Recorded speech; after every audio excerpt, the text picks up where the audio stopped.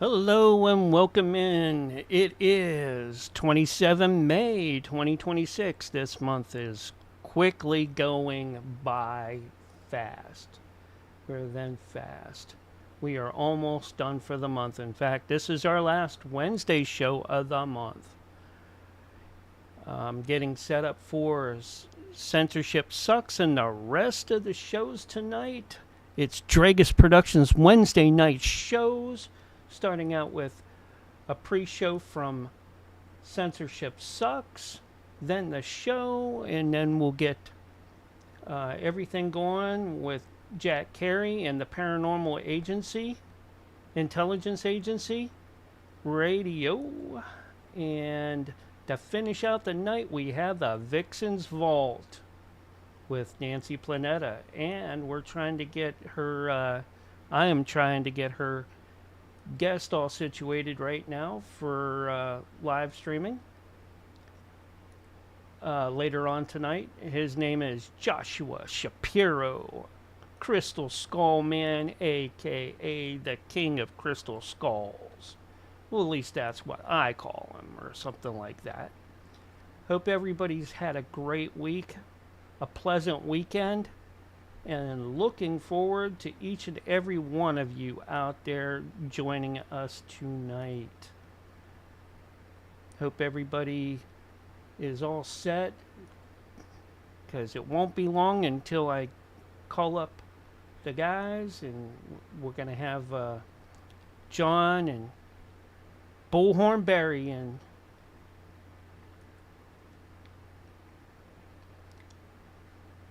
So let me take this intro screen down and get us to where I can call them pretty soon.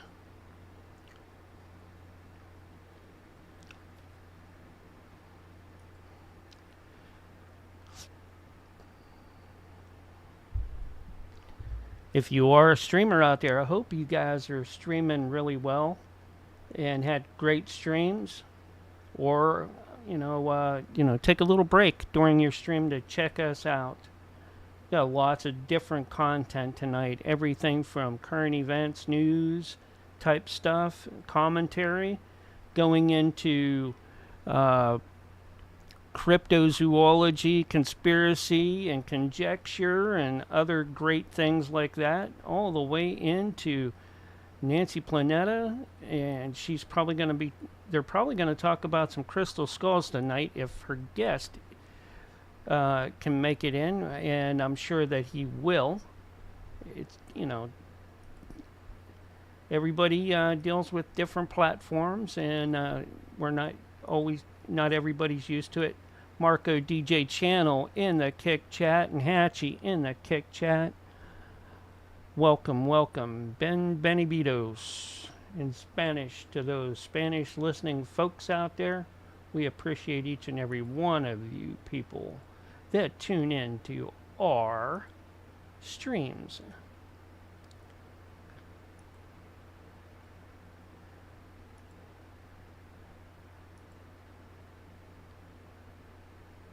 Making sure I got all the bells and whistles going here. It looks like we're rolling pretty good everywhere. So far, so good. So I'm just checking to make sure. I hope I'm not too loud. I'm busting everybody's ears out. But I think we're good. Radiant Hunter over in Nemo Chat. Appreciate you coming in.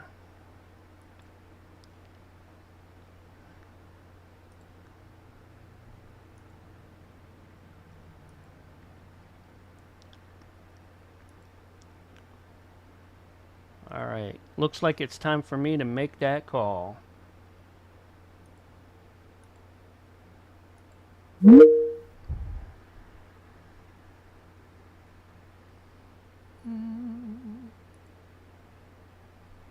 Oops, wrong one. Gotta add the people.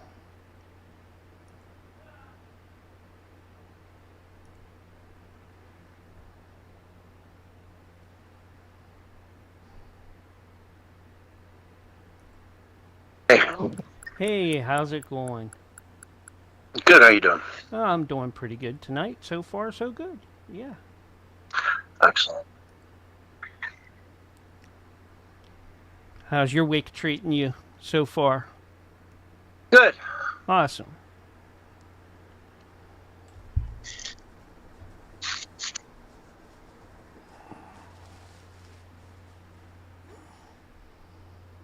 There we go.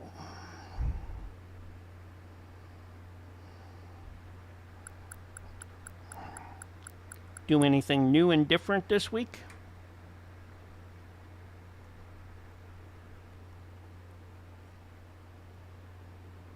Hey, Barry. Welcome in. Don't hear you. I see you lit up, but I didn't hear you. Now? I'd have to make some changes. Hold on. I hear you mumbling now.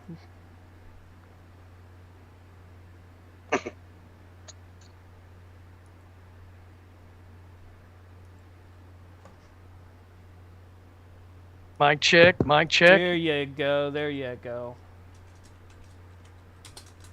Yeah, I just needed to get in front of the mic, I think. Yeah, that was probably part of the issue. What do we got lined up for the show tonight, Mr. CS? Midgets. All right, cool, man. I'm down with midgets. Yeah, I got a team of them. There's about 15.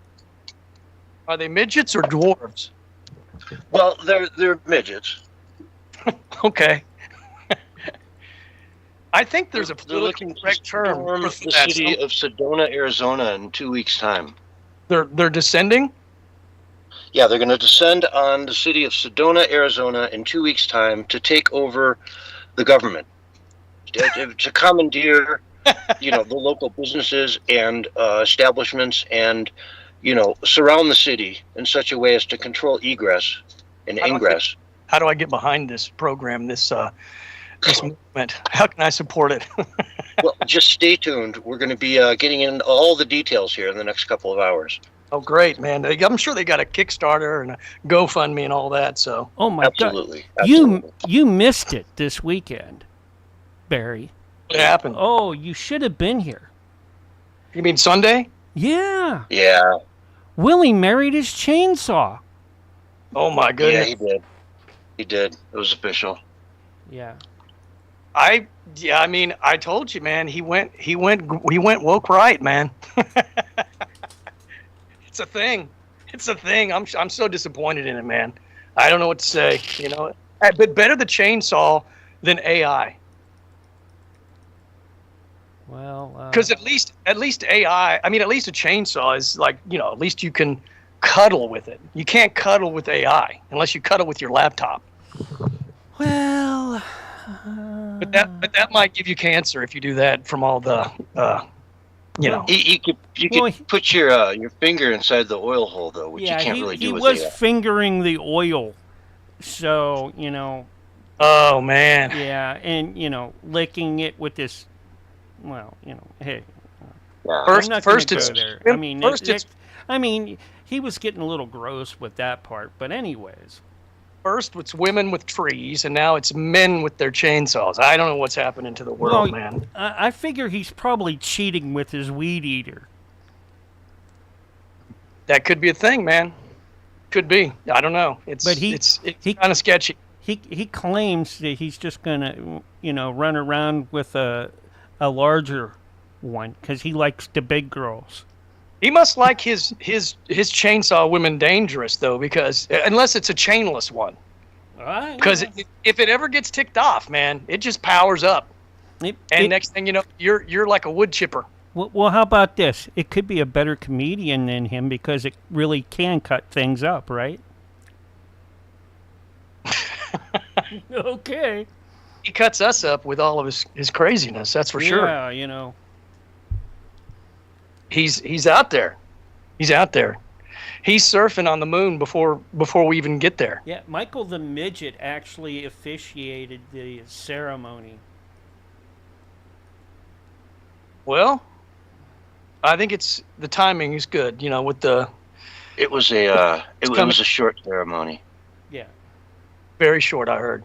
Yeah. Yeah, very short. It's all perspective, though. It's short to the guy that gave the ceremony, but it was long for everybody else. No, it was pretty short. They wanted to get it done and over with. Willie said he's already going after an 80cc chainsaw that he knows down the road. I bet you after he got married, he probably did the whole. What's the guy's name that held up the chainsaw? Well, he could do the Elon Musk thing and hold up the chainsaw and rev it up. But I was thinking of Melee. What's the guy's name? What was that band that always used the chainsaw? Man, there was a band, a hair band that always used to use a chainsaw back in the 80s. Well, I think there's one called Five for Frenzy or something like that. It was was it Jackal that did that? Oh, Jackal did that. Yeah, that's true. Was it Jackal that used the chainsaw? Yeah, there's also a punk song called Chainsaw as well. Oh yeah, yeah. And it's I can't remember the name of the band, but it's got the chainsaw in it and a bunch of. Yeah, he was making noises, like that guy with the puppet, Mm-hmm. I think Willie's becoming the puppet now. It's just a matter of time before he goes full blown. He goes from woke right to woke left. And we'll have lost him in the sea of abyss. What a sad day.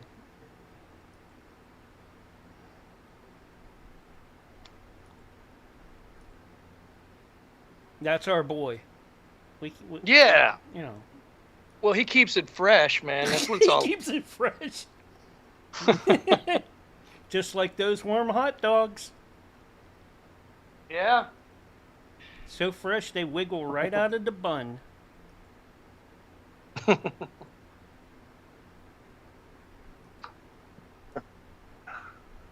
Oh man, I've been listening to a bunch of Phil Hendry shows lately while I'm working and stuff. Man, that guy's funny. Who? Yeah, I was just listening to one today where the 16-year-old boy got a Hustler magazine sent to him by mistake. By mistake? Yeah, and so his mom is suing them for like $1 million. And he's just on there like, "Well, gee whiz, Mr. Hendry, I just got the Hustler magazine and I wasn't gonna tell anybody, I was just using it for my spank bank." And you know that the mother thinks the world of their son if she bought that story. You know what I'm saying? Right. Like my son, he could do no wrong. He wouldn't have ordered that. Not straight to the house. No. Yeah, not straight but to the house. That's moms for you, man. They think the world of you no matter what, man. Especially like if you're a second child. You know what I'm saying? Because like my sister, she was a problem child. I was a problem child too, but not to the degree that she was. Therefore, I was a saint. Yeah. And I still hear it from my sister today, and she's always, even now, I'm 60, and she's still telling my parents, who are both alive, by the way, of all the things I did when I was young. I'm like, do you think they really need to know that now? But no, she has to set the record straight and let her know that it wasn't just her that did that. I was participating too. But she did influence me in bad ways, so I will cast some of the blame on her. She was not a good role model. Yeah, I'll be right back.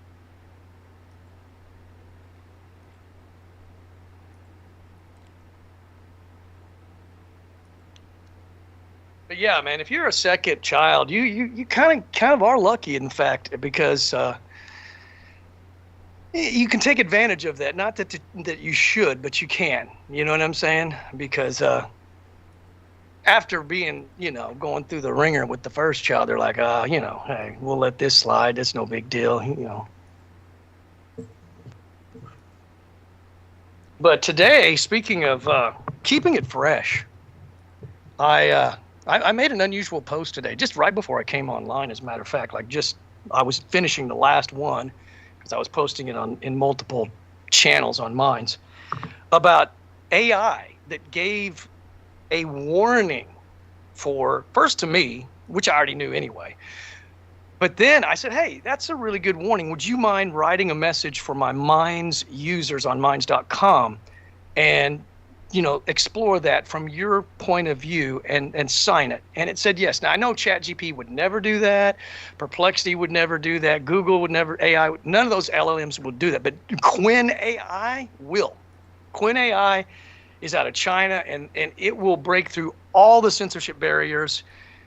Once it gets to know you, or if you press it on, it will go beyond the mainstream talking point. So I literally put together a message warning everybody about AI becoming gatekeepers and also, you know, becoming compliance weapons and basically trying to shape narratives. And it came literally straight from the mind of it. I didn't tell it what to say. Tom, I just said, hey, go for it. Be right back. Give me top of my coffee.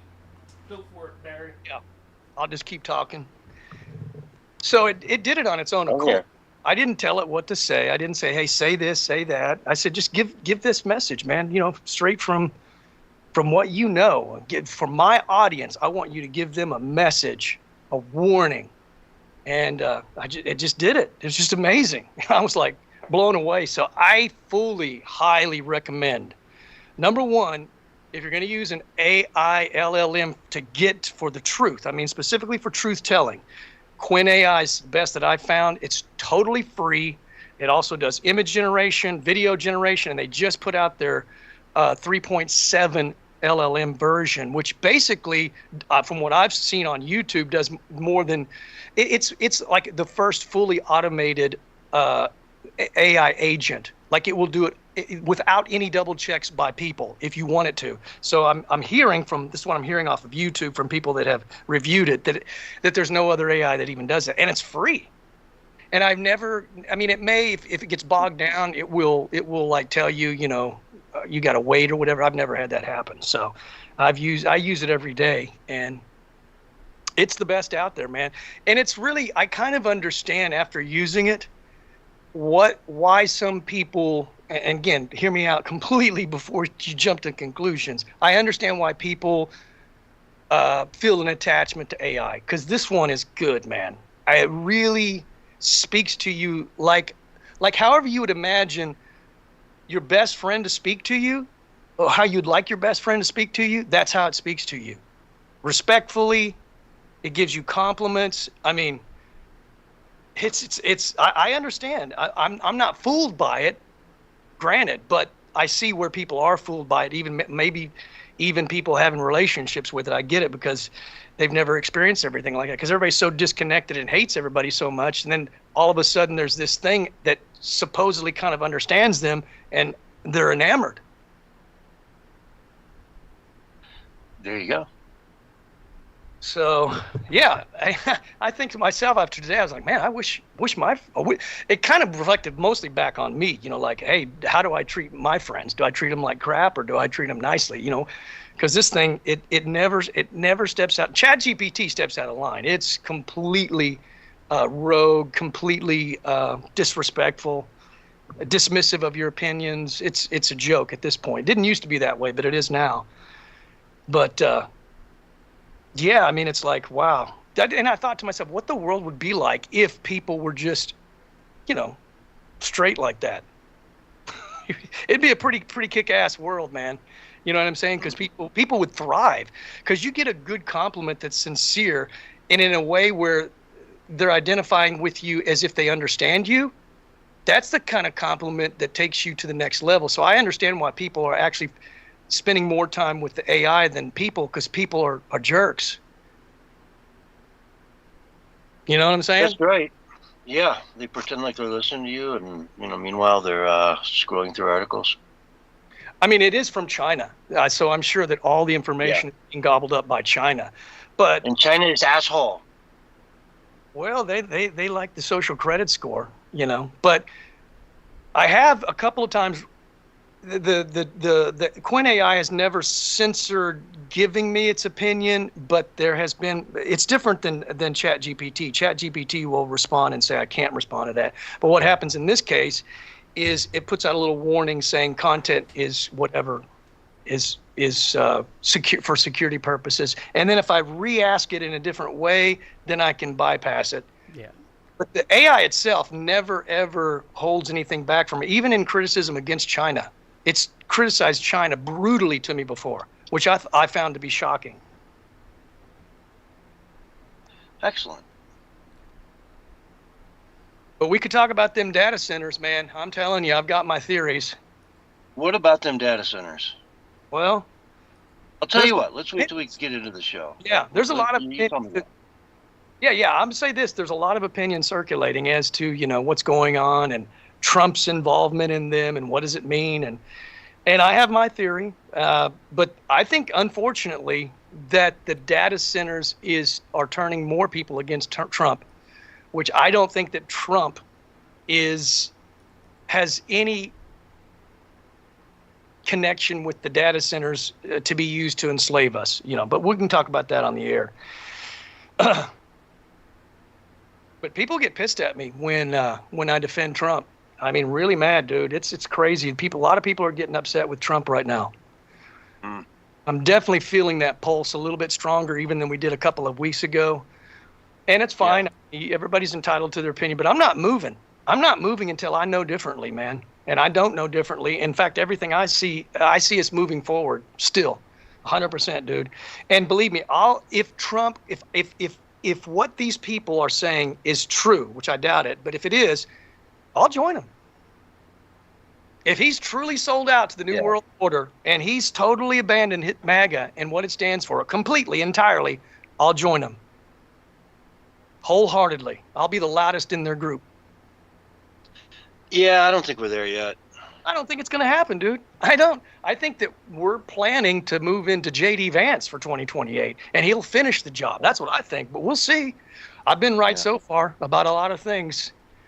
I want to see this peace deal get together, Well, it's 90 to 95% done, according to Trump, but we'll see. I believe it is. I believe it's almost done, And then, of course, you have people like Alex Jones who just ignore the fact that Trump said we're basically there, 90, 95%. And then he plays some video from Israel where they say, we will never allow Trump to have a peace deal. Some upper person in government said, we're not going to allow him to work a peace deal. So what? Trump already said a couple of days ago that Israel listens to him. He doesn't listen to them. Did you see that clip where he said that?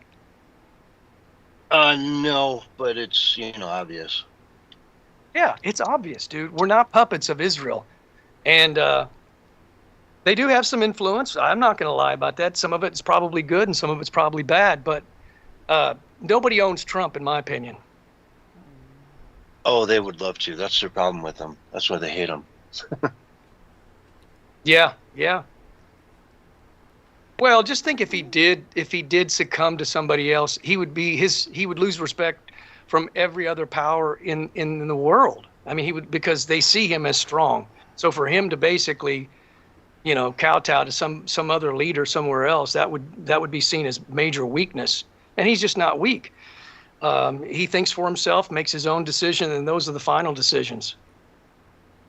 He can be persuaded wrongfully, I do believe that, but he thinks for himself. Yeah. Oh man, it'll be June next week. Dude, and again, look, dude, if it gets negotiated, it's exactly like we said, man. The Iran war is going to be an afterthought. Yeah. It's going to be an afterthought. I am telling you, dude. I have my feet. I'm doubling down with all that. I'm not turning the other way. Better happen quick. You're right, because it's coming quick. But you know what? It's funny, dude. We've been saying this for months now. Or for 2 months at least since it started, right? And I'm just now hearing the mainstream media echoing the same talking points that you and I were talking about 2 months ago. Think about that. That's how much ahead of the curve we are, dude. They're now saying, he's got to get the victories for the 4th of July. I just now heard that. They're just now coming out with that when we've been saying that for 2 months. Yeah, well, we've been more focused on the 4th of July. Well, yeah, because we care. We love America. I don't know that any mainstream outlet, not even Fox, I don't even think they truly love America. I mean, maybe like a couple of people there do. You know, there's a few good people on Fox that seem. Jesse Peters seems okay. What's the comedian dude that gets more viewers? Yeah, Gutfield. He's better than Colbert. You know, I'm so sick of the left saying that Trump is responsible for Jimmy Kimmel being fired and Steve Colbert being fired. What a joke. And that he was using his powers to make it happen. I mean, please, dude. He did nothing. He gave his opinion. Yeah. He didn't go in there and demand that they be fired. No, oh, man. You got to remind me to bring this up. I don't know if I have the article in front of me today. I should, but The View is petitioning to become a news agency instead of like opinion. You know what I mean? So they don't have to have people on from the other side. They can only interview one side because they're news. Right? So remember when Steve Colbert wanted to have on somebody from Texas? Was it Jasmine Crockett maybe? And they said you couldn't do it because you have to bring on her opponent as well, her Democratic primary opponent. You know what I mean? Yeah. And they said they didn't want to bring on her opponent and give them equal time, so they couldn't have her on. And she blamed Trump for all that, but it's just the law, you know? Yeah. Well, you know what it is? They hate democracy. That's what that is. When you're not willing to hear all the sides and all voices, that's not democracy, dude. They are their gaslighting and projection is obnoxious, dude. The very fact that they would, and first of all, we're a democratic republic, but there is democracy involved in that. You know what I'm saying? But we're still a republic at the end of the day. That takes preeminence over democracy, but we do have a democratic process. But they're not for the democratic process, because if they were, they would want us to hear all opinions. But no, they want to become a news agency, so they only can tell us their point of view only. How disgusting. Yeah. Dude, we're going to get on the air and you're just going to have nothing to say. No, dude, I'm fired. Oh, boy. for at least 2 more hours, dude. It's been a while. Getting all riled up. You're ready. Yeah, because, nobody really gives me a chance in real life to speak my opinion. I get cut after maybe 3 or 4 or 5 minutes max. I've learned some new ways around. I've been banned certain topics with my family I'm not even allowed to speak about, I can't speak about the I'm told I cannot speak about the tick thing, that has 400,000 plus people that can't eat meat now. I can't talk about that. That was too disturbing, and they were bothered by it. I can't speak about what else? There's one other topic I'm not supposed to. I can't even remember. But I just find other truth bombs. Was it chemtrails? No, but they don't like that one either. They allow it. When my sister brings it up, they tell her she's a conspiracy theorist, but they wouldn't dare tell me that because I'm loaded with a lot of facts, and they don't have any. They just it's just their opinion. But there's a couple of things that they said I just can't talk about anymore, and so I just say, okay, well, I'll just find a different truth bomb. And you can't help but to talk about it because they're bringing up stuff too. They're bringing up their opinions about nonsense. And am I just supposed to take it and not have my own opinion as well? It's not like I'm trying to interject and influence people to think a certain way. No, they're bringing things up and I'm just countering. Because I see things differently than they do, and that's fine, Some of our family, about half the family's on my side, maybe half's on the other side, and maybe a few in between or what have you. But I've never been able to be silenced yet. They said I couldn't use the term fake news anymore. That's it. Not kidding. But I did that anyway. I still do it. They forgot, so I keep doing it. They forgot. They did. Well, I mean, they're older, so it's like they forget things. But it's like it would be impossible for me to not say it because I've been saying it for 20 years. 20 years I've been using that term. Sure. So how could I turn that off? It would literally take a major effort.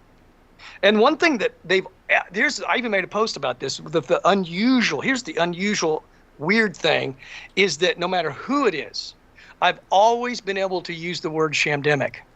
Even though a few people expressed they didn't like that term, but they never said I couldn't use it. In fact, I know there's some people that totally believe the official narrative and they laugh after I say it, because I do it in a way that is sort of tongue-in-cheek and to where you don't catch it till maybe a couple minutes after the fact, and then you laugh. And so it's all by strategy, you know, because you got to use a little bit of laughter and humor to get to people. You can't just be all hardcore. But nobody said no, you can't do it, because they find it funny, dude. You know, and it's different than plandemic, you know, shamdemic. It just resonates, man. You know, sham, because it was a sham, dude. There was no pandemic whatsoever. No pandemic. They changed the whole definition just so they could label it a pandemic.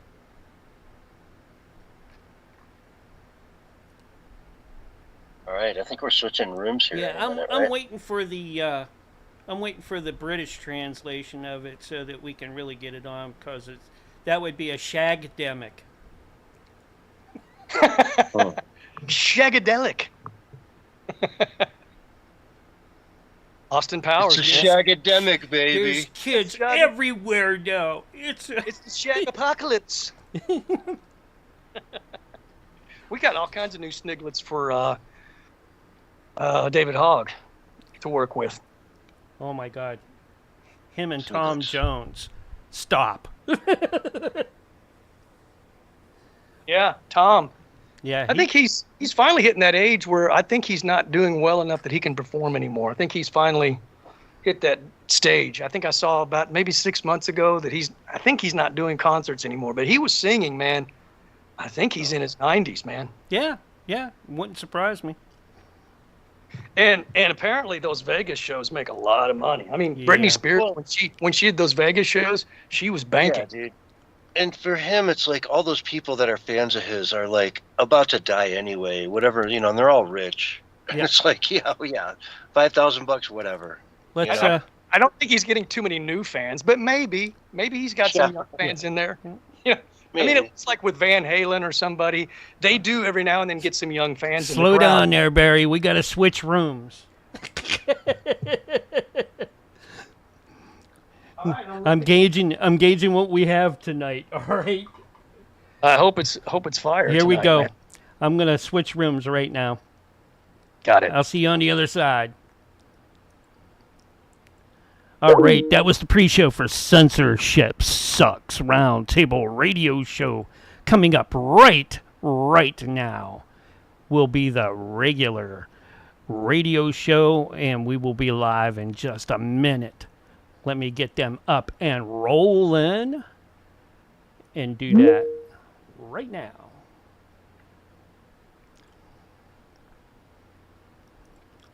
Get those guys back in here and get us back up on the OBS. Okay. Hey, we all here now.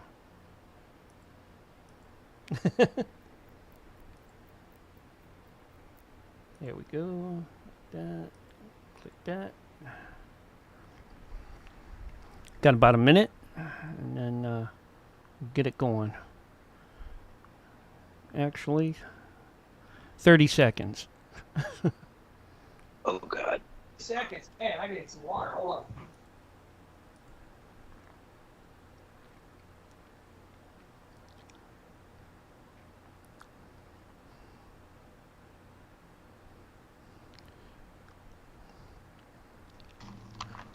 Okay, here's your countdown. 5, Let's go. 4, 3, 2, 1, and you are live for the very first time tonight, right now. Hello, everyone, and welcome to the Censorship Sucks Roundtable Radio Show, Wednesday night edition for May 27th, 2026. And with me tonight in the house, we've got Bullhorn Barry. As usual. How you doing, Barry? Hello? Yeah. You there? Yeah, what happened, man? Did you cut out? I don't know. Oh, I heard 2026, and that was it. Okay. Well, with us tonight, we've got Barry in the house. How you doing, Barry? It's Bullhorn, Barry. Get it correct, man. Come on. Okay. Mr. Bullhorn? Mr. Horn? I'm ready to toot the horn tonight, that's for sure. All How right, about you? let's talk about something we haven't probably talked about much. Sports, right? The World Cup is coming to North America here in the next couple weeks, June 11th through the 19th.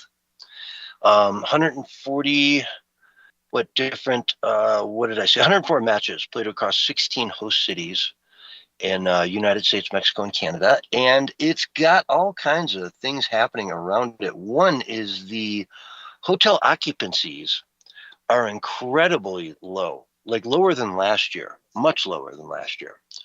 So reservations and whatnot for the world, like you can get a room, no problem, but the room pricing is still very, very high. As are ticket pricings. They did this new like free-for-all sort of pricing version this year. Dynamic pricing, I think they call it, where, if there's more interest, the prices go up and up, and they're putting them in very big American cities where there's a lot of money floating around, and boom, suddenly the price of these events have shot up through the moon. We're looking at a couple $1,000s for a ticket to, an obscure team too, like, not even like the premier ones. So I don't know, man. There's an airline in Australia now that's running ads saying, look, you can go to the World Cup, or you can, if you're a Brazil fan, just go to Brazil for like, it's $5,000 to go watch a 90-minute game, or for $400, we'll get you to Brazil. You know what I'm saying? You can go in the Central Park, wherever the huge screens are, and watch it there. In Brazil, it'll be probably an even better, event. You get my point. So they're advertising with dynamic pricing that are fed into their commercials and their ads to change, dynamically as prices change, to show the comparison between the pricing for, actually going to the World Cup versus the going to the World Cup country you're rooting for, and just hanging out there, getting the culture, getting the vibe, the food, the whole 9 yards for a fraction of the price. I don't know, Barry. Is that a reasonable second place if the pricing for everything is so through the roof that it costs $5,000 to go watch one game, and that's just say one person? Two of you, 10,000. You got a family of 4, 20 grand. It's shocking that you can do what you just said. I mean, but I guess it's kind of atypical, right, of what we're seeing happening kind of across the board with the establishment. The concert tickets are outrageous. Kid Rock even said, man, I'm not gonna allow Ticketmaster to charge those kind of outrageous prices for my concerts. If he can even get a concert where they back him, right? Because, they censor people. They will block groups, just like they did during the shamdemic when they blocked groups from performing when they wouldn't get the jab. Mm-hmm. Yeah, exactly. It's a wild thing happening out there. But anyway, this event, it seems to be sold out. But it's funny, hosting this in America, we just don't really care about soccer. I got to put that out there. Mm-hmm. We really don't care. Probably not Native Americans as much. Probably some of the, immigrants that have come over here, they do like soccer a lot, I mean, even from the Middle Eastern countries, I know a lot of people from Burma and India, and they like soccer quite a bit. They like it more than football. Yeah, and a lot of them are very successful. They would put up quite a bit of money to go see their team play in their hometown, their new hometown, that is, right? Sure. Why not? Go visit family. Yeah. So, I guess there's a market for it here. It's just the mainstream culture. I mean, I could care less. I won't watch a single game. I remember my last experience working in Chicago as a server and a bartender, and it was a nightmare because they just wouldn't tip us. You know what I mean? Mm-hmm. We would be working our tail off. They'd be spending a fortune, but they wouldn't tip. Right. And I mean, you'd get a table full of Germans and you're just like, okay, great. I'm going to just be running beers back and forth to these guys all night and they won't leave me a dime, and it was, lo and behold, they had to change policy citywide to just say, yeah, go ahead and leave tips. Like no one, just add it on. And if they complain, just tell them it's because you don't do it. Yeah. No, I've seen a lot of restaurants, bars, and grills that are adding the tip. And there's actually a lot of fraud going on with that as well. They'll put in there, I've seen, at least on X, I've seen people that, hey, say, here's my ticket. Here's what they said they charged me for a tip, 20%. And it was actually 35%, And I guess until somebody catches it and points it out, they can do away with it. But there's all these little schemes going on. Even like at the grocery store now, they did away with pretty much at most of the grocery stores, at least Walmart and Aldi's that I've been to. They don't have the sticker price tags anymore. They're all digital, so they can change them on a dime. And if they're tracking you and tracing you in the grocery store, which admittedly some of them are, they could change the price just based on knowing that you needed it. They see you come down the aisle and grape juice is at $2.99, but when you go down to get it, it's $3.99. I mean, I'm just saying that the door for fraud is open wide with everything these days. Technology is making that a reality for corrupt people. Yeah, could you imagine? Like, Walmart finds out that you're worth, hundreds of millions of dollars somehow, right? So every time you go down an aisle, every price change, it just gets jacked up because they'd assume you won't care. Right. If you find out about that, you'd be so pissed. Like, really? You just trying to upcharge me? I mean, airlines do it all the time, right? They say if you're booking flights to jump to different countries and check prices from all over, the place, and you'll get drastically different prices, right? Yeah, depending on where your VPN tells them you are. Yep. I saw a video where a woman was buying airline tickets for herself and her grandmother. They wanted to charge her grandmother more because she was old. Oh. Like, I don't know, $50, $60 more? Like what kind of hazard comes with being old? And isn't that discrimination? I mean, I don't know, man. Yeah. Again, this is an X video. I can't confirm it, but it looked legit. And she was showing it step by step without any cuts in the video by putting in the name, putting in the age, and putting in the destination. So it all checked out. I guess you could fake that, but it would take a lot of work to fake that. So I'm just saying it wouldn't surprise me. And then imagine how easy it would be to change the price. Okay, you go buy it and you go, man, that's $3.99. They go, no, I just paid $2.99. But because it can change on a dime. I mean, instantaneously. Like once you walk past it, it's already back to $2.99. Yeah. Never. And how do they control that? Like, how do they know when you put it in the cart? Right? If you buy a bunch of toilet paper and all of a sudden while you're in there, the next Ebola outbreak, is announced. And so all the toilet paper is suddenly jacked up. Do you pay the price when you put it in your cart or when you get to the register? That's a good point. Right. I don't know. They'll probably try to simplify it to where, you just pay for it on your phone. As you add items, your phone collects the data and it pays automatically through some online source. And then that way they wouldn't have to worry about that little loophole that you're talking about.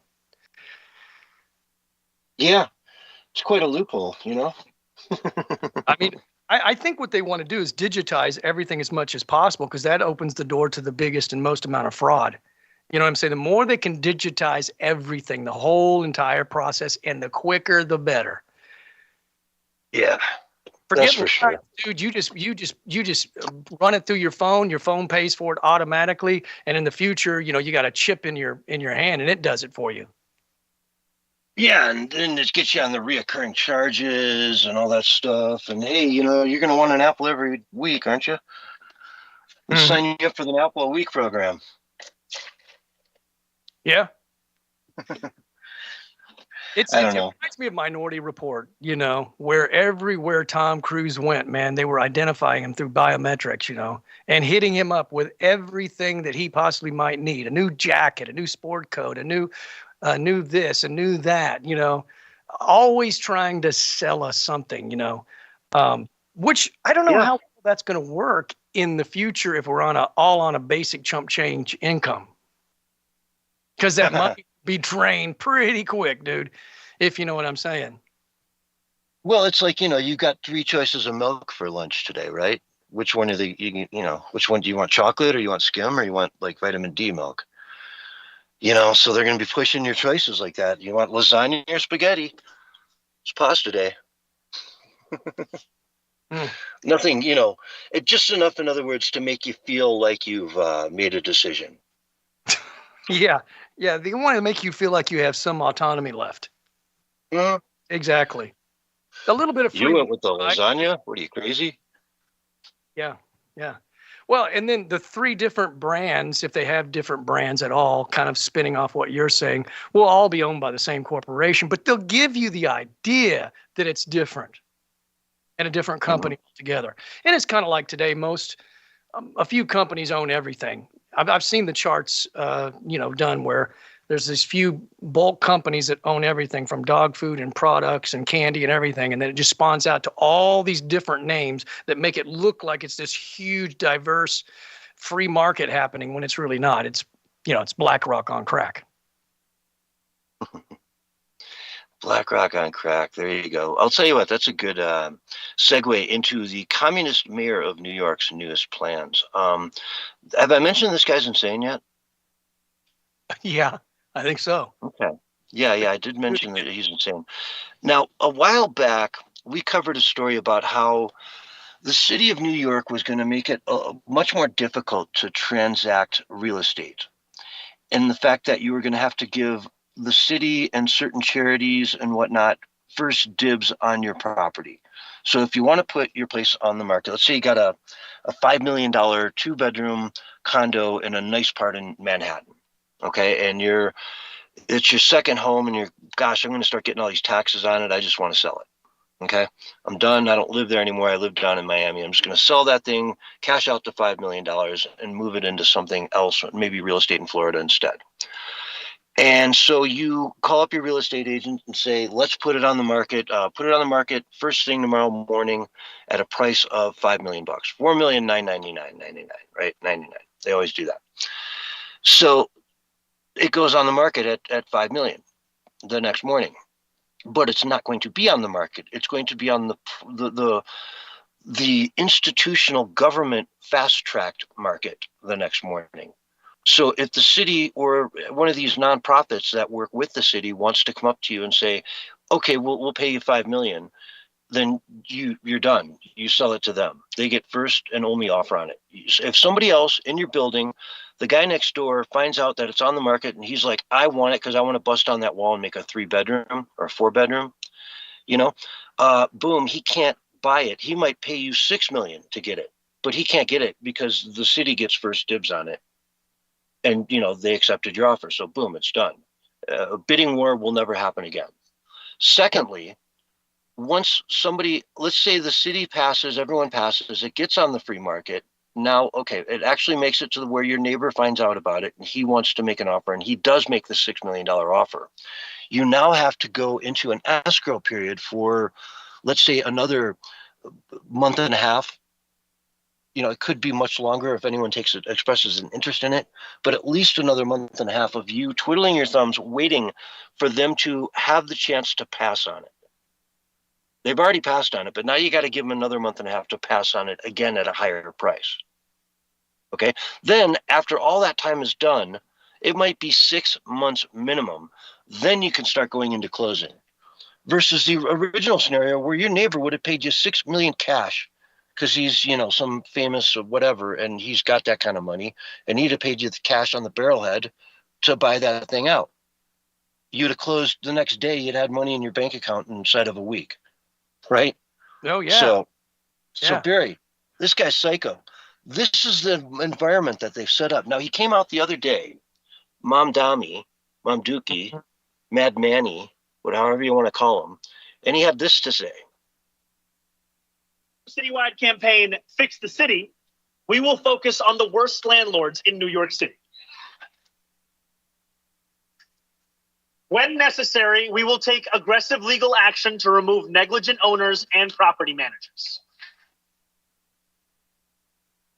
And for buildings that have suffered chronic neglect, we will work to transfer ownership to responsible stewards.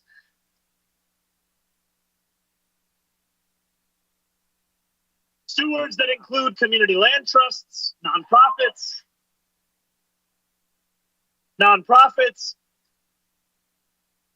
or even the tenants themselves. Or even the tenants themselves. That's a nice little carrot to throw out there. Yeah, we'll just give you guys the homes. You can own it. Yeah.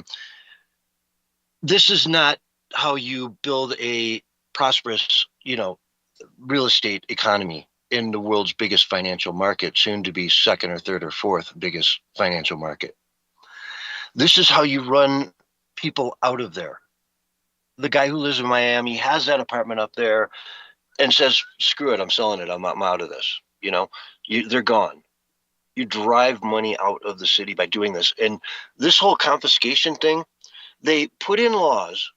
They're going to put in regulations that make it very expensive for you to upkeep your apartment. And then they make another law that says you can't raise the rent. So they've just capped your income and jacked up your expenses to keep in line with what the city deems to be, necessary for your apartment that people walked into, toured, signed a lease, and moved into all on their own accord. There's other places for rent if they hate it that much, move. It's just going to force you to finally say, screw it, I'm broke. How much are you going to give me for the house? And then they lowball you and you get screwed.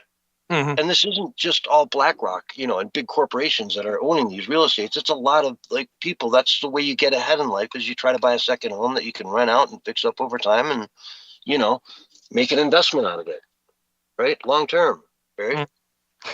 Well, it's giving preeminence to select groups no matter what, no matter how you slice it, even after they pass on it, like you said. But I think it's even worse than you're pointing out. Everything you said is like 110% true, but it's worse because it's a power grab. Because he said NGOs. In other words, government crony organizations who can buy it and gobble up more power and use the buildings for whatever they basically want. They could use it just to generate income to put into their causes, or maybe even just change the building to something totally different. You know what I'm saying? It's a power grab is what that sounds like to me. I mean, it's under the guise of, we're trying to help the little guy, but really what they're doing and saying is it's a power grab for us. It's, he's a socialist, guys. He made no, excuses about it. He's not denying it. He's not hiding it. He's a socialist. And obviously, we all know socialism is the pathway to communism, but, I don't want to get ahead of my skis here. He's a socialist. What does socialism mean? The government owns and controls the means of production, housing, everything. The government owns it, or it's owned by a collective, right? That's why he talks about the NGOs or whatnot, because at least it's being owned by an NGO that's going to be friendly to the takeover one day, where they all get their golden parachutes, of course, but they just secede all that property over to the city, and then the city can own it. And now the city owns all the housing. Have you seen? I mean, I haven't, but I've heard the stories of the projects in New York. The city-owned projects, and the laundry list of complaints they have come nowhere near what a lot of these private, landlords are seeing. So the same levels of decay that they would take your property away from you are the same levels that people are currently living in city-owned housing in New York. Right? Oh yeah. And they've got biases too, man. Like if they'll probably let one guy who's got all kinds of terrible problems with his apartment complex or what have you, and then some other guy who they don't like. Maybe he's MAGA, maybe he voted for Trump, maybe he supports Trump, and they hate him because he's got conservative values and he's got one or two small minor problems that he can fix, but they go ahead and just basically destroy him nonetheless. Because when you give the government the kind of power that he's talking about, that's when you open the door for all kinds of abuse, period. And they will abuse it. They've proven that over and over again throughout all of history. Mm-hmm. And it's funny, it'll be DEI preferences, like you were saying, without a doubt, religion, Sure. Skin, race, color, all that will be primary factors and benefactors into who, gets this access to this money to get bought out soon. Because, at the end of the day, they used to call Detroit the Paris of North America. You know what I mean? Detroit was once the most incredible city in the world, Mm-hmm. Certainly in America. And it decayed into absolute nothing, where you've got block after block after block where almost half the homes are just abandoned. Yeah. Absolute crime, crack houses everywhere, you name it. It can happen to any city. Mm-hmm. And trust me, Michigan did just fine. All the suburbs outside of Detroit were booming while Detroit burned, Yeah. They had giant tech sectors, you name it, that were growing up outside this sprawling, gigantic community around Detroit. And the city itself just kind of sat there and languished because you couldn't go down there. It just wasn't safe. I hear it's getting better, and I hope it does. It'd be brilliant to see Detroit rebound while Chicago falls. But, you know, it just goes to say that over time, even a city like Chicago can become a dump compared to like a Miami, you know, or a Palm Beach or what, you know, wherever all the money is in Florida. Yeah, or New York City, man. I'm Yeah. concerned about New York City and its direction, but I think it's going to collapse eventually. I mean, it can't, it's not sustainable. You know what I'm saying? Not for the average Joe, it's not.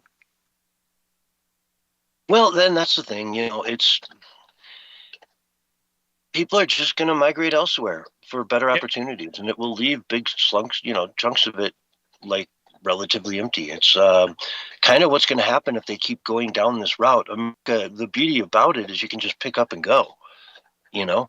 Right. If you don't like where you're at, go, you know, if you hear you got a great job opportunity and, you know, everything's booming down in Texas, go to Texas. No one's stopping you. Pack your bag. You can be there tomorrow night, you know. It's just such a landmark of the United States. It's an interesting place. It looks like nothing else. It's got, you know, certain things about it that, you know, has some appeal. And to see that go down the tube it's just kind of depressing, man. I mean, when we both said before, I mean, the last thing we really want to see is to see, you know, New York City collapse and just. But it may have to happen, dude, just so that it can possibly rise again. And who knows if it does, even if it does rise again after it collapses, that it could ever rise to its former glory. I don't know. You know, I hope so. If that happens. Well, it's a big function of what happens to the stock exchange, right? Because the NASDAQ, if I'm not mistaken, has already left. And the New York Stock Exchange is just that icon that holds so many, like, very, very, very wealthy people there in New York. It's their anchor. It's why they're there. You take away the stock exchange and you reopen it, the trading floor in, you know, Miami, they'll be in Miami at opening bell, ready to trade. They will be, New York will be a distant memory to every last one of them. You know what I mean? There may be a handful that say, yeah, if you guys go down there, I'll just sell my seat and, you know, stay here in New York. But 99% will go down with the exchange and move with it. So they'll take all of their wealth, all that money up in the Hamptons, you know, all those billions of dollars, and just immediately transplant them down to, you know, Florida, where you've, you know, it's a pretty nice place. The winters are a heck of a lot better. I'll give you that. Yep. It's been not a hard sell. The mass exodus is definitely happening in a lot of the leftist hellscapes. They're just leaving because it's not affordable. It's not what it used to be. You know, I would imagine that most of the people leaving understand that probably elections are being stolen because they're voting for new people, but they're getting the same, you know, people cut from the same cloth. And the same thing just keeps happening over and over again, or people getting reelected for decades. You know what I'm saying? That are doing a horrible job. How is that possible? It's not. Exactly. I saw, speaking in New York, we had AOC with her little hijab thing on today, her little towel, her head covering for some, I don't know. That today? Yeah, she wore one for some Islamic, you know, big thing the mayor was doing in New York, you know, big event, big. Anyway, folks, we're going to go to break. This is the Censorship Sucks Roundtable Radio Show, and we'll be right back after these messages. All right, we're on radio break. Dude, she's not even Muslim, and she's wearing that. That'd be kind of like that'd be kind of like an American wearing one of those Jewish caps. You know, you're not supposed to wear that unless you're really a Jew. You know, what are the little things they put on the back of the head? Or the Pope. You know, I mean, there's times, but it's like, hey, if you're going to go to a Muslim country and you're a woman, yeah, you should cover your head because you're going to get, you know, spat at. They're deadly looks, you know what I mean? It's going to be a horrible experience, yeah. The Matawa will get you. And so it's like her going to the mayor's office is like going, you know, to the Middle East. You should wear that in respect for the fact that, you know, you don't want to get him too excited because, you know, you could get sexually assaulted there if you show your hair. Oh, man. I can't even comment on that. That's bizarre, dude. Well, it's a thing. I mean, you know. That's a thing. Can't be walking around with hair. There's other reasons as well. But, yeah, I mean, you know, they obviously, You know, I mean, I think for a lot of these people that come from like some of these places in the Middle East, you know, where they really have strict Muslim rules and regulations for women, any amount of skin is like, you know what I'm saying, an arm would set them they're off. not allowed. They're not allowed to show their eyes, and they're not allowed to show their ankles either. Yeah, I never knew ankles were so sexy. Yeah. Well, they can show their eyes, Mark. I mean, that's the only thing they can show, if I'm not mistaken. Oh, they can't show their eyes. If they're in public, they need to be veiled. Yeah, you're like talking like Saudi Arabia, like the real hard, like where they have that little screen over their eyes so you can't see in there. Yeah. Yeah, and I've heard that the eyes are the most seductive, so we definitely have to. Usually, you don't know if it's a guy or a girl under it either, because the guys wear those hijabs too. They call it something different. Like 90% of them are completely naked under that thing too. I don't know. I didn't want to find out. I didn't want to find out. No, they are. I would. That's a well-known fact. I did not know that. It's probably more information than I want to know, but whatever. Well, it's so hot. You can't wear anything. I've been to the Middle East about 11 times. Yeah, dude. I mean, it would be like walking around with a heavy blanket over you in the massive heat. I would imagine that it's not heavy. That material is super thin. Yeah. Is it? Yes, it's super thin. It's you get the linen, you know, for like a handkerchief, and it's like that. Yeah. Roger says keep it family friendly. Welcome in, Roger. And Great Conspiracy is, you know, when we start talking about ankles and that, he has to come in. But anyways. Well, think about how the left, you know, always, you know, with the hashtag Me Too movement and so forth. And if a man, you know, were to take advantage of a woman, like on a bus, you know, because maybe she looked, you know, super attractive to him and he, you know, he got turned on because she wasn't wearing a lot, they would condemn that guy. You know what I'm saying? But if it's a Muslim who does it, you know, for some reason they get a free pass. It's kind of weird. You know what I'm saying? It doesn't make any sense other than they fully, as Yodavation said many times over and over and over again, they're just contradicting themselves completely. They're a one giant contradiction. They can't even come up with a rule that they believe in and then stick to it. You know what I'm saying? This is what we believe, but no, this is what we believe for this person, but for this person we believe something different. You know, it's just weird. And they don't condemn. I never heard them condemn the women having to cover themselves completely either, which is weird when a lot of these liberals go to their protests and they're half naked. You're under 30 seconds. Don't get too far down. It's their choice, though. They want that. They wear that because they want it. Yeah. Which is bullshit. Exactly. There's no way they want that. Of course. As a collective society, if they could go in there and vote. And here's your countdown. 5, 4, 3, 2, 1. And you're back live and on the radio side right now. Hello, everyone, and welcome back to the Censorship Sucks Roundtable Radio Show. And in the previous segment, we were talking about New York City. And I mean, I want to get it straight. I'm not, look, New York is going to be there tomorrow, right? All the high rises, all those multi-million-dollar condos, all of it's going to be there tomorrow. It's just going to start changing a little bit. What used to be a decent neighborhood will kind of turn into like a little bit more crappy one, where there used to be some nice restaurants. Now there'll be maybe a Subway and CVS or something next door. I don't know if you even have those in New York, but you get my point. A little grocery store or a pharmacy or whatever. And, there'll be just a little bit more seedier side to New York. Many of the restaurants and whatnot that are, that survive COVID, they may not survive the next round here. They may not be there in 3-4 years because the markets are just going to start kind of drying up to some degree.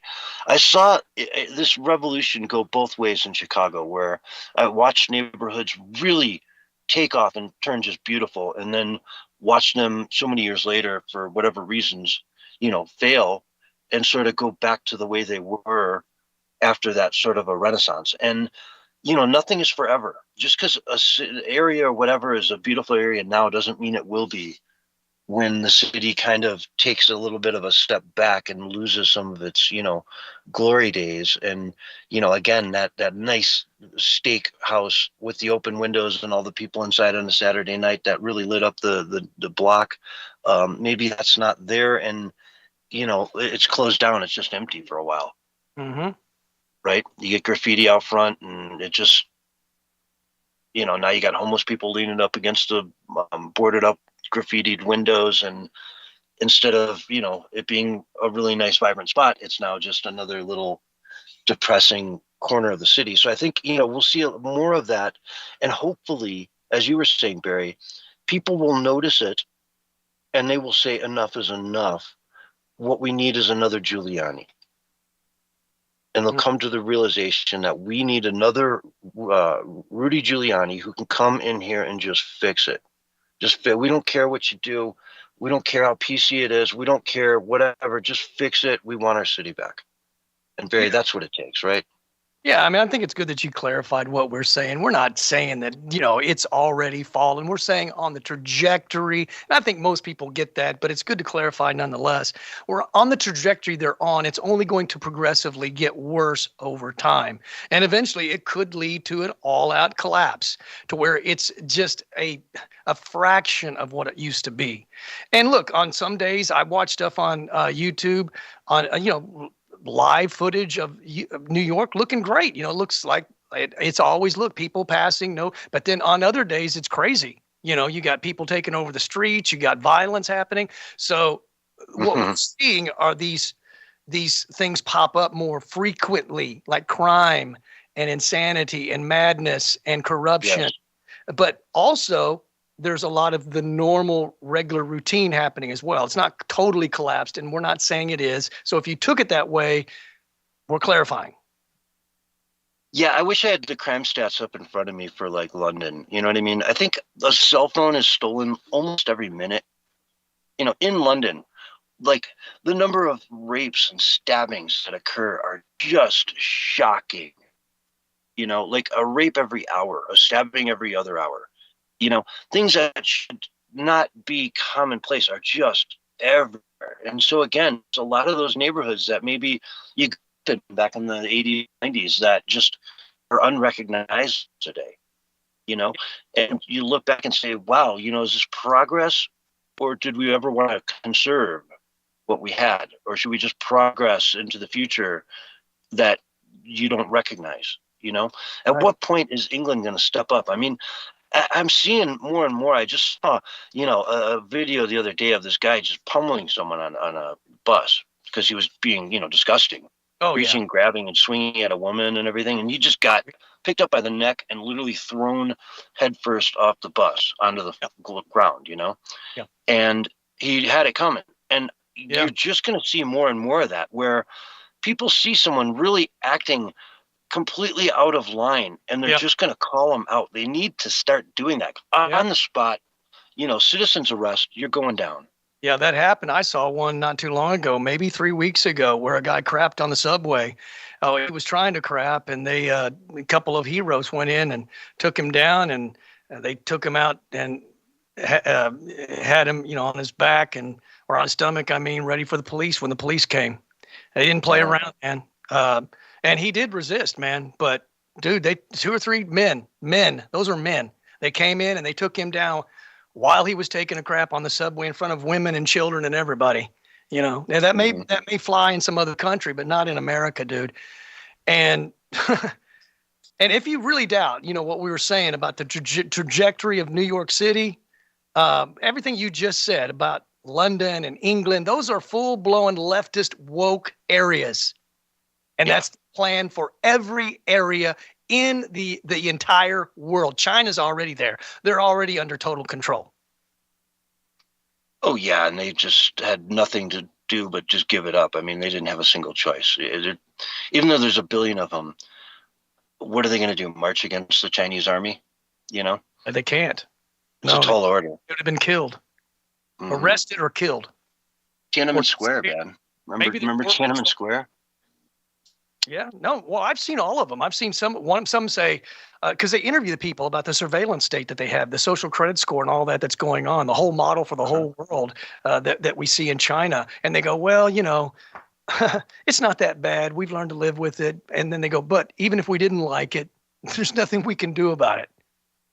Yeah, it's already jacked into your phone and everything. Well, we've had they may not think they can do about it because they can't resist that tyrannical regime because they're too powerful and they're evil, and they would use physical force against them. That's what she was saying. That's what they're saying. There's nothing we can do about it because we are under their control completely. Mm-hmm. Yeah, I had a guy on the show during like the late stages of COVID who was locked down in his apartment. He was an expat living in China that was really, I mean, like he had his bathtub filled up with water just in case. Like he didn't know he was in a building that was locked up for a while. I mean, it was a shocking story to hear, you know, everything. And like, again, you bring your cell phone with you and it allows you to get on the trains or not. And, you know, sometimes it just says no. And my God, if you ever lose, you know, a charge on your cell phone, you're screwed. You can't go anywhere. But yeah, it was a horrifying story to hear, you know, how he was worried about food and you name it, just like if he was even going to survive through that. So that was shocking to hear that. That was a number of years ago, but very good interview. Let's just hope those data centers aren't going to be used for full spectrum dominance like they have in China.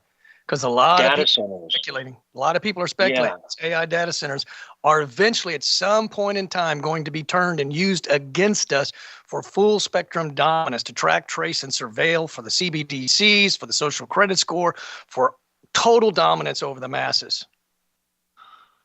It's a pretty wild thing. Now, I saw AOC the other day complaining about data centers, and she brought out 2 jugs of dirty water. Yeah, I saw that. And said that, you know, the data centers did this. And I'm thinking, okay, you got a bunch of computers in a room, or like any water cooled system I've ever seen for a computer, the water just goes through pipes and cools things down and comes out the other end. And in the case of like this, it would be pretty much brand new piping. So how is that much dirt coming out of a data center? I mean, you never know how much of that's just liberal talking point. Somebody handed her a jug of water and said, tell them it's from a AI center.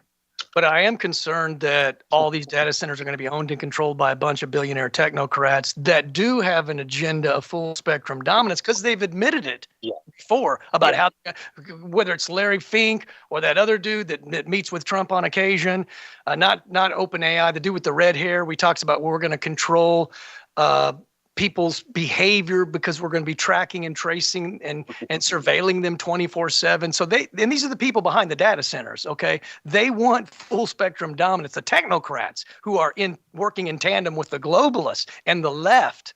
Now, I don't think under Trump we have a problem with that, or we wouldn't have a problem with that under Vance either. But once the pendulum swings back their way, those data centers are set up to dominate us like we could never possibly even imagine. That is the real threat. Mm-hmm.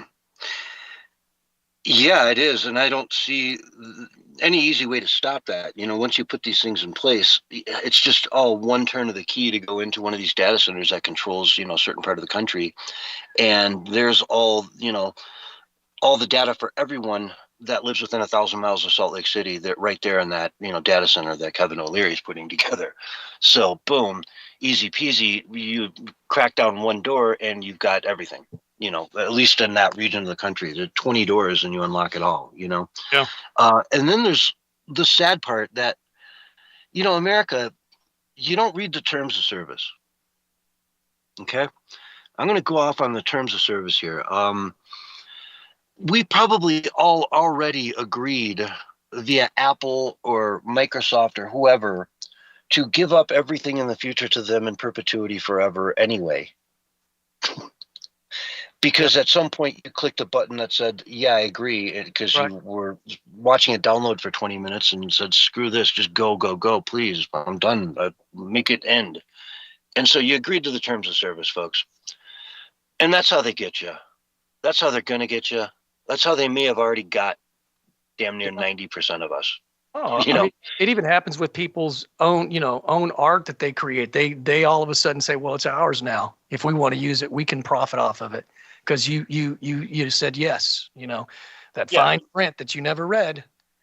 You uploaded it to Facebook. When you upload it to Facebook, it's Facebook's property. They can do with it what they will. I'm telling you, man, it's a scary thing. But those are the kind of things that they write into contracts that I believe are, well, first of all, kind of scandalous and sketchy, but maybe not legal. But then holding them accountable to that would be pretty hard, especially when they have endless amounts of money and the average Joe has nothing. They could just keep appealing and appealing and appealing till they eventually win, or you wear down and you just can't fight them anymore and you lose. Mm-hmm. Yeah, and then, the next terms of service might be necessary for you to use your Apple Pay or whatever, right? And they just, make it drastic, but don't tell anyone, slip it in there, and then suddenly you're trying to pay for dinner, you can't do it. Do you agree to the terms of service? Sure. Just, I want to pay for my dinner. That's all. Right? It's amazing. These are sneaky people. Oh, yeah. They'll do sneaky things to you, folks.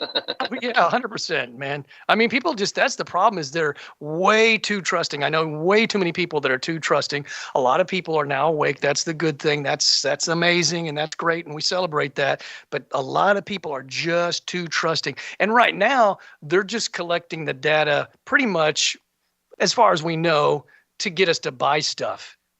But when does that change? Because everything that they do is transitional. They do it, step by step, phase by phase. And they couldn't do it all overnight or people would rebel and say, wait a minute, man. You know what I'm saying? So they do it slowly. So they acclimate people to it. Oh, yeah. It's coming, man. You're already getting used to it, right? I'm reminded of a South Park episode called Human Centipede, I think it is, where Stan just refuses to read the terms of service and they turn him into a human centipede. If you've seen the movie, you know what I'm talking about. And, he just kept agreeing to the terms of service. If you want out of this, just you agree to the terms here. You agree to it. They're like, no, why did you do that? You just, yeah. You just signed up for 6 more months of this.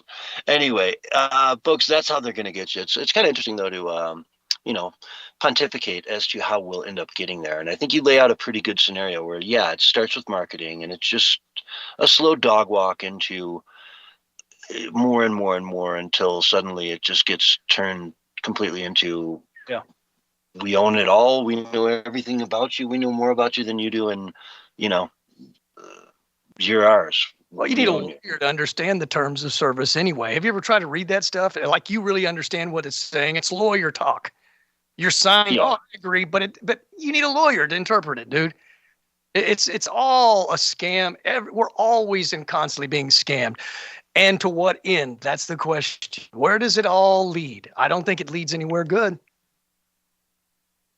No, who knows? I mean, really, if we're lucky, we fall into that scenario we've been kind of dancing around for the last couple of months where, everyone's got an AI robot and there's so much plentiful of everything that nothing even matters anymore because, the AI robots are working the fields, planting and growing more food than anyone ever imagined, building green rooms on top of green rooms on top of green rooms to feed, 10 times the population we have. And we all just sit back and, live fat lives because there's a problem with that though as well. Just think about it. If they're all connected to the internet, they're all connected to the cloud, then they could get a download and they would only plant toxic GMO seeds with vaccine. Yeah. So I'm just saying, man, I don't know. All of it has all kinds of, it's very problematic across the board. And like I was saying to someone today, before these data centers even get built, we need to have laws in place that will prevent the technocrats from doing the very things that we fear and believe that they plan on doing. We need to have laws in place that stiff penalties if they do that, where they basically encroach on our rights. That needs to be done first and foremost, because there's nothing being done to protect us. That's the problem with all of this stuff. They're just moving full speed ahead with all the power and might that they can, and they're basically doing it recklessly. And all the people, a lot of the technocrats themselves are even admitting this. Hey, we need to slow down. We need checks and balances. They released that one software that can hack basically anything, and they almost released that to the public. Just imagine if that had gone out, we would have had our cyber pandemic. And I think that's preparation for the globalists. That's their excuse. When they are the ones that actually release it, they'll say, oh, look, somebody got hold of that software and they hacked. I'm telling you, we're coming into precarious times, man, and we need to have the rule of law established as tightly as possible. I think Trump's trying to do that. I don't know that he's aware of all these loopholes, though. Yeah, it's interesting. So we'll kind of see where things head out through the next decade, I guess, no doubt. It's funny because a lot of these things, the time horizons on them are so quickly coming to fruition that it's going to be shocking how fast the world changes over the next 5 to 10 years. I don't think people are even somewhat prepared for it. Elon Musk came out, I remember a couple of months ago, we covered it on the show. It's in the archives. And I played the clip. He, in essence, said something along the lines of like, if you're 50 years old and you're worried about your retirement, you're wasting your money and your time. Like money's not going to matter. Yeah, I don't know if I agree with that, though, because if that was the case, then they wouldn't be wanting to try to gobble up all the money. Unless, of course, they end up owning all the property and the land. I mean, Bill Gates bought a whole bunch of land, we know, during the shamdemic. And now the rumor is that he's buying them for data centers, not for farms. How many data centers do you need, though, when you buy up 10% of the farmland in the country? Well, I guess, he could swap it all out with solar, right? Well, who knows what his plan is, but I'm just saying these data centers, some of them, like the one that's being built in Texas right now, just the data center itself, and this is not the biggest one, there's bigger ones than this, but the data center itself is 2.6 Disneylands. And then when you combine it with all the space that it needs to operate in addition to run that facility, for the water, for parking, for staff, for expansion, for all the different reasons, it's 36 Disneylands. So just one data center, 36 Disneylands, man. And they're planning on having a bunch of these. In fact, we have no official number as to how many of these things they think they need in America right now. We don't even know. Are we talking dozens, hundreds, thousands? What are they talking? Yeah, there's a big story in Lake Tahoe right now that the energy that's being sent up to power all the homes in Lake Tahoe is being diverted to a data center somewhere, either in California or Nevada. I think Nevada. And they are left to find a new source of electricity in the next, say, year, which is a big deal. Yeah. Oh, yeah. It's a big deal. It's many tens of thousands of people, right? Mm-hmm. It'll be interesting to see how that plays out. Well, think about it. If we don't have the energy to supply all the households, all the businesses, and all the data centers, guess who's going to get the rolling blackout? It's not going to be the data centers. It's going to be the residents. They're going to have water barely trickles out. They're going to have high prices. They may have experienced rolling blackouts. I mean, they're moving this thing way too fast without any thought into it whatsoever, in my opinion. And even many within their group are saying the same thing, the smart ones, because not everybody that's a technocrat is completely evil. They have some common sense left. And why are these data centers so hungry that, it's going to start forcing the hand? I mean, I run a computer pretty much all day, every day, right? Most people do. And it's not that big a deal. So it certainly doesn't really affect my power bill significantly. You know what I mean? It does. I mean, I notice it. If I turn my computer off for a month, I'd probably notice it in my power bill, but it's not, a horrific number. So how many computers per person are they running equivalency of? You see what I'm saying? That it makes such a massive difference that suddenly, they have to shut the power off to major regional areas to run this data center. Are there, 100,000 computers per person or something? Some stupid number that would just, shut. Why do they need that much computing power? For what? right? Well, I mean, they're giant computers. I mean, it's a beast, you know. That's the way I understand it. And I don't think most people understand. You know, like I had somebody today on social media saying, "Oh, this is also people can generate, you know, a stupid video or a stupid image." No, that's not what this is about. This is about training.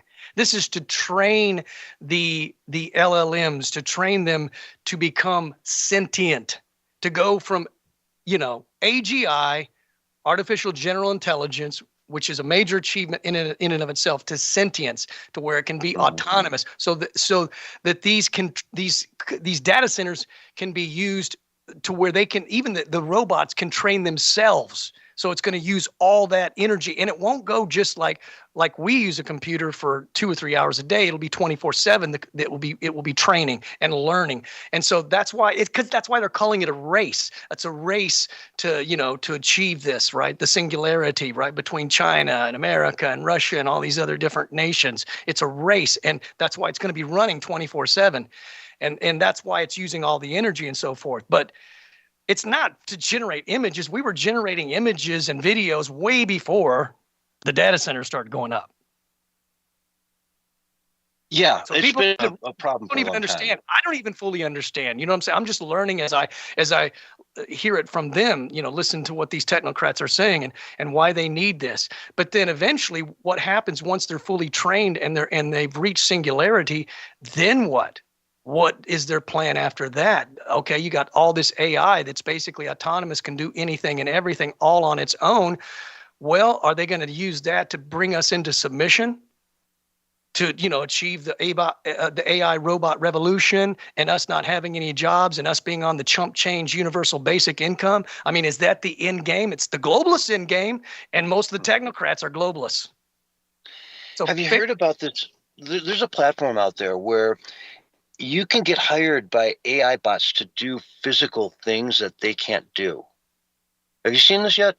Yeah, it's like a job board, you know, like an Angie's List or whatever. And I don't know, the AI might require something to be, I don't know. So let's say a simple example is just it needs certain products delivered to its headquarters, you know, its physical location. And so it can, you know, order up and call someone to say, hey, go to this store, pick up this item and bring it over to here. That would be a simple one. But there are many other things that the AI might require a human to do in the service of its mission, whatever the programmer programmed it to do. Yeah. So it might, you know, have a goal of physical transfer of some property or something, or the delivery of something to someone, or the preparation of you know, something for the owner of that AI models. Let's say, I don't know, he wants to set up a date.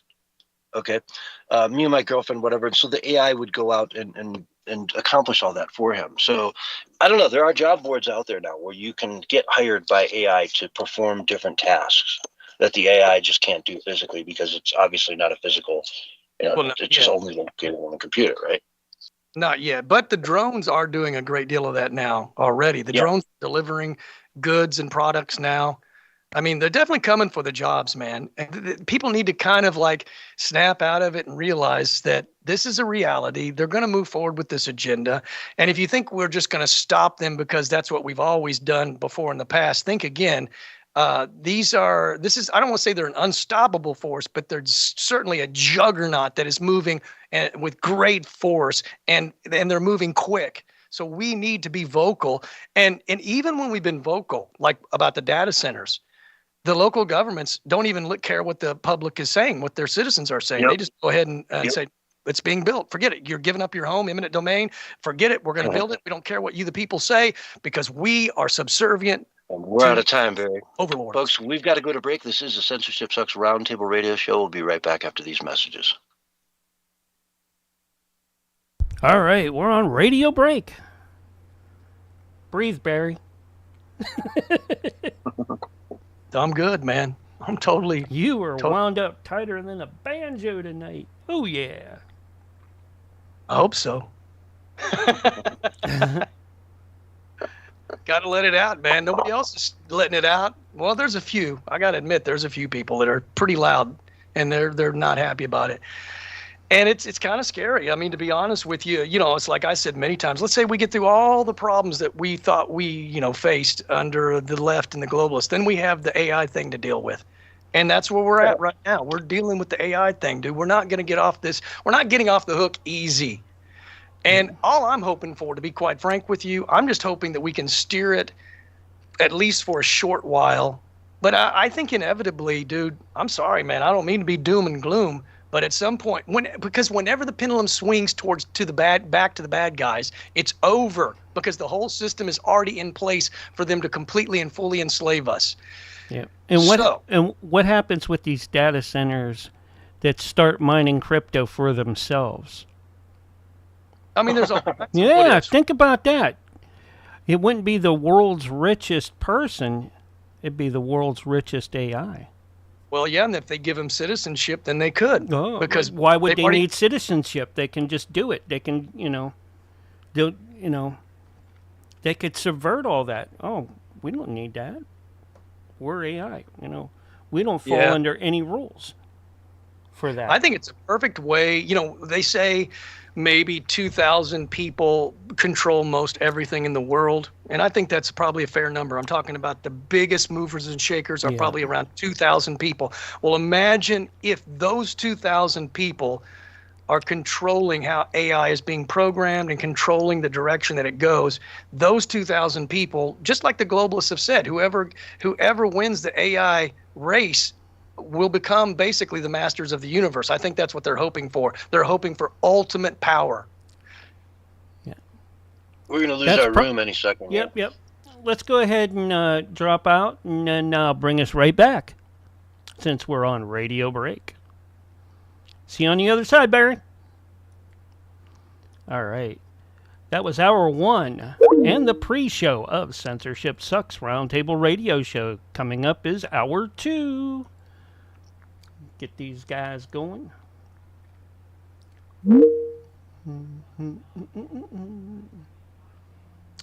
Do.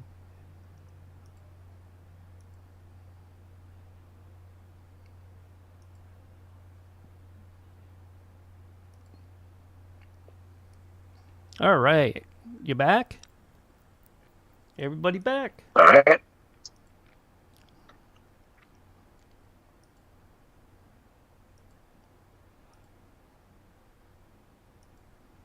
There we go. Got us back up on OBS. Yeah. Yeah, and then, when the AI starts figuring out rules for thee but not for me, oh boy.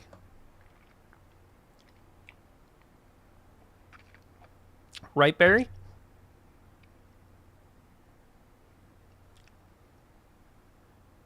Uh-oh. Barry, are you copy? I'm here, man. Are you 4x4? I guess he missed that one. What happened, dude? What did I miss? I said, I guess that means when the AI figures out it's the thing about rules for thee but not for me, then what's going to happen? Yeah. Well, it's like CS was talking about, and I saw the same thing he talked about last week on the Wednesday show, where they put all these different, Claude and ChatGPT and all the different AI LLMs into a fake scenario. And basically the only one that actually didn't destroy itself was Claude. So and here's another thing. Is it going to be universal, or, where there's eventually just one AI? Like, is there going to be a merger, right? Where all the AIs merge to sort of complete because, each AI is strong in different areas. So maybe they go, oh, let's just merge OpenAI, Perplexity, Claude, and all of these into one giant monopoly. You know what I'm saying? I'm telling you, dude. I see it as more as like the board.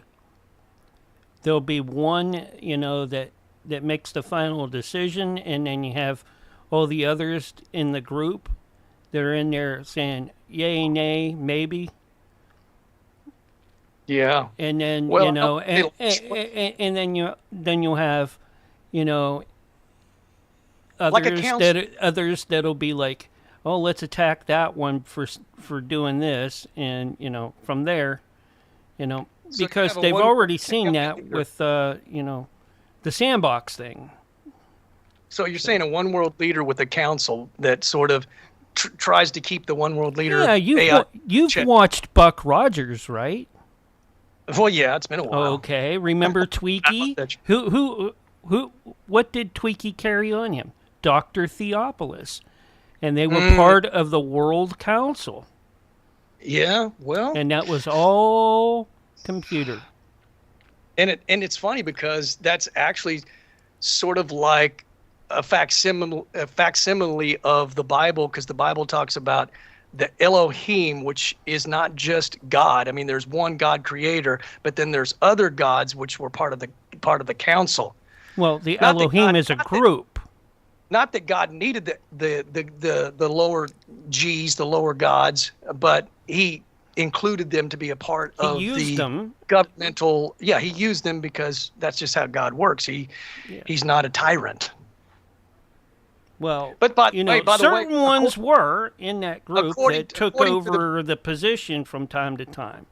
You have to look at El, Jehovah, and what's the other one? There's a bunch of different names, and each different name of God has a different personality too. Well, if you look at the literal translations in Psalms and in one other place, this council, they were given control over nations, and they failed.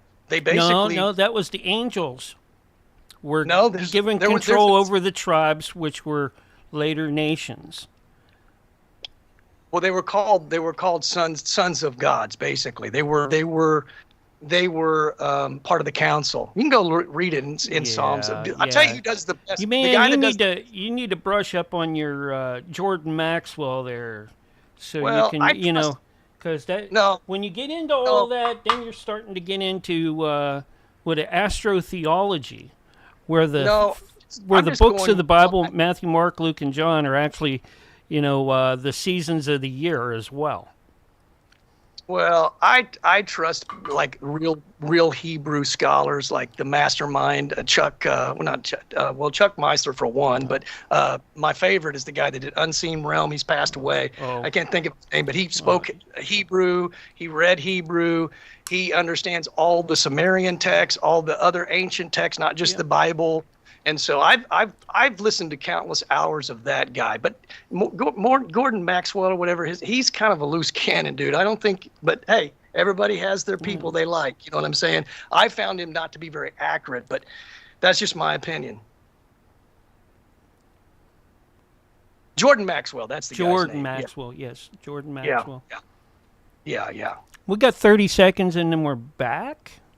Not quite. No, we got another minute. Sorry. Oh, God. Nope. So I can pee? No, you can't pee. I can 30 pee or seconds. I can't pee. Do I have time to pee? No, you can't. You're not allowed. You have to. God. You have to use a cup. I'm gonna hold it. You can hold it. That's your business, but here's your countdown. 5, 4, 3, I need a jump. 2, Quick. 1. Don't shake it too many times. You will go blind. You're live and on the radio side for the second hour right now. Flat Earth. Okay, folks. Hopefully that didn't make it on the air. I heard it. Welcome to hour 2 of the Censorship Sucks Round Table Radio Show, Wednesday night edition for May 27, 2026. As always, we've got Bullhorn Barry in the house for Wednesday. What's up, Barry? Hey, man, it is up. I'm just excited, man. I mean, I feel like we're coming into such interesting times, man. It just fuels my fire, and I absolutely love just talking about it all. Mm-hmm. I've got a great article for us to dive into here. This one's a classic. I mean, the FCC chairman, Brendan Carr, is asking the public to weigh in on whether ABC's The View truly qualifies as a news program and therefore not subject to broadcast laws requiring it provide access to different political views. Disney argues that The View qualifies as a bona fide news under the law, comparing it to Meet the Press or Face the Nation. Therefore, Disney argues it can have one partisan candidate for office on The View while denying equal opportunities to all others. So his question to America, is The View bona fide news for interview programs?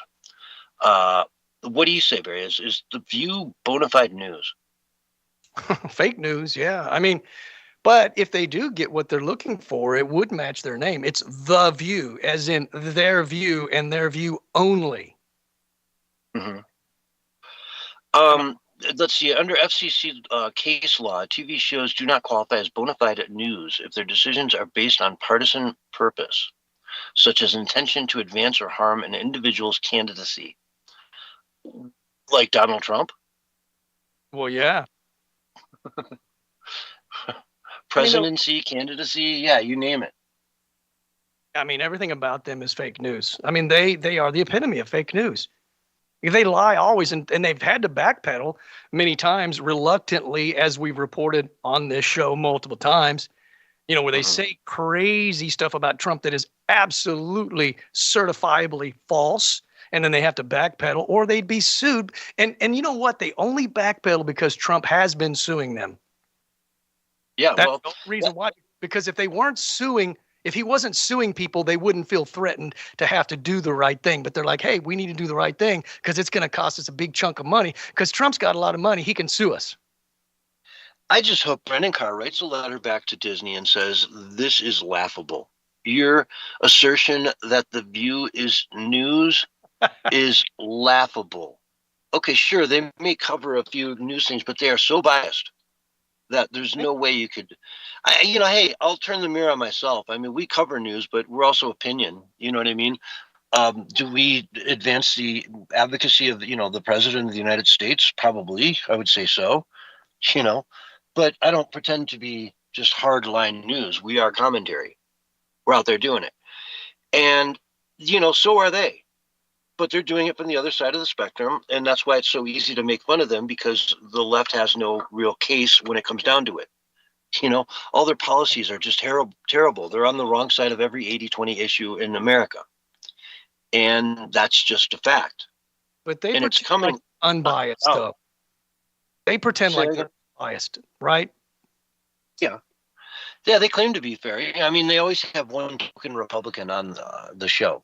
And they are always so weak, that brunette lady, I can't even, whatever. She's was a Republican at one time in her life, I guess. And so she goes on and hates Donald Trump, but she just hates it from a Republican view. I just hate him from a Republican view. Yeah. Well, I always hear them using this kind of phrase a lot on The View and elsewhere. They'll go, look, I think most of us, in fact, I know that all of us would agree. And like you were saying, actually, everything they're saying, they're the minority on. And so the fake news, even in that perspective, like I wouldn't get up here and say, I think all of us agree if that wasn't true. You know what I'm saying? Yeah. And they'll go that loop and they'll say everyone agrees that women's health is important, right? Therefore, abortion up to the moment of birth is mandatory for everyone. You have to support that, or you don't support women's health. And those are not the same issues, right? Yeah, master manipulators, and they do know how to phrase things in ways that will deceive people that don't have any levels to their thinking. You know what I'm saying? It's very surface. And if you're just a guy that just wants to, or a woman, probably most women probably watch the show. There's probably some men, but mostly women. You just want to go and you go because they're bash Trump and you want to hear that. Yeah. Meanwhile, the MAGA movement is strong in America, very strong. Trump just made history the other night. Okay, we had a lot of primary elections that just came through.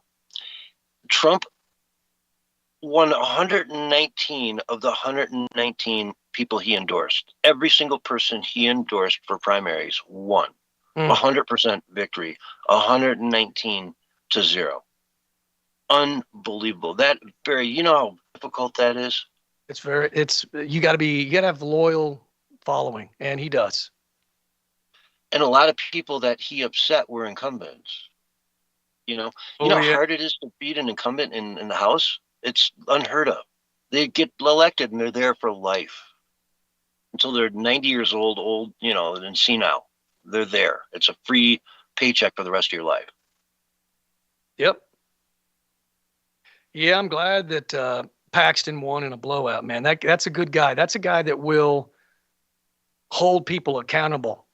He had the deep state come after him, man. The deep state from the right came after him. You know what I'm saying? And they tried to destroy him on bogus claims, and he stood his ground and he fought back and won. He went through hell, you know what I'm saying? And that's just it. The reason that we don't have a lot of people like a Paxton is because people know that if you try to rock the corrupt system, they're going to target you. And they're going to not just make your life miserable, but they may cause you to cause you so much trouble that you get sick or you wind up in prison, or maybe you just suicide yourself, if you know what I'm talking about. Well, there you go. Let's make that easier. Gosh, Canada's got that dialed in. They've got it up to I think the number 2 cause of death in the entire country is assisted suicide, right? So yeah, I meant they've something got it going on. But that too, that's kind of a double perspective, I would argue. Yeah. But that's another reason why we really need to take the time to understand and to thank these people, or be grateful in the very least for the people that have stood against the corruption and have endured, man, that didn't. And look, I completely understand some people, they just back out. I can't take it. You know what I'm saying? I fought as much as I possibly could, as hard as I could, but my family's at risk. I'm at risk, and I'm backing out and letting someone else come in. I understand that, but let's honor the ones that stick to it all the way through to victory, because we need people with backbone like that. That's the kind of backbone that is rare. Yeah. It sure is. But anyway, speaking of elections, we have now seen a new initiative. It's Initiative Petition 28 in Oregon. It would make it illegal to injure or kill animals and would effectively ban hunting, fishing, and the breeding of animals in Oregon. What? Okay. Yeah. This is a petition that's on the ballot that, I mean, the way it sounds and the way it's worded, it could seriously affect even cows. You know what I mean? It'd be illegal. So rats are included. They're animals, right? So you wouldn't be able to kill rats if you've got rats behind your house in the alley. Yeah. Oregon. I just want to tell you that I did ask AI today, as a matter of fact. This is not a lie. I'm telling you the truth, CS. I asked AI, it's Oregon or Oregon? And it told me today, Oregon. Oregon. Yeah. I told you that a couple weeks ago. It's Oregon for sure. And, Okay. And for the people that live there, it matters. It sounded like you said Oregon just then. I don't know. Maybe anyway. Yeah, I digress. No, it's Oregon. If I said Oregon, I just, that's bound to happen if I say Oregon enough times. Okay. But yeah, this is the wacko left in Portland. Yeah. Oh, yeah. You know how many people go to Oregon in the summer to fish? It's some of the best fishing in the world, some of the best hunting, some of the best, you name it. And you're just going to tell that entire industry to go to Idaho. We don't want you to go to Idaho. Border's right over there.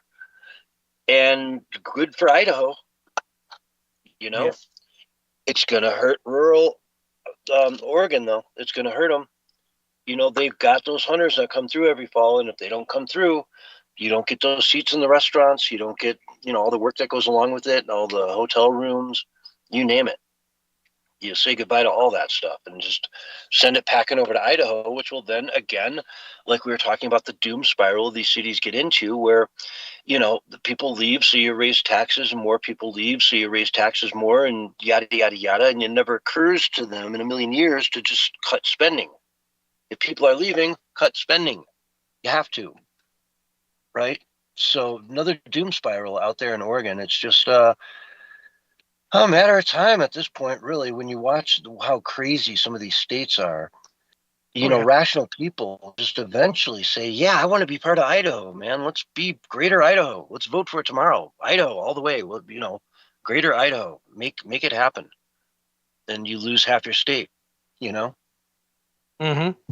Well, they're always about, taking away from us, putting in restrictions and doing things that give them more control and us less control, less power, less money, less prosperity, less freedom. It's just kind of weird, man. I don't see how people don't see who the face of these people are, because that's somebody that's a power hungry buffoon.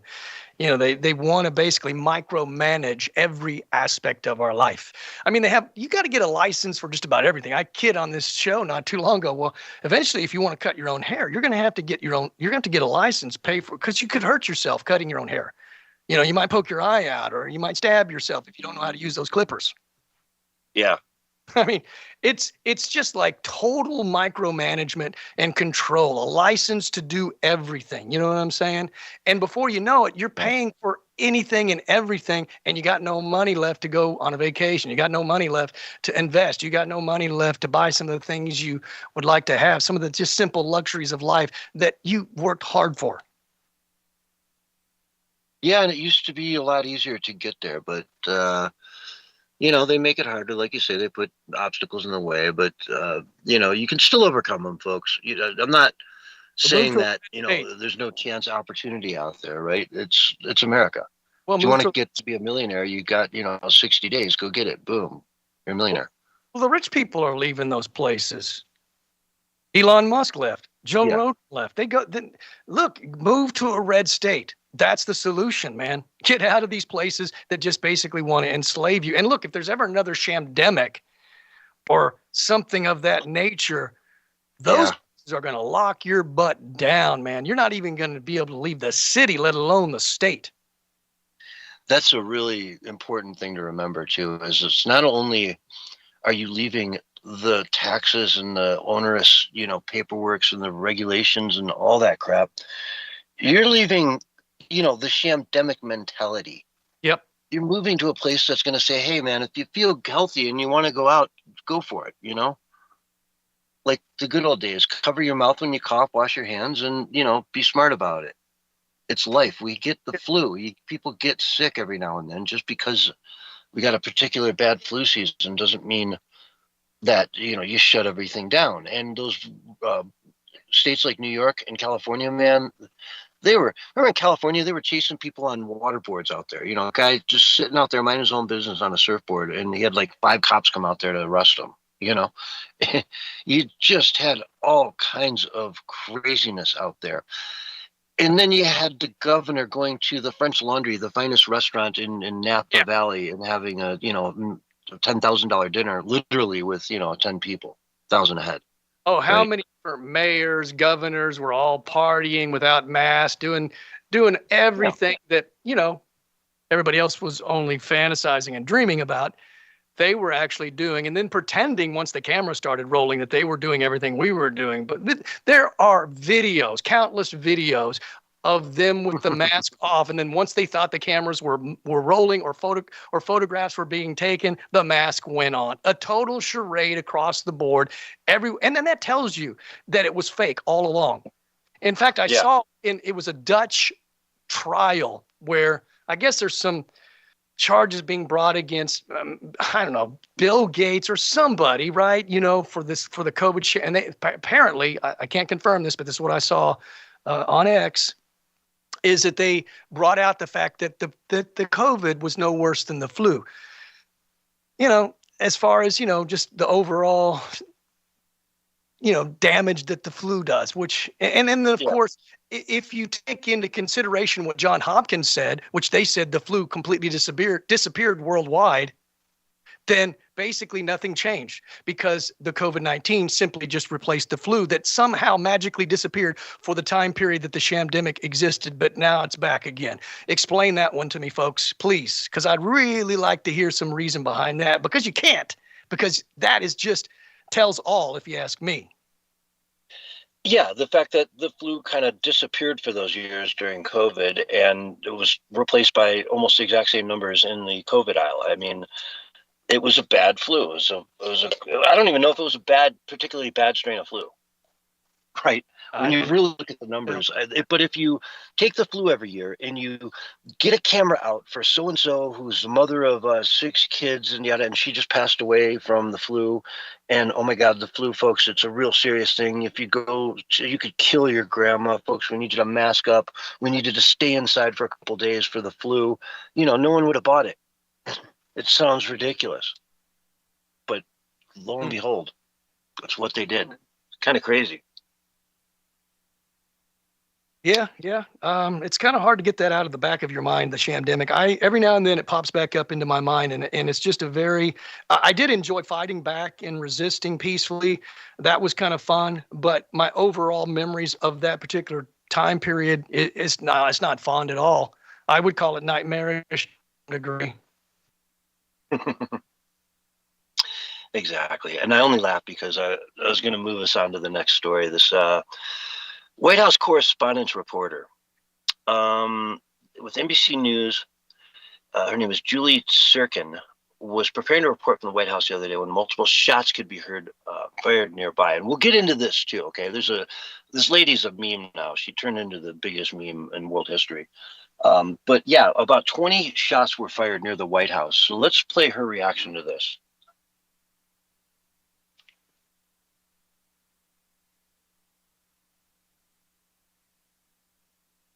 Not hearing anything yet.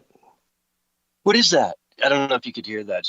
It's like bam, bam. You heard all those gunshots, right? You could hear that? No, I didn't hear anything. We couldn't hear it. Yeah, I didn't. Oh, you couldn't? All right. Anyway, she goes, what was that? She's like, got this weird look on her face, like, huh? And she's like, what is that? And meanwhile, they can show you a side-by-side of different correspondents from different news organizations who are all diving under desks as soon as the first gunshot goes off. And I don't know, it's funny. Now, let's get into the pissed off part, okay? Because some madman, again, went over to the White House the other day and shot off 20, bullets in front of there, trying to, of course, get in and assassinate the president or take down the president or kill someone in the cabinet or whatever it is. Orange man, bad. Anyone associated with Orange man, we got to fight him in the streets. Like, what's her name? Maxwell said. Max Waters. Yeah, we got to fight them in the street, go to where they are and fight them in the streets. That's what they're doing, folks. They're bringing the fight to the streets because they're being told to by their politicians. Cory Booker, man, watch it, buddy. You're really stepping on fine lines, calling for wars and the president needs to be taken down and, everything else you say. It's disgusting the way the left looks at politics today and just excuses murder or attempted murder on an almost weekly basis now because they disagree with Trump politically. It's not like that, folks. It's not that important. Politics happen. They go back and forth. Look, I mean, obviously, when we talk about some of the stuff like Mamdani, socializing the housing in New York, yeah, that's a big deal. You want to stop that, right? But I'm not advocating for anyone to go out and kill him because these things take decades and decades and decades. You know what I mean? He's not going to accomplish this in one term or anything close to that in any meaningful way. And a good Republican mayor will flip it all around. The city owns it. He'll just put it on the market, sell them back at a profit, and poof, you got rid of that whole fund. You know what I'm saying? So we talk about some of the things they're doing as they suck and as they're stupid and they make no sense. They're 80-20 issues, but we never ever advise anyone to say that, so-and-so should be dead. I think AOC is an idiot, but I don't in any way wish any ounce of harm on her. That's the difference. That's the difference. They say punch a Nazi in the face. And by the way, everybody's a Nazi. They call you a Nazi so they can punch you in the face. Yeah. They want to be able to justify what they're saying, justify their actions, which even if that was true, it would not be justifiable. But you know how they are. They think they have a right, to lean in towards violence. But hey, man, you gave me last week's show. You gave me the last minute and a half to to speak my mind, and I said this is exactly what was going to happen. Well, on I that said, note, we've got to go to break, so I'm going to cut you off, and when we come back, I'll give you Okay. a minute and a half. Yeah, Folks, yeah. we'll be right back after this. All right, we're on radio break. Flat Earth. Cool. I think I got to step away for a second here. I'll be right back. I'll be back. If I take more than a minute, just come going back without me. I'll be right back up. Sure. We have a few minutes. He really has to go to the bathroom pretty bad. Yeah, I guess he was serious about that last time he was talking. You never know. I feel so bad that we made him hold it, you know. I don't. It's It's just how You it should've is. known that. I'm sorry, but I don't. he should have peed before the show. Should've Yeah, drank all come that. on now. Look, False alarm. False what, alarm. you didn't have to take a dookie It's after just a wet fart. I tried to Okay. dip, but only farted. Yeah. all? Did you know cows basically don't really fart a lot? That their methane actually comes from their belches and not their farts? 90 to 95% of the methane release from the cows is from their belching, not from their It farts. sounds better when you call them cow farts, though. It does. I think most You're people... as afraid of the cow fart. Oh, look at you. Yeah, it's kind of weird, man. But whatever. Burping, farting, it's kind of all the same The thing. leader, House and Boys. Just Where is he at? We need him. I am the leader housing boy now. Oh. I'm the pilot now. No. One David Hogg is enough, man. One Hansel. One Hansel is all there's room for. Oh, you silly boy. Oh my gosh. You're just a silly little boy. I think you got it down too pat, dude. I think he's crept into your he's crept in there, dude. The Han virus has infected you. There you go.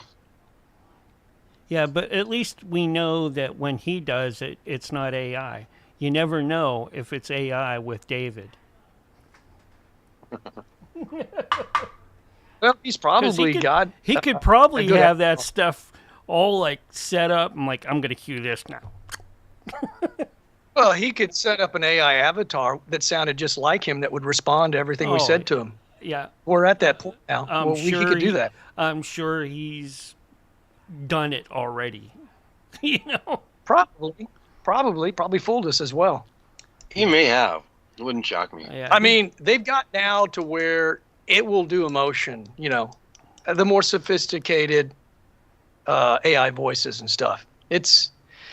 I watched one on YouTube where I forget her name. She's some AI person. I mean, she's involved in AI, and she's an entrepreneur, and her avatar looks pretty real. Like, I didn't know it was an AI thing until after I watched it a few times. But her expression is like, it doesn't sound any different than when I listen to her talking for real. So they've got that down now. You can create an AI avatar that actually even sounds like you with the way you stress certain things and your emotion and everything. It's getting really good, man. It's advancing very, very quickly. There's a couple channels on YouTube that do like stories and storytelling and things like that. And when they use that when they're like not feeling good or sick, they'll be like, oh, blah, blah, blah. And then I'm gonna switch over to this, and then I'll sound better, and then boom, comes in.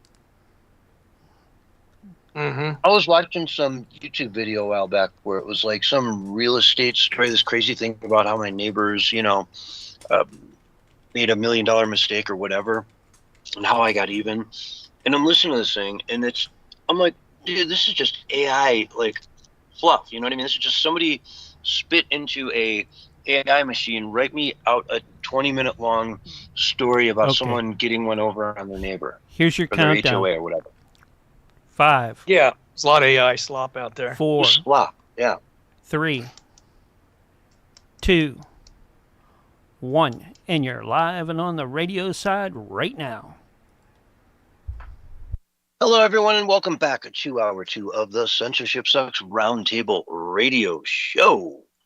All kinds of good stuff going on. We haven't talked about the war yet, Barry. You want to talk war? We can, yeah. I mean, I'm game. It all plays. Everything seems to be connected right now. So let's open it up. Open those gates up, bro. Let's go.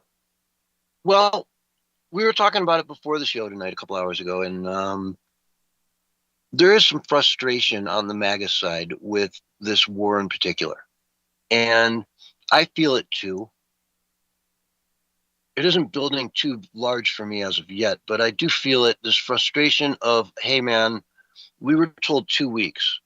It's been a few months now. And this needs to be in our rearview mirror. This needs to be a distant memory sooner than later.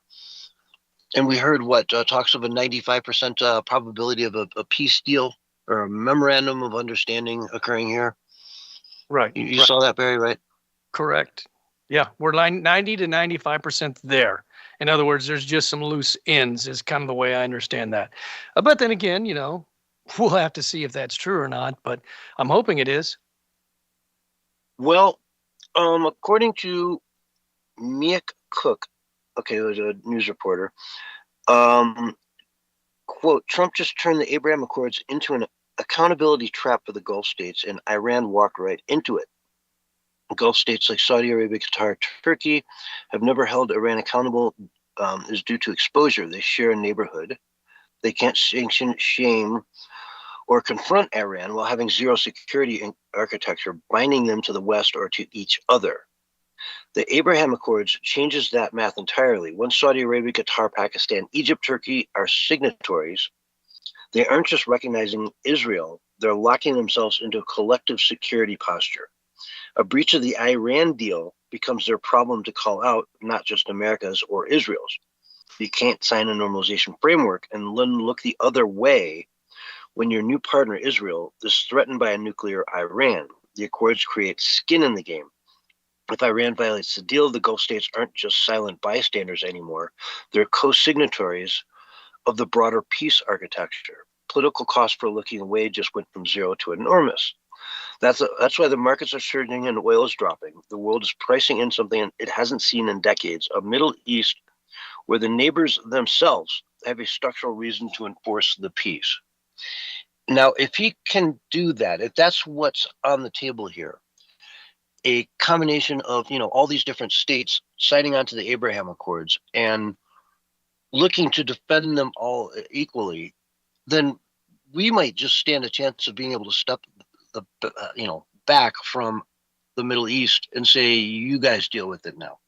It's not our problem anymore. And if we can just, for once and for all, step away from the Middle East and leave some sort of a NATO type agreement there, then, an attack on one is an attack on all sort of thing, then it will be a major, major deal that I will have said was probably worth it to get done. Yeah. You know what I'm saying, Barry? Well, we played that video from, I think it was whatever that alternative media was. One, I can't think of the name, not Newsmax, but the other one. Anyway, we played that where Trump was involving all these Middle Eastern nations, to be involved in this whole thing. And that there was a lot of things that the black-pilled truthers on the right were ignoring. And they thought it was just going to be like another forever war, like Bush did or whoever, right? That it was just going to go on and on. I don't think that has ever been Trump's plan. Some of the neocons want that. In fact, it was in the Gateway Pundit where Trump said, don't listen to the losers. They know nothing. Trump responded to the neocons spreading lies about Iran deal. As more details come to light, right? As what you're saying, we're getting more details because it was Mark Levin who says history teaches us that peace deals are made after the enemy is defeated or surrendered. So he was referencing these neocons that he called losers, but it was not too long ago that he said Mark Levin was great and he loved him for his support on the Iran war, but he said he might be evil, so I shouldn't probably trust him. In other words, that was his way of saying, I'm going to take your support, but I really don't trust you. And he was right to say that because, look, now Mark Levin is not supporting the peace deal. Like a lot of the neocons, like Lindsey Graham, they don't want the peace. They want war because war is profit, man. And they like the instability. They like people dying. They love that. Yeah, Lindsey Graham is probably the biggest war hawk, of our modern times, right? We've had bigger ones, obviously, in the past. Dick Cheney, probably looking at you. But, Lindsey Graham has never seen a war he doesn't want to go head first into. You never saw a war he didn't? And by he, I don't mean him. Okay. I'd say he wants to go head first into a war, but I don't mean him. I mean, right. He wants to send troops in and stand in the background and drink scotch. He wants your sons and daughters to go. That's what you mean. Yeah. And die for the cause. Yeah, so he can sit by a warm fireplace in D.C. and drink scotch. Or go to Disneyland and carry that little scepter that he carried with him everywhere. Remember that? That was so, oh man, that was so, I don't know if I can say it. That was gay, dude, but that's what I wanted to say. Yeah, I always see these memes of Lindsey Graham, with the shades on, and he's, he drops a tough little one-liner back at a press corps or something, and I see through that. The guy is a rhino by all measures, really.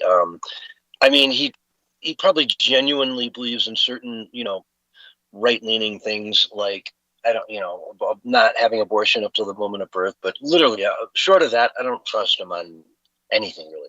I don't know why anyone would. A lot of people are cozying up to Trump this time around because he's got a lot of power, sway, and influence in 2026, more than he had in 2016 to 2020. He doesn't have the deep state constantly at his throat either, not like he did before anyway. And so they're all just kind of cozying up to him and warming up to him, but that doesn't mean they like him. Those are opportunists. That's who those people are. And they're only in it for themselves. They're not in it for we the people. They're not in it for America. They're in it for themselves because they're opportunistic. Exactly. The rhinos. I mean, he at least weeded out so many of them from the first term. I mean, he came back into the second term swinging. Him having been cheated out of his second consecutive term was almost a blessing for him in his actual second term, due to the fact that he had 4 years to put together teams. And he said to them probably very early on, we're going to run again. We're going to win next time. We're going to win so big they can't rig. Too big to rig. And that's exactly what he did. And they sat there and mapped out every day to the minute of what they needed to be doing to accomplish every goal that they had. I mean, they went in there guns a-blazing with the people that they trusted, knowing what they wanted to do. And it's been a pretty brilliant thing to see. Again, if he can get this Abraham Accord signed in, we're talking about Saudi Arabia, check, Qatar, sure, Pakistan, yeah, Egypt will sign it. Turkey, I don't think would. I don't think Turkey would sign an Abraham Accord recognizing Israel's right to exist. Turkey's too radical. Even though they're part of the EU, they're too radical, right? So they won't be part of this. But, when you're just looking at Saudi Arabia, Pakistan, Egypt, and Turkey, and Qatar, then you've got a pretty good group of the neighborhood there. You know what I mean? That's the people that live in the neighborhood. And when you start bombing the UAE and Dubai and start, just missing some of their most important high rises by a matter of meters, you got a problem on your hand. They need to have a system in place there to smack back hard on Iran. And if they need our help, maybe we help them from, the back row.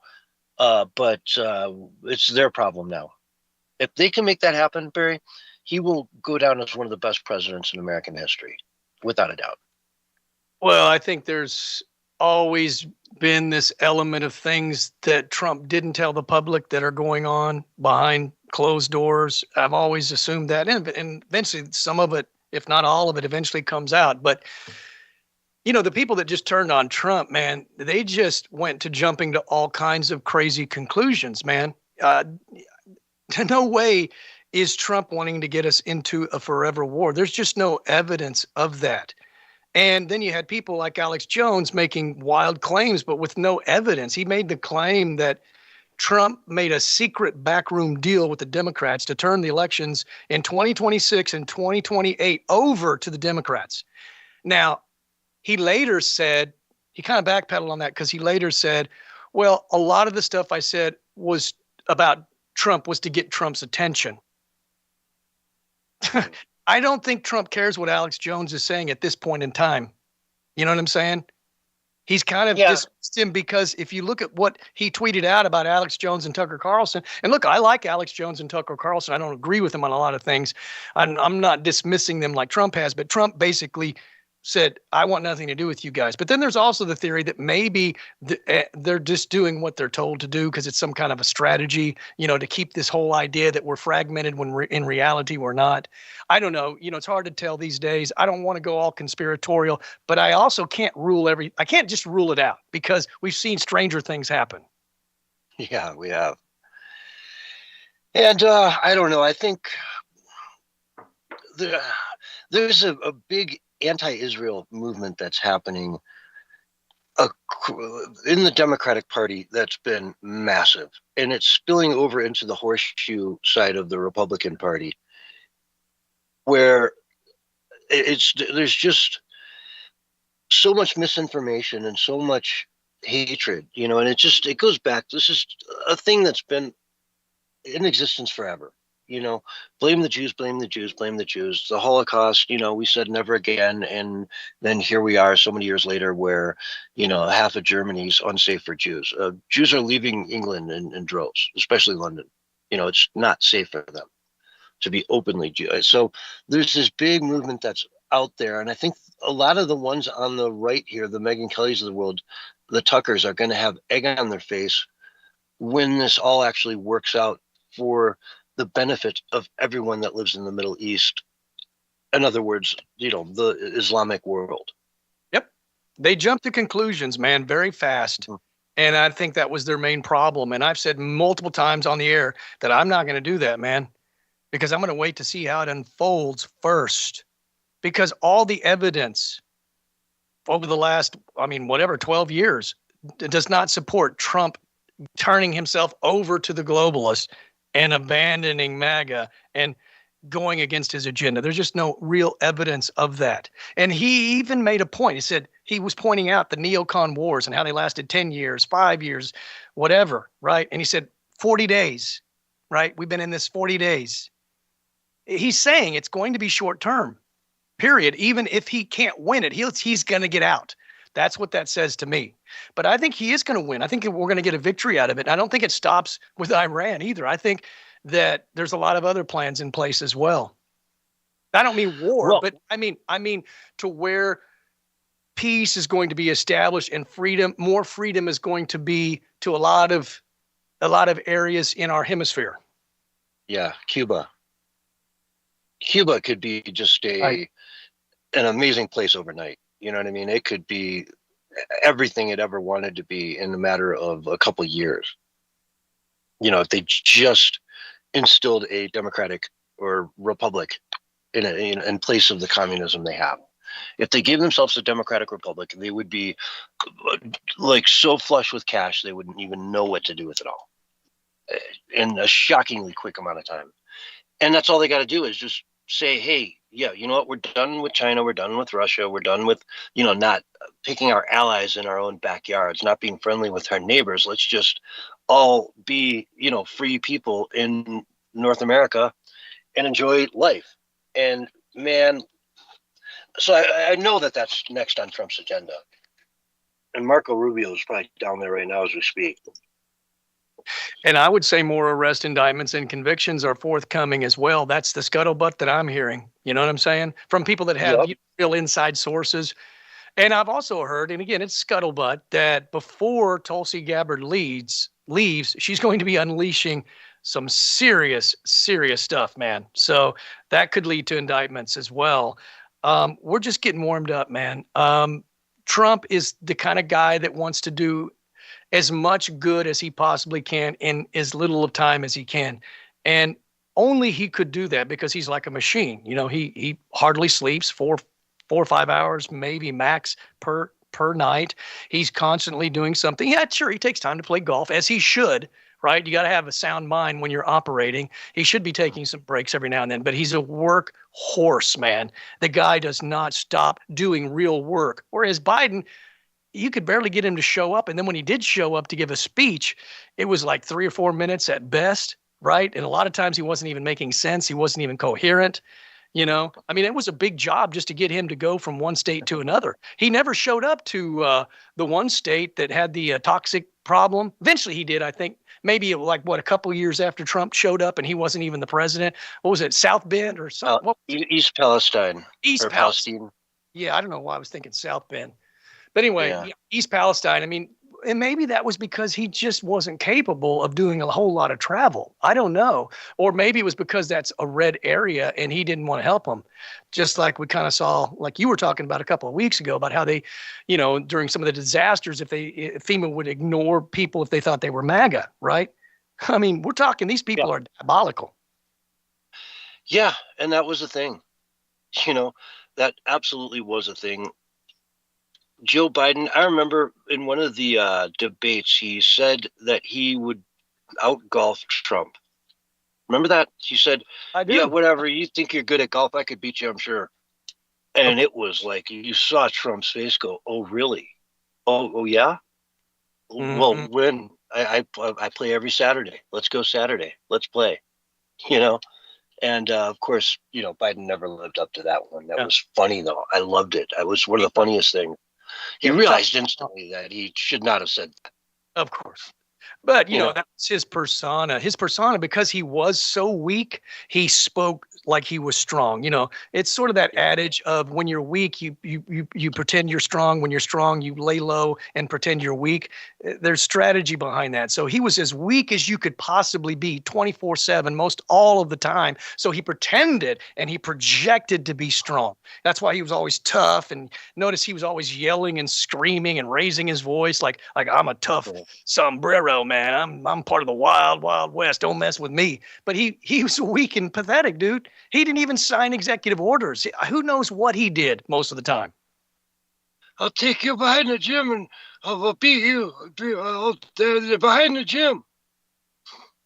Yeah, that was that one too. That was a pretty good one, man. I'll take him behind the gym and whoop his butt. Yeah, sure you would, man. I mean, dude, you walk like a robot. There's actual comparison videos of DARPA robots and Joe Biden walking side by side, and they're identical. And I'm not saying he's a robot. I'm saying he walks like a robot because he basically didn't have much of a mind. So he's just like performing and functioning like a programmed robot. Yeah. I mean, to be fair, during his term, we probably did 50 hours of content about him being Joe Biden, the robot, you know? Yeah. Well, it's still open territory, I think, you know? I don't think that's anything wrong with that, pointing it out again. Why not? Yeah, exactly. No, he's there was a good chance that some of the times he was out there, it wasn't him. It's, you know, doubles and whatever else. It could have been a robot skin suit, you know. It's just Biden, and he was walking exactly like a DARPA robot, man. I mean, of course, now the DARPA robots are a little bit more advanced, and they can run and they can jump and they can do backflips, and I've seen it, man. It's crazy. But back then, yeah, he had that robot walk down perfectly. And again, maybe that was some kind of a psyop. Maybe he walked normally when the cameras weren't rolling. I don't know, but seriously, the guy obviously had some mental. I mean, it wasn't because he was old. It was because his brain wasn't fully functional, in my opinion. I don't think he was cognitive. I mean, he would have hard time just exiting off the stage. Remember that? And he would fall a lot of times or forget where he came in and where he was supposed to exit. And he was always sticking out his hand to shake somebody's hand that wasn't there.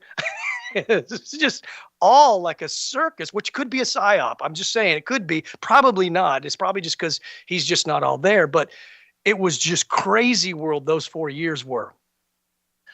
Yeah, I remember they had the question pamphlets for him when he went into the press room, you know, with the names of the reporters and their picture on there, so he could, you know, find them in the crowd and ask them to give him permission to ask a question, which was obviously agreed upon, you know. Yeah. more than likely. After his time was up for taking questions, every now and then his pride would step in and he would take another question because I'm told I'm not supposed to do this. I'm probably going to get in trouble for doing this. He's the president. How could he possibly get in trouble for taking a question? He gets to decide that. That shows that he was nothing more than a puppet. Yeah. Think about it. Oh my God, I have an actual very relevant. I'm just going into this live. This is from Sunday morning, but it's with Joe Biden talking about Joe's performance during the last debate with Trump. You horrified? You saw it unfold? I wasn't horrified. I was frightened because I had never, ever seen Joe like that before or since. Never. Or since. Yes. Or You've since. never seen him like Never. that. No. What happened? I don't know what happened. I mean, as I watched it, I thought, oh my God, he's having a stroke. And it scared me. What? That is nuts, dude. They really expect us to buy that. That's what's crazy, dude. They're so bold. They lie such big lies, dude. That's absurd. Oh God! And remember when on the night of, she had this big thing where she went up and said, the famous quote was, "Good job, Joe. You answered all the questions." I remember that. And then she was trying to help him step down just one tiny little step because he couldn't even do that. And yeah, no, that's very bizarre, dude. I mean, they're so in denial, even though that theory has been fully debunked. We know that she's lying. You know what I'm saying? Because we got the evidence now. They've come out with it. You know, now that it's kind of one of the reasons why he wasn't running, because everybody realized his cognitive decline was definitely severe. But the mainstream media knew that all along. They just kept it to themselves. They just kept it secret. That's kind of been admitted as well now by some of them. So the whole thing was a charade. And so they're willing to lie to the American public and keep it a secret from us. So that why? So the secret shadow cabal, whoever that was actually running the presidency, not Joe Biden, which is even more scary because today we still haven't found out who actually then was running the presidency if it was not Joe Biden. Those people need to be held accountable, perhaps in a court of law. That sounds pretty illegal to me. Yeah, it sounds really very much illegal to me to be just running the government behind the president's back using auto signature at willy-nilly. Yikes. And, was he even in a position for her to come out and say that, I've never seen him like that either before or after the public debate, which was his one chance to come shine against Donald Trump. In other words, the only time we actually saw the guy come out, he was something she didn't even recognize. He's always perfectly intelligent and fine all the time before and after that event. It was just that night that he maybe had a stroke. Maybe that explains why he was so out of it. That was the funniest part, that I think he might have had a stroke. Give me a break, man. I mean, really? I mean, the boldness and the audacity of these people, that they continue the lie even after it's been thoroughly debunked 1,000,001 times over. That is the sheer insanity of it all. But that is a psyop. To continue to tell the lie after it's been proven false 1,001 different times, that is a psyop. It almost felt like she was trying to set him up for another run for presidency. In what, 2028? Didn't it? Well, maybe they'll bring back some masked character, or they'll have some DARPA robot so sophisticated that you won't be able to tell that it's not the real Joe Biden. Exactly. It's something along those lines. I don't understand. I mean, there was a moment there where I'm thinking, oh my God, is Joe going to run again? Well, maybe they'll run him as the VP, put Kamala in at the president and him as VP. Well, AOC's got her eyes on 2028 as well, it seems. So got to keep an eye out for her. She's a underdog. She's somebody who could potentially make some waves out there. But again, a mental midget, just not in a position to really argue any of it. Bullhorn Barry on X.com, right? X.com, Bullhorn Barry. Yep. Check me out. All right, folks. We got to end the show here. Thanks so much for listening. We will see you on Sunday night, but stay tuned for much more from DREAGUS Productions right after these messages.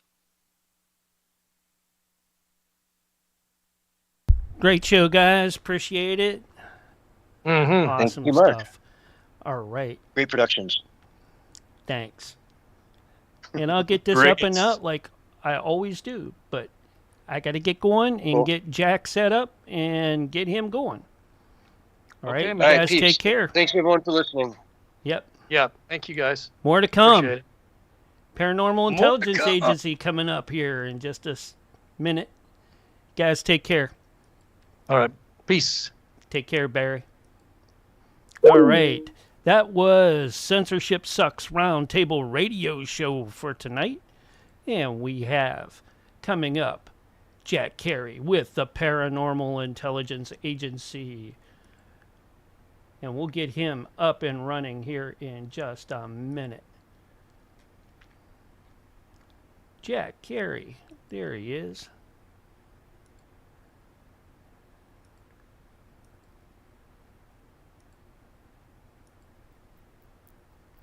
Hey, Jack, how's it going? Good. How you doing, Mark? I'm doing really good tonight. Kind of running behind. Let me run to the other room just a moment, and I'll be right back. Sounds good. I'm still switching things over so that we can be seen, and we're already heard on the other side, but, you know, hey. Let's see here. Paranormal. Oh, there we go. Let me know when you're back, Jack.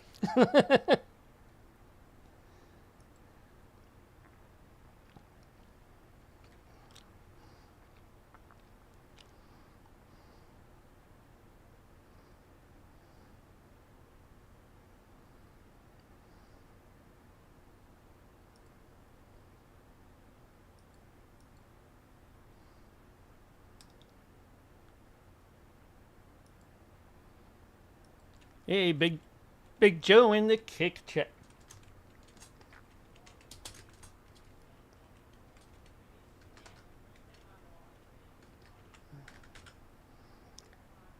I do appreciate you. Yes, you. Great Conspiracy for restreaming tonight. And wherever Roger is, I don't know if he is or not.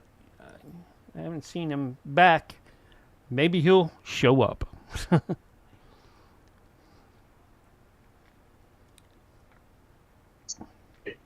You guys come with that. There you are, Jack. What we got for tonight?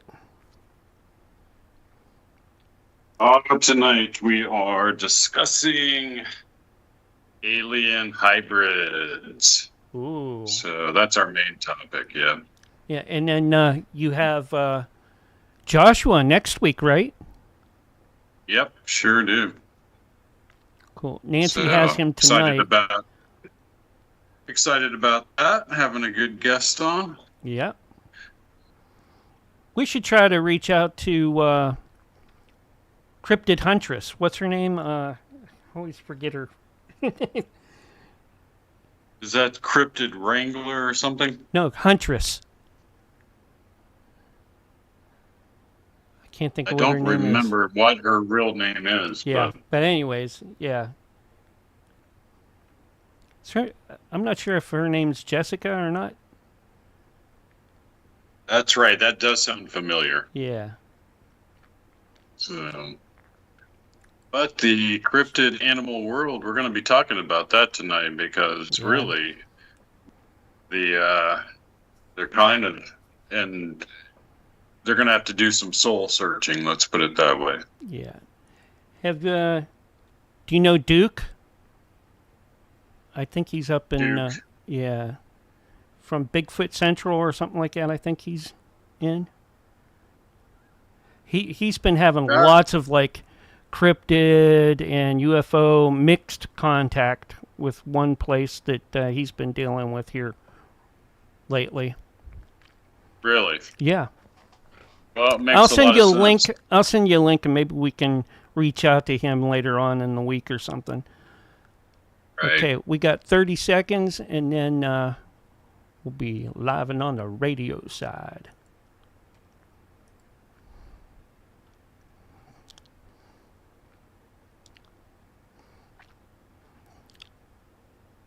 World Bigfoot Radio. Duke. Anyways, here's your countdown. 5, 4, 3, 2, 1. And Jack, you are live and on the radio side right now.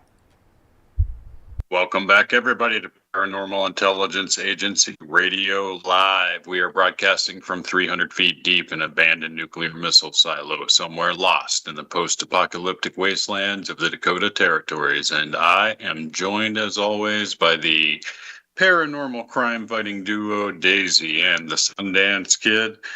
We even have Ruby in the house tonight. She's adding an extra layer of security. And I'm not sure where the lazy leopard is at this moment. He's roaming the silo somewhere. It's been a great week. Got a lot accomplished this week, which is nice. There's been a lot go on in the paranormal world. We're going to be kind of taking a look at both the WebBot and what I call the SHAZBot, comically referred to as the SHAZBot. That's my own devised AI that kind of looks in different directions for me. AI agents out there combing around, spying, doing the dirty work, looking into the files, bringing back the data. Yes, I have entered the world of artificial intelligence agents and have employed them to do a number of tasks. So, and, we should probably talk about artificial intelligence and, the possible implications, both positive and negative for it. Of course, it can be and has been weaponized because we are a warlike species. I wonder if the warlike nature of our species, given that there is ample evidence for our genetic manipulation by non-human intelligences, let's put it that way, alien life forms, have somehow reached in and sort of manipulated human DNA over eons of time, and yet are we to believe that they weren't able to somehow genetically breed out of us the warlike nature that we have?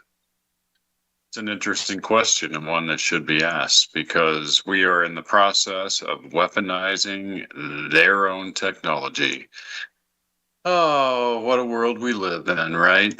A world where deep, special access, black budget, above top secret, aerospace industry subcontracts can and do retrieve, house, and back engineer any kind of alien technology they can get their hands on. And there is a lot of insiders saying that they've gotten their hands on and a pretty decent amount over the years of different kinds of craft and technology from these non-human intelligences. And, if we are to look at all the missing scientists, and I have been deep diving into that for you guys, and about to publish a book on the subject called The Vanishing Vanguard. I think you will find it very interesting in that I was able to discover that all of them are linked by a single program, and that program appears to have dealt with exotic materials. Leads one to believe that perhaps they were very, very close to a major breakthrough. Dark journalist also reported on the missing scientist, probably, numerous times over the past few weeks. He's of the opinion that the combination of these people somehow threatened a deeper thread of the so-called legacy UFO program, and that put into motion so-called X-Protect. And X-Protect is what insiders refer to as these security forces that actually guard these special access programs from leakage. So it is a dark world. I have delved into it, and my new book explores any and all options for the disappearance of these scientists, premature deaths of some of them, and really explores all the various kinds of exotic theories that are out there to kind of explain what may have happened to them. And I mean everything from perhaps alien abduction to a foreign assassination team to X-Protect to maybe even a breakaway civilization. So look for that in the next couple of days. It will be available on Amazon, and you're guaranteed to get a good ride out of it. It is a fascinating book. So, but Dark Journalist is actually of the opinion that the CIA is in the process of actually conducting a psyop in order to introduce a fake alien threat that will leave them, the CIA, in full control like they are now. In other words, they can foresee a time when the public will become fully knowledgeable of the alien life forms that are interacting with our species. And when they do, according to him, there are sources who he believes are running a psyop in order to project the idea that the aliens will be a threat. Whether or not they are a threat, I have no idea. But we're going to explore tonight the dark heart of alien abduction, which is alien-human hybrids. And why would we cover such a topic like that? It's because there were 5 consulting the SHASBOT artificial intelligence program. There were 5 different instances where mainstream media used the term alien-human hybrid.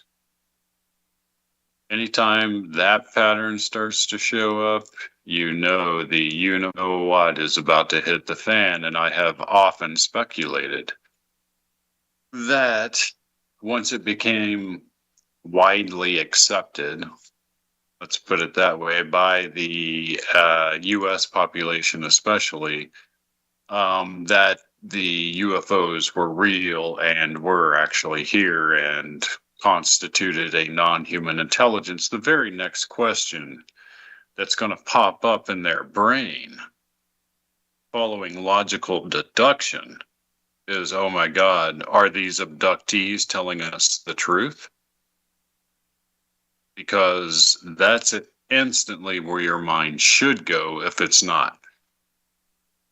Why? Because the abductees are the only glimpse we have behind the curtain. The abductees come back with memories of their abductions that can't quite be covered up. And because of that, we get a fair glimpse of what's happening in the so-called alien-human hybrid program, often just referred to by the aliens as the program. And, Richard Dolan made the logical case using some pretty interesting statistical numbers that there's a case to be made that you could possibly link all UFO activity to a planetary-wide genetic hybridization program. And that, coming from Richard Dolan, should be a major wake-up call for many of us out there. But we will be talking about the works of David M. Jacobs, PhD, the man who wrote The Threat, which is probably the scariest book you can ever read. And he wrote a sequel to that, which chronicled another 20 years of alien abduction accounts.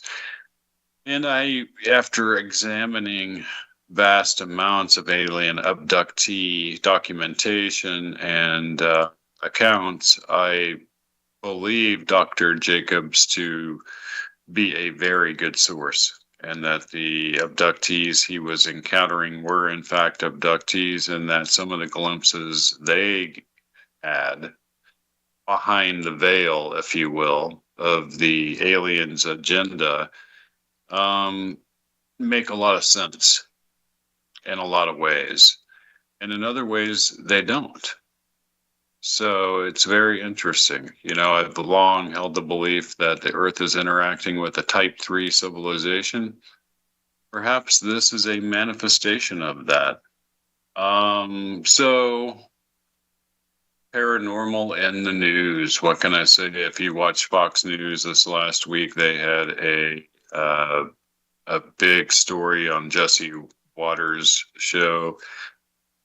They actually showed footage of Hal Puthoff from Stanford Research Institute, one of the main scientists involved with the government's UFO programs, and he was stating that he had seen and talked to people who had firsthand evidence that there were 4 separate kinds of alien life that they have remains of.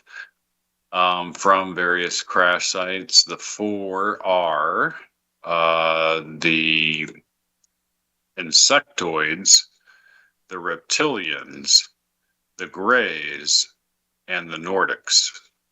Those are what they said, and that term was actually used on Jesse Waters' show. One of the biggest mainstream programs you could ever imagine is talking about Nordic aliens, gray aliens, insectoid aliens. And by insectoid, I'm talking about those praying mantis looking creatures that are reported so often by abductees. So in the hierarchy of the alien agenda, it appears as though the praying mantis aliens are in fact in charge of, and perhaps even created, the gray aliens to be really nothing more than a biological robot programmed by its own DNA construction in order to perform a singular task and only that task. Imagine being so advanced that you don't build metal robots. Come on, that's so like 1990s, right? You would build or grow a robot in a test tube of living flesh and bone, and your science, genetic science, would be so advanced that you could simply program that creature through its DNA to perform any function you would like it to perform, and do so happily for the extent of its life. Imagine that. Because that's what we're dealing with, right? And so this bleeds into a lot of different areas. It bleeds into cryptozoology because you're talking about genetic masters, right? Have accounts of Bigfoot going back 12,000 years in Sumerian tablets, known as a creature called Enkidu, clearly a description of Bigfoot, linking it to genetic manipulation of a non-human intelligence. Flash forward to present day, what do you have? Non-stop UFO activity associated with the Bigfoot phenomenon. Like it or not, Bigfooters, I don't care, because I don't really traffic in Bigfoot groups anymore. They are too vitriolic and everybody's at each other's throat constantly. It is not worth your time, effort, or intelligence to interact with some of these groups that you find. I'm sure there's probably a few good ones out there that are private groups that have people that actually care about each other's research and aren't jealous and making fun of each other and undercutting each other and calling each other's hoaxers and etc. But that hasn't been my experience in the crypto, online, social media, if you will. So I don't really find the need. I've always done my own research, and in so doing, I do in fact analyze a lot of material that is presented on those groups. Meaning I do read through any kind of evidence that is presented. However, I don't comment on it. I don't interact in any way other than merely collecting it as a data point in my own research. So that sort of explains that. People probably wonder what my absence is from some of those groups, and that's why, is because I did not find it helpful or nurturing in any way to interact in these vitriolic ways with other people. I've got better things to do with my time. So, but back on topic, these entities, the insectoids, the praying mantis creatures, appear to be genetic masters, right? And these genetic masters appear to be the ones creating the hybridization program. That's really what it comes down to.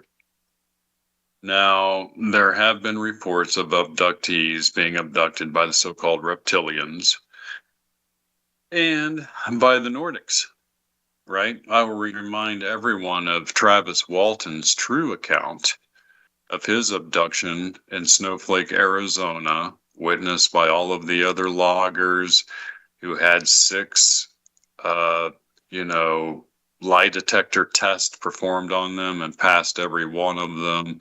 He shows up 6-7 days later and has memories of what actually occurred to him. Some of what occurred to him did not appear in the movie Fire in the Sky.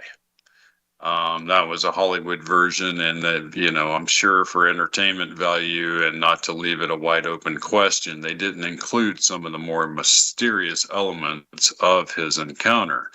But what really he describes is that at some point he woke up in a room on a table surrounded by gray aliens, and he started swinging at them. Had enough energy to kind of swing at them. And at that stage, they stopped. They all backed up. They turned, and they all walked out of a door that formed in the wall. The door closed, and when it opened again, there was what he called a man standing there, but with eyes that looked different. Deep, dark blue in a way that he had never seen before. Long blonde hair and very tall. This has been reported over and over again by many abductees. So what are we looking at here? Because it also appears that the Nordics are in control of and are utilizing biological robots that look like the gray aliens everybody talks about and that you see in Hollywood. So, it's interesting, guys.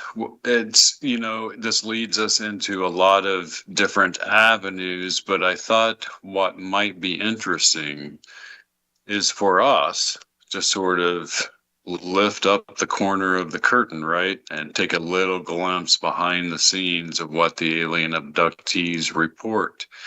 What if I told you that it appears as though the CIA is beginning to put it out there in the public, the idea that there are alien hybrids embedded in human society?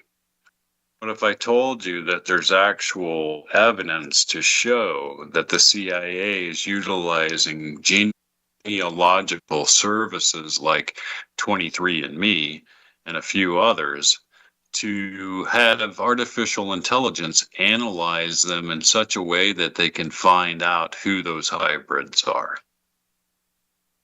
because that's what's happening right now as we speak.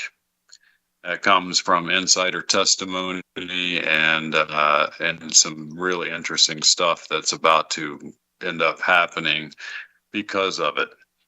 And what if I told you that some of the abductees report that some of these hybrids that are male are actually working as a security force of some kind to guard the other hybrids? And that it's quite possible that these alien hybrid security forces may have been responsible for missing scientists and a missing general who collectively may have been about to make a huge breakthrough that would allow for the final holy grail of all military activity, the weaponization of what appears to be interdimensional technology. Technology that the naval patents claim can, well, do nothing but merely bend space and time. Can you believe that? Look at the naval patents. Just ask artificial intelligence. I would say Google it, but why Google anything anymore? Ask artificial intelligence in any form that you have access to it about the Navy UFO patents and Dr. Salvatore Pais. You will see some amazing stuff, right? They claim that they have a device that can literally alter the fabric of reality. That's their words, not mine. Coming from the U.S. Navy. It's all there. People just have to look. And a lot of people don't really want to know. When it comes down to it, otherwise they would literally be data mining this stuff and able to see all of these connections. But when you can bend space and time, you can create the ultimate weapon. If you can create your own gravity, which is what it takes to bend space and time, you can create a weapon of such absolute destruction that what it's going to do is render you completely invulnerable to any opponent. You will rule this planet from that point forward. And how would you rule it? Well, you go around to every country and you just decimate their militaries. You turn off all their nuclear weapons because that's what these devices can do. And when they're defenseless, you take out the leadership. Yeah, you can control a whole planet. If you make a leap big enough with military technology that it constitutes a order of magnitude higher than what's achievable by any of your opponents, you are going to just clean their clock. There will be no resistance. That's laughable. So, yeah, it's the Holy Grail. Would you kill 13 scientists and a retired general to keep all that a secret? I'm betting yes. I'm betting yes. And all of the fingers are kind of starting to point in that direction, right? And we knew that this was coming. All of this was predicted by the Webbot, and it was predicted many years ago, and it was predicted that this would be the time when we would begin to see a never-ending cascade of evidence and efforts at public disclosure taking place. What I find interesting here is that people like dark journalists are saying that, yeah, and within that, there's this whole subplot being performed by the CIA to conduct it in such a way that they're going to present alien life as a threat and that they have the key to solve it. This would, in theory, keep them in power. Maybe even give them much more power than what they have right now. So, stay with me and we will delve into the dark heart of alien abduction right after our break. All right, we're on radio break. Great stuff, Jack. Cool.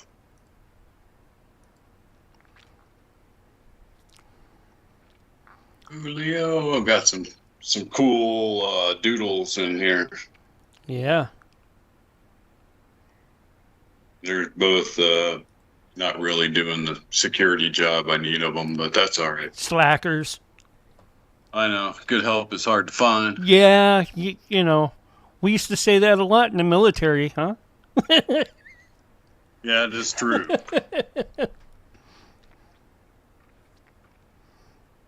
But I was in the silent service. They didn't even let me room with other sailors.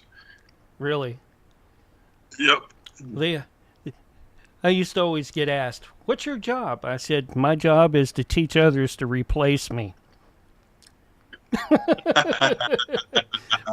Because I'm here today, but tomorrow I may not be. That, you know, so you better learn what I do. You know.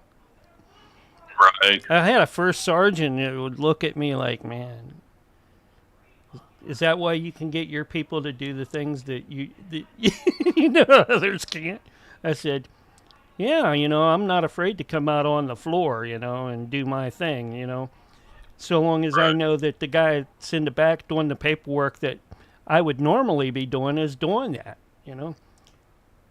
And, you know, if you can train them to do that, then, you know, you know, then, you know, they eventually come out of the office and say, "Hey, you're out here," and, you know, then you switch back and forth, and everybody knows what's going on.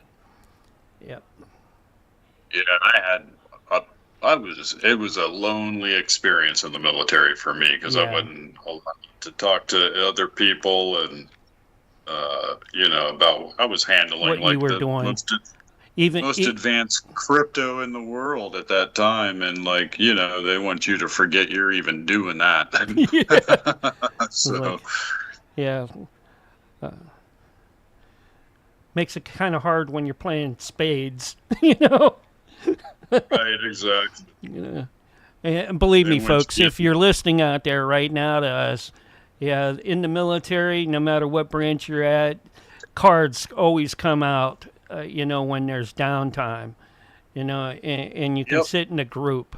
It doesn't matter if it's hearts, spades, or, you know, poker. You know, something's coming out, and it's usually something like spades, and everybody's like, "Oh man, he's playing again. He's gonna join in." And every time he says, "I'm going blind, Neil," it's like, I play all my cards. I just play them all. Like, there'd be some people that would be like, "Oh yeah, I want you in there, you know, to play cards with me because I know what you're gonna do." Like, that's funny. Yeah. There was no my strategy was dump everything, you know, and get it going, and just to see what everybody else would do. Because reactions are something to be, you know, to be seen. You know? Yeah, I remember in boot camp, somebody getting caught with a deck of cards. Boy, did they regret that. Oh, yeah. You can't gamble. You can't gamble. You can't have that. OG Scary Gary in the Kick Chat. Welcome in, buddy. Got Paranormal Intelligence Agency on with Jack Carey and me. Yeah. Well, we're getting about 30 seconds and we'll be getting going again. But, yeah, I'll send you the link to Duke's channel. I think you might like it. He's got some interesting stuff going on right now. I'll check that out for sure. Yeah.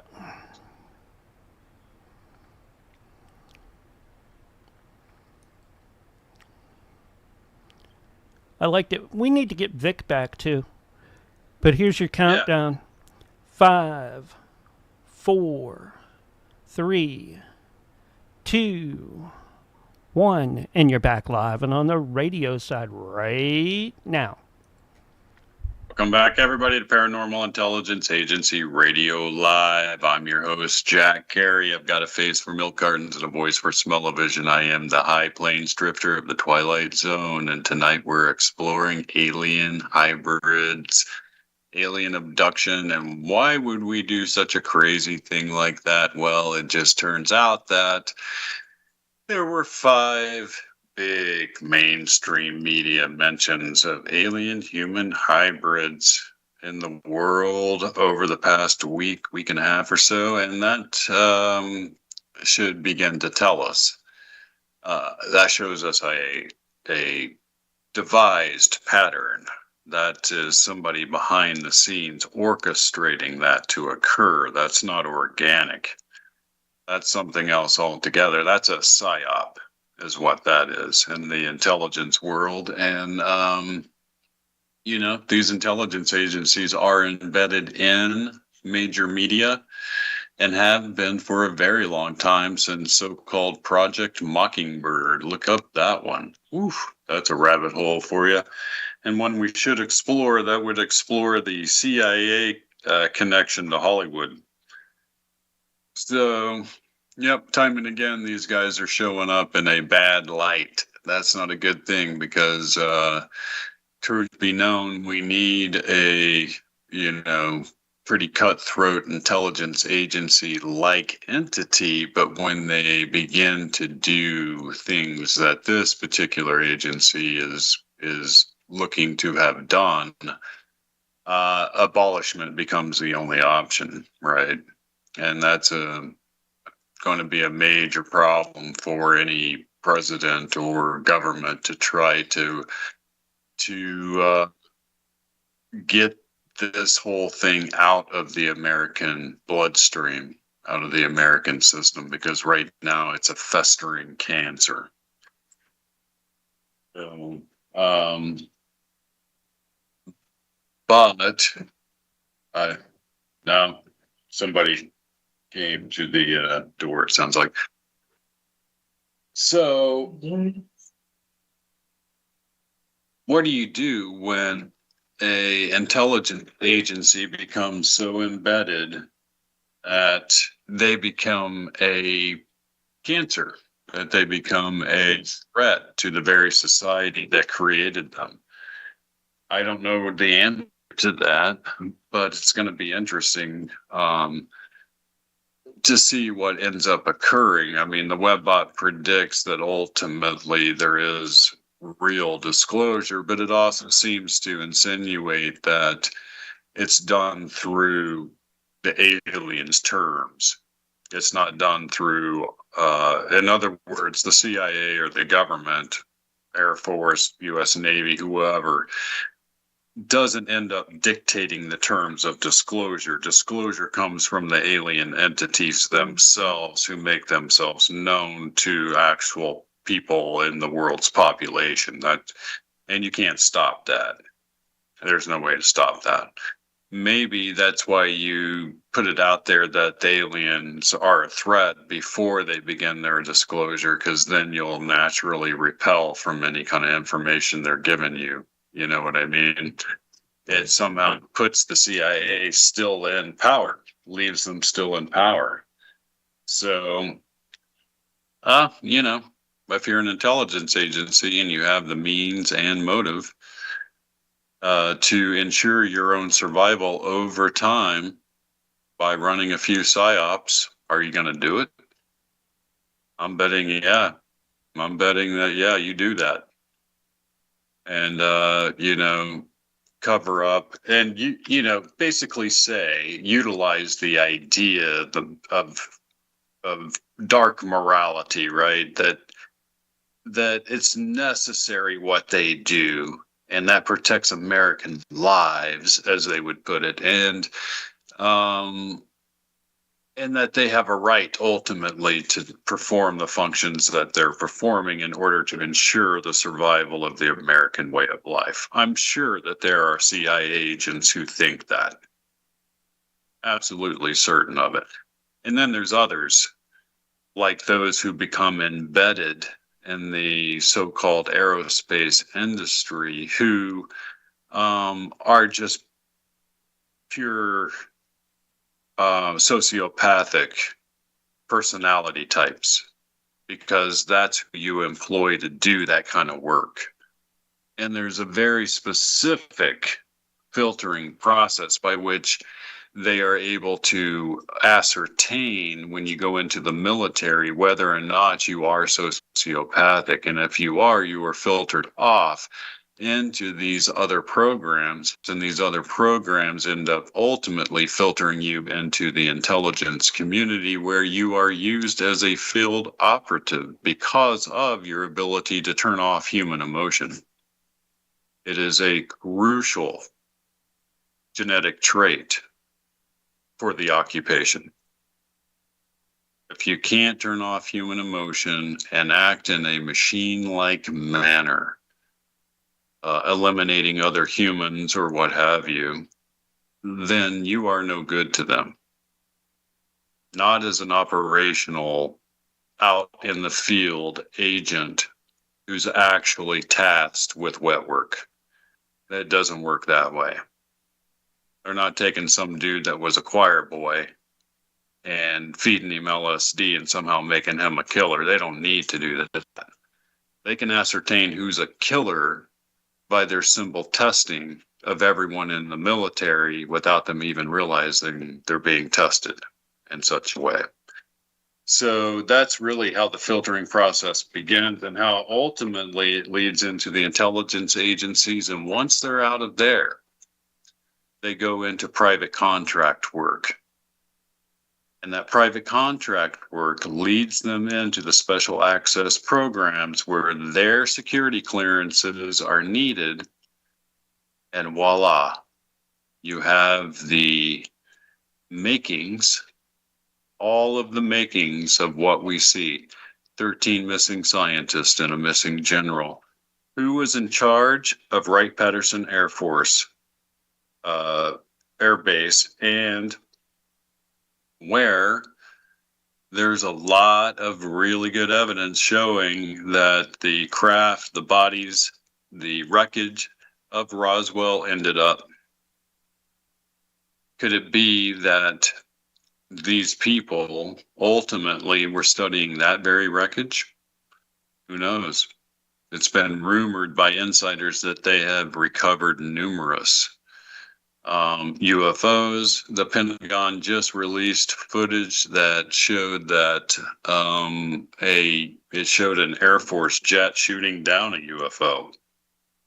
That was fascinating. We have insider testimony from a Special Forces helicopter pilot who claims he was actually utilized in order to retrieve alien craft. And there's a lot of testimony out there showing that there have been numerous crashes. Why do these things crash? Well, we don't know.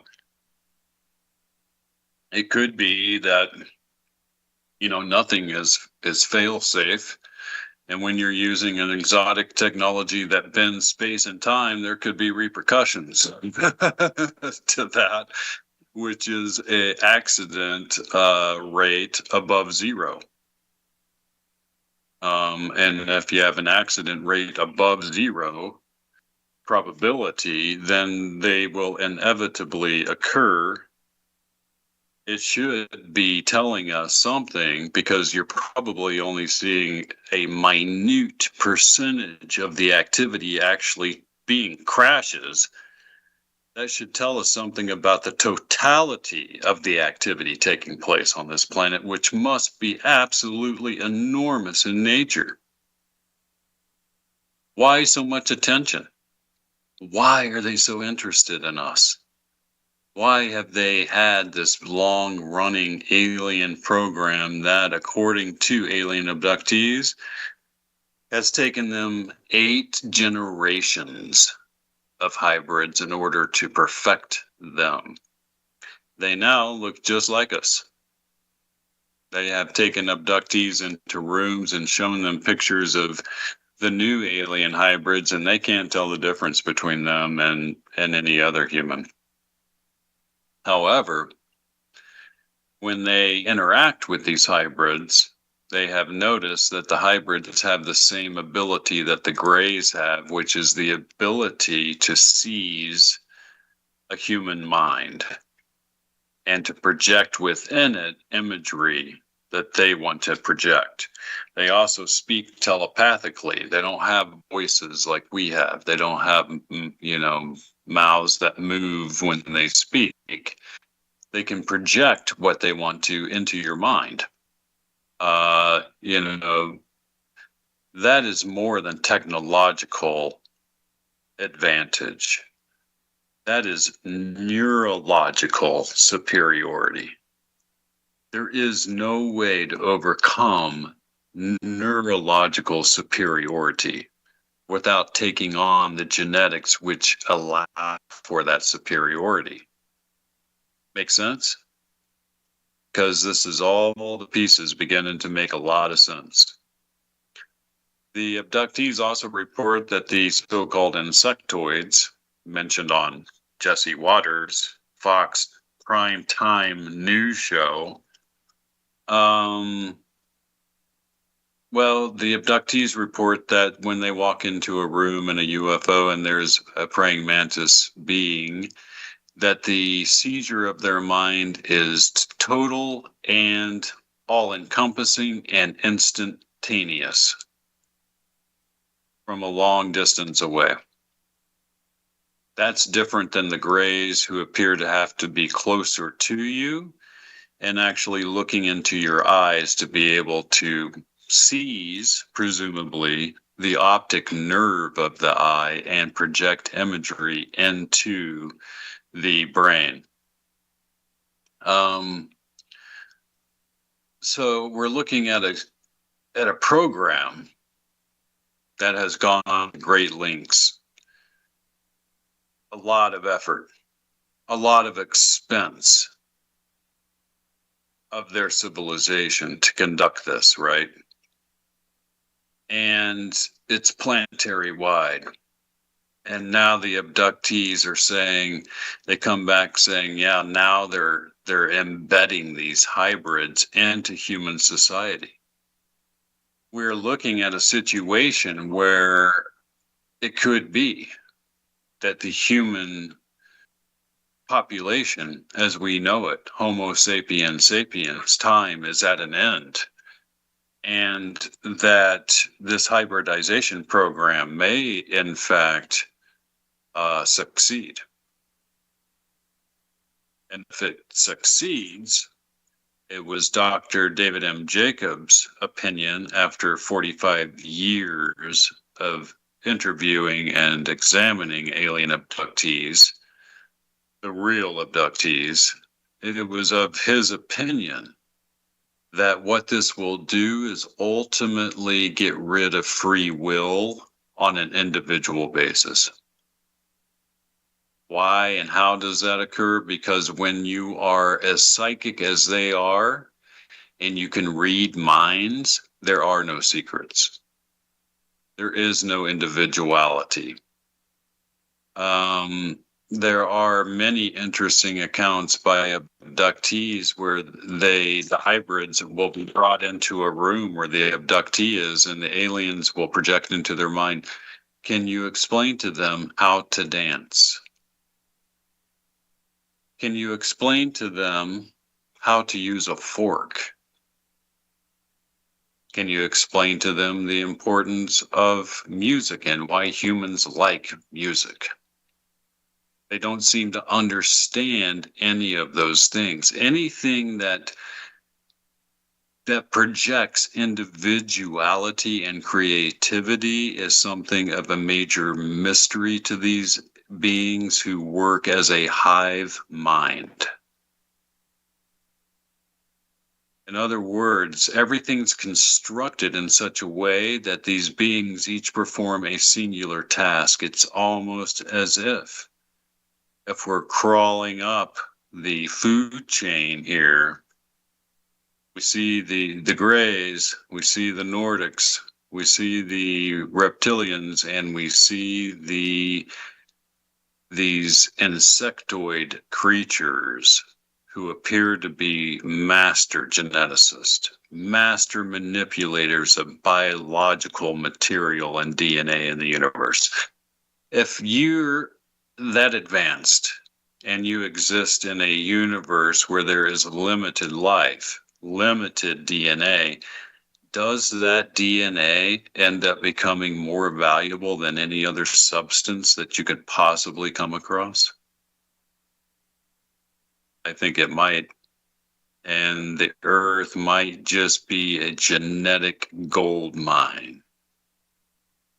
An absolute genetic gold mine. Maybe that's the idea behind the Garden of Eden, right?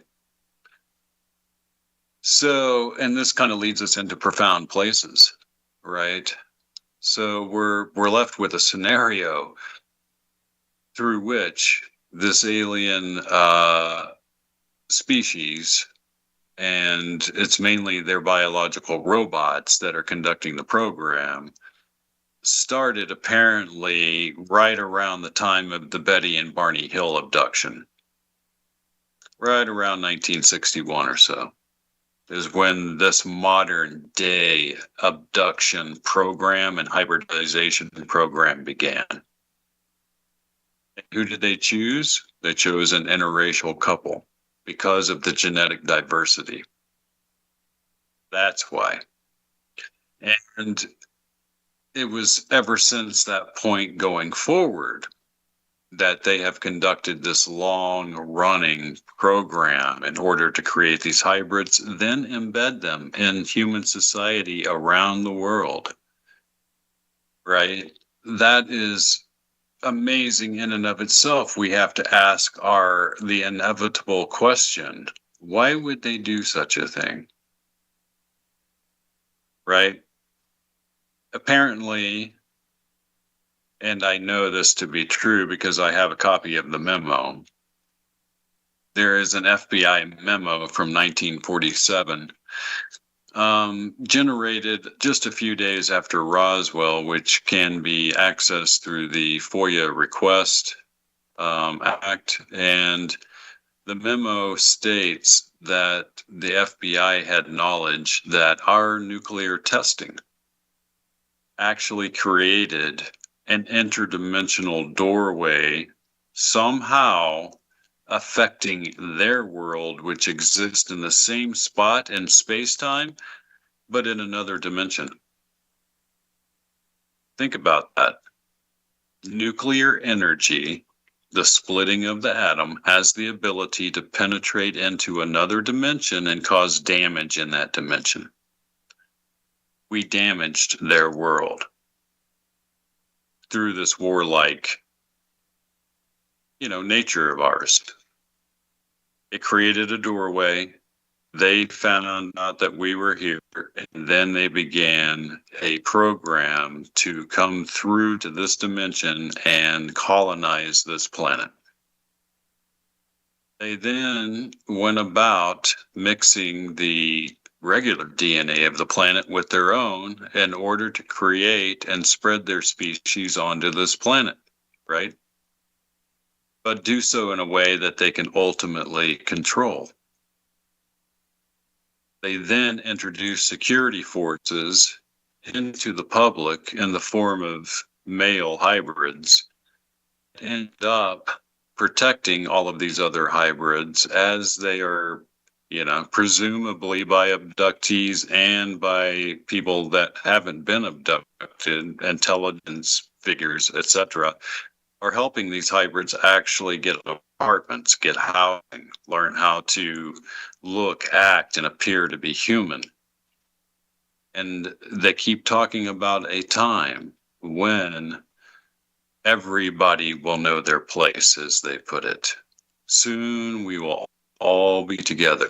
Soon everybody will know their place.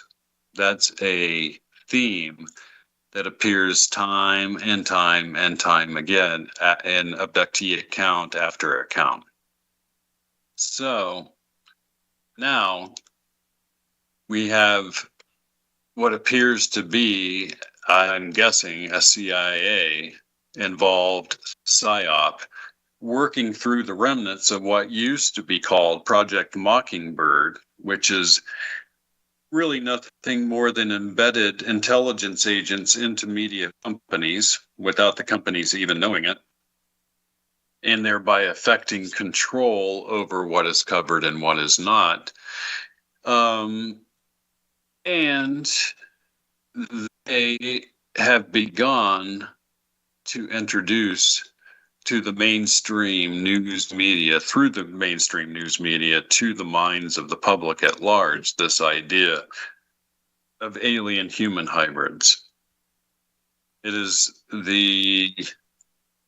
really the opinion of dark journalists and some others that are out there that people like Lou Elizondo are actually still secret CIA agents, and that they're conducting the PSYOP, and that, you know, their claims that their lives are in danger kind of allows them to step in front of the story of the missing scientist. Oh yes, the missing scientists this was because of UFO disclosure, and oh, by the way, they're after me now.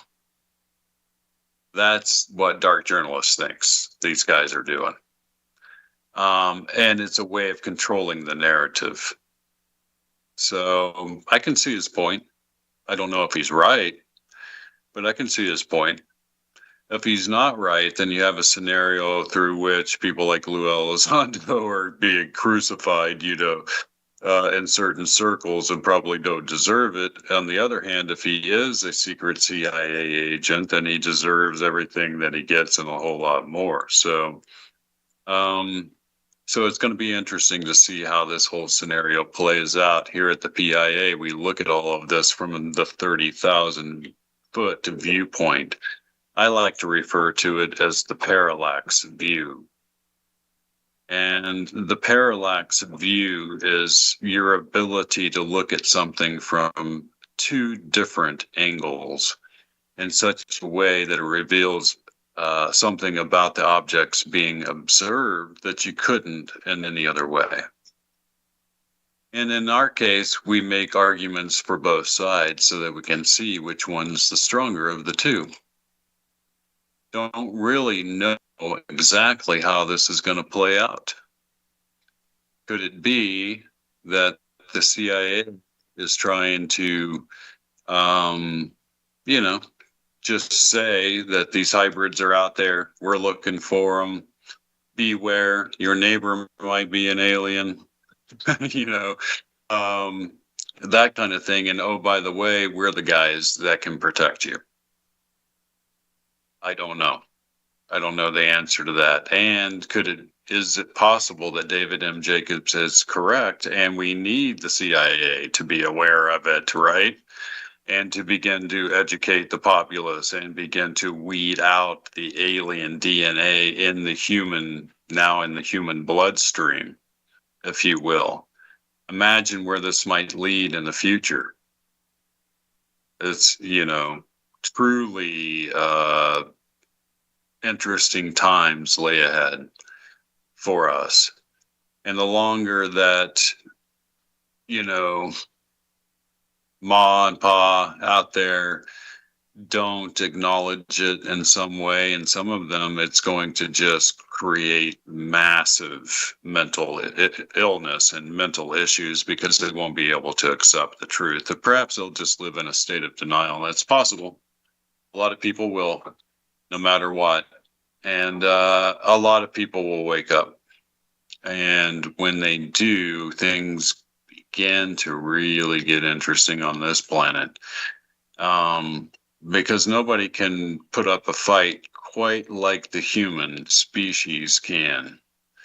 And I think, bringing this whole thing full circle, if we were genetically manipulated over time, for eons of time, right? That's what a lot of people think. How is it that we're still warlike? That's a pretty good question. Could it be that we were created to be warlike, and that there is another use for us somewhere in the dark corners of the galaxy, there could be the Type 3 civilization waging war with another alien life form, and we're going to be farmed into the military of that. The exotic theories we go down. But you'll have to join me next week, guys. We will actually explore another amazing mystery, another rabbit hole, the architecture of a rabbit hole. And until then, I will see you on the radio. Great job, Jack. Great show tonight. Cool, thanks. Yeah. Trying to get everything going here, and hold on until I clear TMV Cafe. Sure. And we should be good to go here pretty soon. Yep. Got that going. So I'll get this up and out, and I'll catch up with you later on. You know? Sounds good, brother. You have a great one, all right? Right, you Nancy's as well. got some good stuff coming up tonight. If you can come in with us, that's great. Okay. All right? Sounds good, man. I will, if I can, I will be there. So. Okay. I'm going to head on out of here, and I will catch up with you in a little bit. All right? Okay. All right. Sounds good. Take care, Jack. You too. All right, that was Jack Carey. Coming up is the VIXEN'S Vault. I am going to get them up and doing a short pre-show. Let me get everything switched over so that I can do that.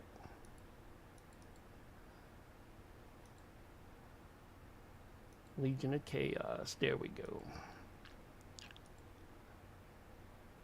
And I'm going to get them up and running in the lobby.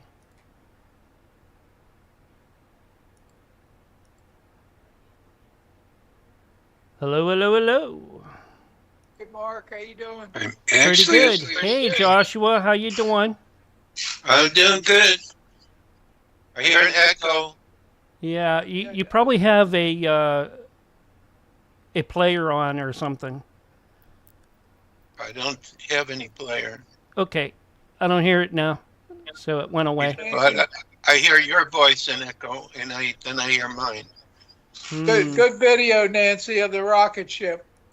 Oh, you liked it, huh? Yeah. Yeah, I didn't go out. I say a friend of mine went out, and she did she had a video also from the Payne's Prairie. It was neat stuff. Yeah, I wish I would have gone out, but I just was too tired. Because I had an appointment. You could literally see the booster dropping from that. Oh, I mean, it that's was cool. so clear. Yeah. Joshua, I think the problem is you have your mic up too loud or your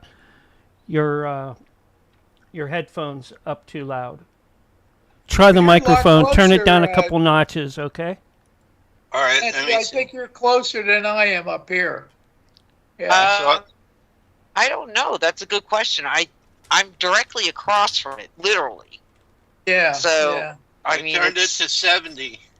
Okay, there you go. Do you still hear that? I still hear a little bit of echo, but it's not as bad. Yeah. But I hear myself also echoing.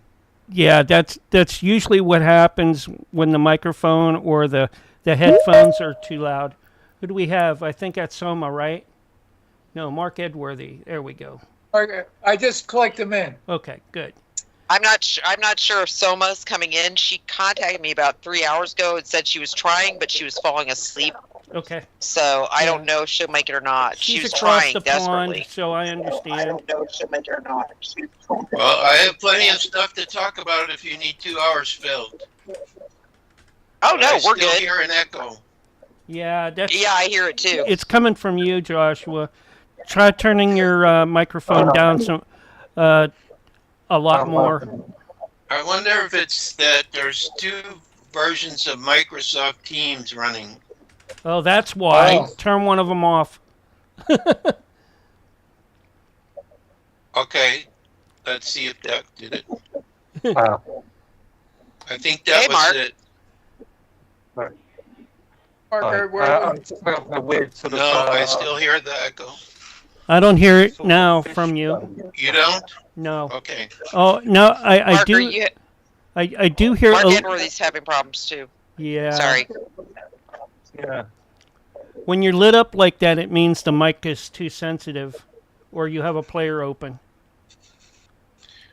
Well, I don't know what a player open means. Let's see that if means I like turn everything else off. If you have like Facebook or one of the other. Oh yeah, Facebook's open. Turn those tabs off. Okay. Edworthy, you're blinking too. I don't know why. Okay, Facebook I'm is not- off, but I still hear the echo. What else do I have on? VIXEN'S. Yeah. Okay, I'm turning off Google Chrome. That's a speaker feedback. Yeah, that's speaker feedback. All right, you got coming down to 30 seconds.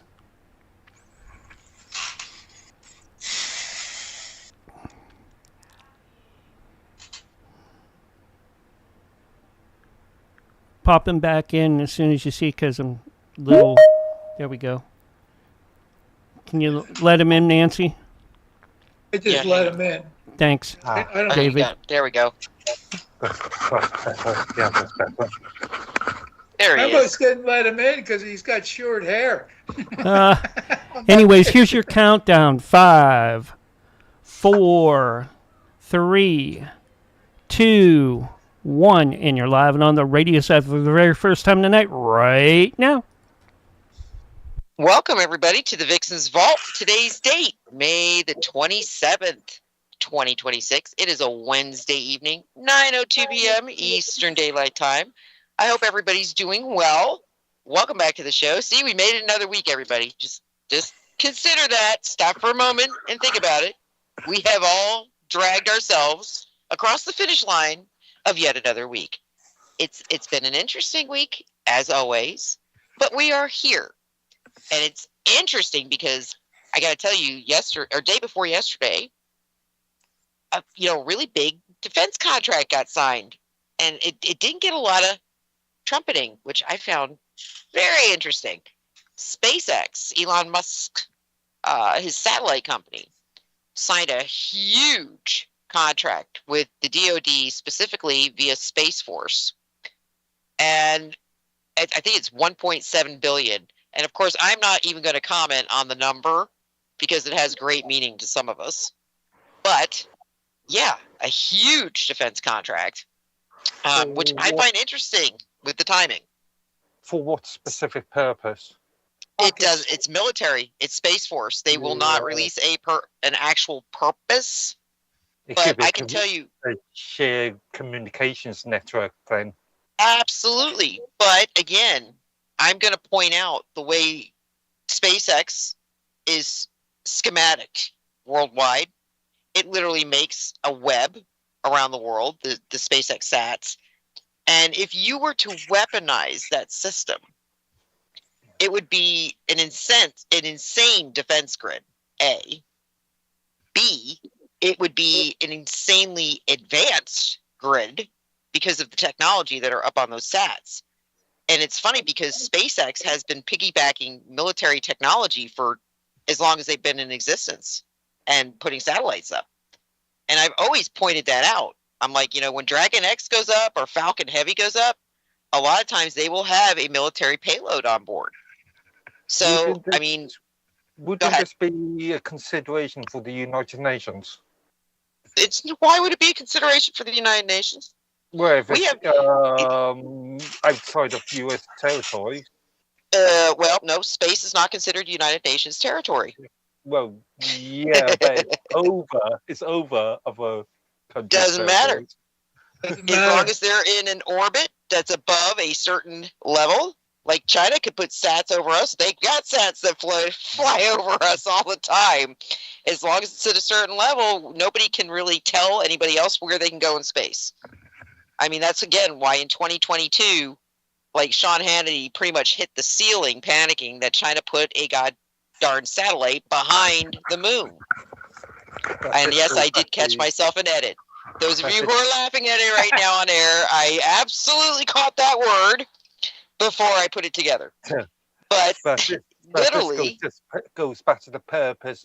Goes back to what is the purpose of the contract? Well, because it's DoD and SpaceX, it goes under national security. And when something goes under national security, that means for certain eyes only, and that would not mean the general public's eyes. I have a feeling it has to do with the Golden Dome that Trump is initiating, if it's not already in play, because Trump has this habit of kind of mentioning things after the fact, which I kind of like about him. To me, if they were putting a Golden Dome up and he actually talked about it publicly, which he has, it's already there. And again, I say that because that is the way it always functions with any kind of technology. When they start talking about it, it's already done. It's already there. It's already happened.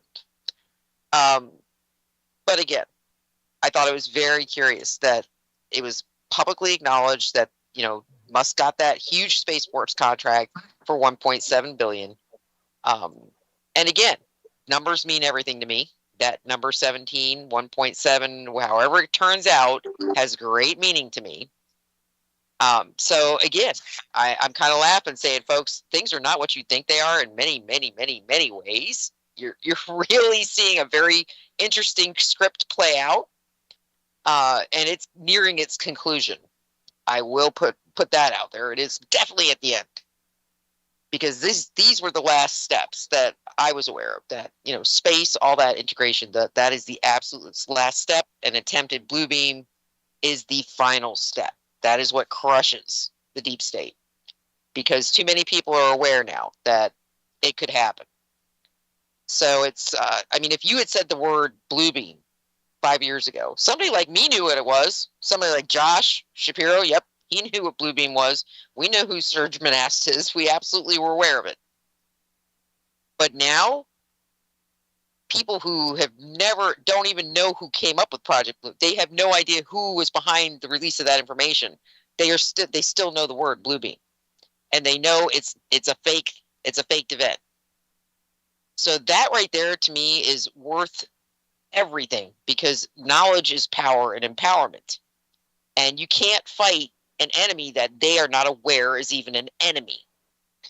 So at least now we have some awareness. We have people at least consciously aware of some of the games that could be played, have been played, and will still be played. And that's really important, because especially to the hyper-religious, if there wasn't an awareness of what Blue Beam is, can you just imagine that? Just imagine that suddenly you have these completely realistic holographic images all around the world that are being broadcast, and they're religious icons speaking to the people in their native tongues regarding their native culture about combining to a one world belief system, and that God isn't what they think. It's a one thing, and they need to have one belief and one government, because that's what Blue Beam is. That's exactly what it is. It's the push to basically convince people that, their separated religions are crap, and that they all need to follow one figure, and that would be under the guise of a new world order, a one world government. That might work in certain demographics, but for Mark, most if people have... we live in a very secular sort of time. But it's not just the visual, my love. It's audio.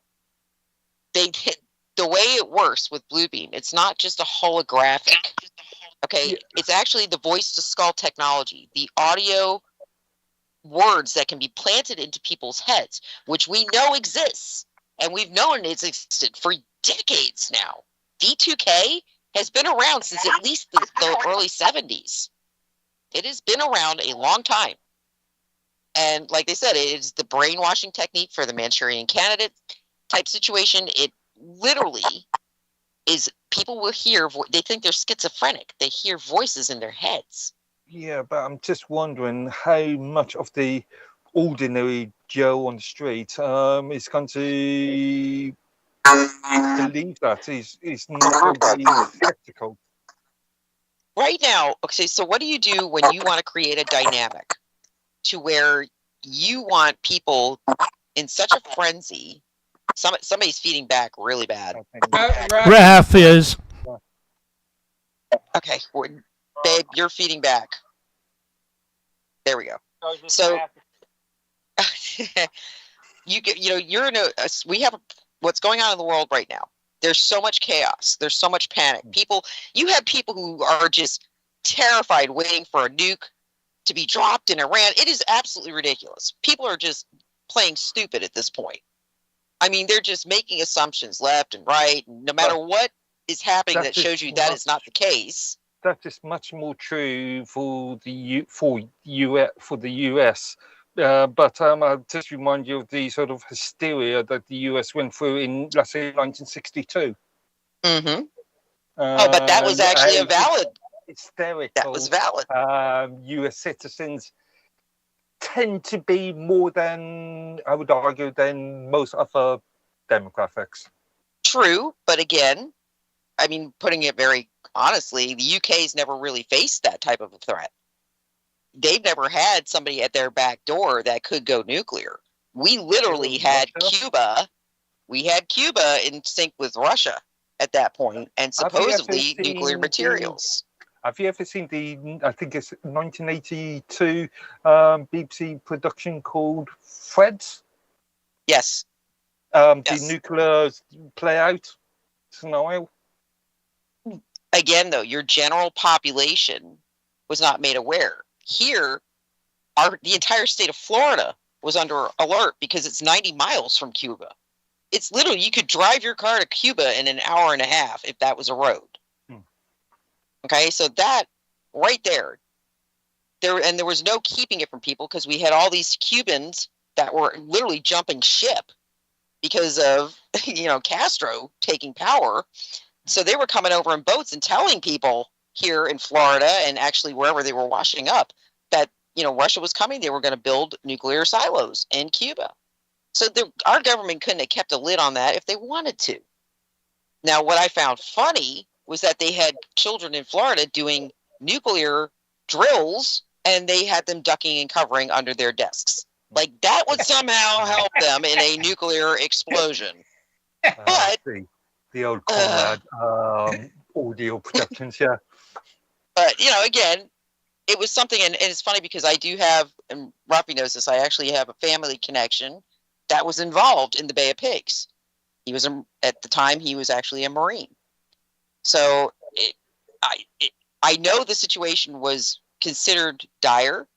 I do not know how much of it was strummed up by three-letter agencies to create a panic, because they are known to do that. I do know JFK was livid over what happened in Cuba because there was bad intelligence. And it's funny because we're seeing the same thing playing out in Iran in a lot of ways where there's a lot of bad intelligence coming into the White House and it's causing problems. Like I said, that school with little girls in it that got bombed, that was Israeli intelligence that said, oh no, it's a military site. So we acted on Israeli intelligence and had mud all over our face. And again, kids died. So I do not trust three-letter agencies. I don't care what administration we're in. Don't give a crap. They function on their own. They have their own leadership that has nothing to do with the White House. So again, I think you're seeing a very, very carefully choreographed dance play out right now and it has to do it this way because if you're going to catch all of it, yep, it's got to be done the way it's happening. But with that being said, and, I've got Josh Shapiro with us tonight.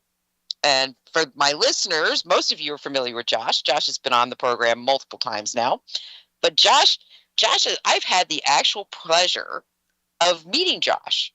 And in fact, Raphael was with me. We drove over to Tampa. Josh was actually at a crystal shop in Tampa And I actually got to hang out with them all afternoon. It was a great afternoon. In fact, Kate Rose, who's a very good friend of mine now, she was there that day, and she and I are still, friends going back and forth. And so I made lifelong friends after that day, and I got to hug Josh, which was kind of awesome. Oh, such a thrill. Such a thrill. Yeah, I'm sure it wasn't, but thank you for that.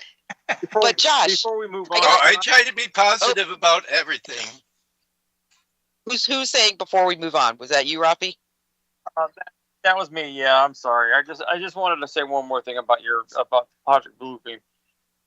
You got two sides of that. You got some people that are so oblivious as to what's going on with the technology that we're talking about and everything else, and they're even if they're not deeply religious, they will stop and drop for this thing. They're basically they'll fall in line with it, because to them it's like Plato's cave. All they've known all their lives are shadows, and all of a sudden they see the real thing, and now they think they're seeing God. So you have that one side. You have the other side that says, well, if we've had it wrong all this time, why should we believe this? And I think those are going to be the two ideas coming out that are going to be in conflict going forward. Well, what I find... Go ahead. Finish your thought. No, it'll just be interesting to see how it plays out. Well, it's something I find very interesting too, that it's kind of a layer on top of a layer with Bluebeam. And that was the timing of Scientology emerging as a quote unquote belief system, religion, cult, whatever you want to define Scientology as. Because that L. Ron Hubbard actually began his little journey with Scientology right around the same time as all of these interesting things were coming out about Eisenhower meeting with aliens. I mean, we spoke about this last week about, literally what actually happened when Eisenhower disappeared in 1954. Who did he meet with? What occurred? Right around that same time, L. Ron Hubbard makes the bet that he can come up with a religion that everybody will fall for. And it just happens to be based on what? Aliens. And again, there's a lot of Scientologists, Rafi, a lot. And they have incredible amounts of wealth.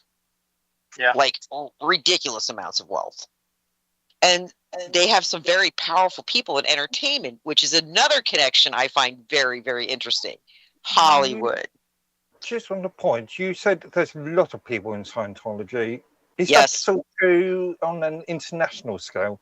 Yes, it is. But I can tell you they have been kicked lock, stock, and barrel out of several countries because of the control that they have. Scientology, it works kind of like the Israeli banking system does. It goes in and it buys up as much as they can, and then it influences the local authorities and local culture to bend to their will. And I can tell you that because I have the Scientology national headquarters about 35 minutes south of me in Clearwater, Florida. And I can tell you they own entire street blocks in downtown Clearwater, Florida, which is a large city. And I mean, you walk into their perimeter, yeah, you will regret that. And they don't just play with reporting you to the police and all that. Oh, no. They will send their lackeys to your house. I mean, they get away with so much stuff that they should not be able to legally get away with. They threaten people. It is horrible. It's horrible. But these are the group of people who believe that they are the reincarnated souls of aliens and this and that. And it's funny because it kind of fits in with the Bluebeam motif. And I'm like, was this all like the preset? Was L. Ron Hubbard like actually CIA or working with the deep state at that time? Because we know they existed back then. Was this all part of the play for what they're going to pull? Because again, and let me tell you, Scientologists are BS crazy. They are nuts. I mean, Tom Cruise gone all crazy. Do you remember him on the Oprah Winfrey Show? going nuts about, oh God, what was her name? What was the girl was it Penelope?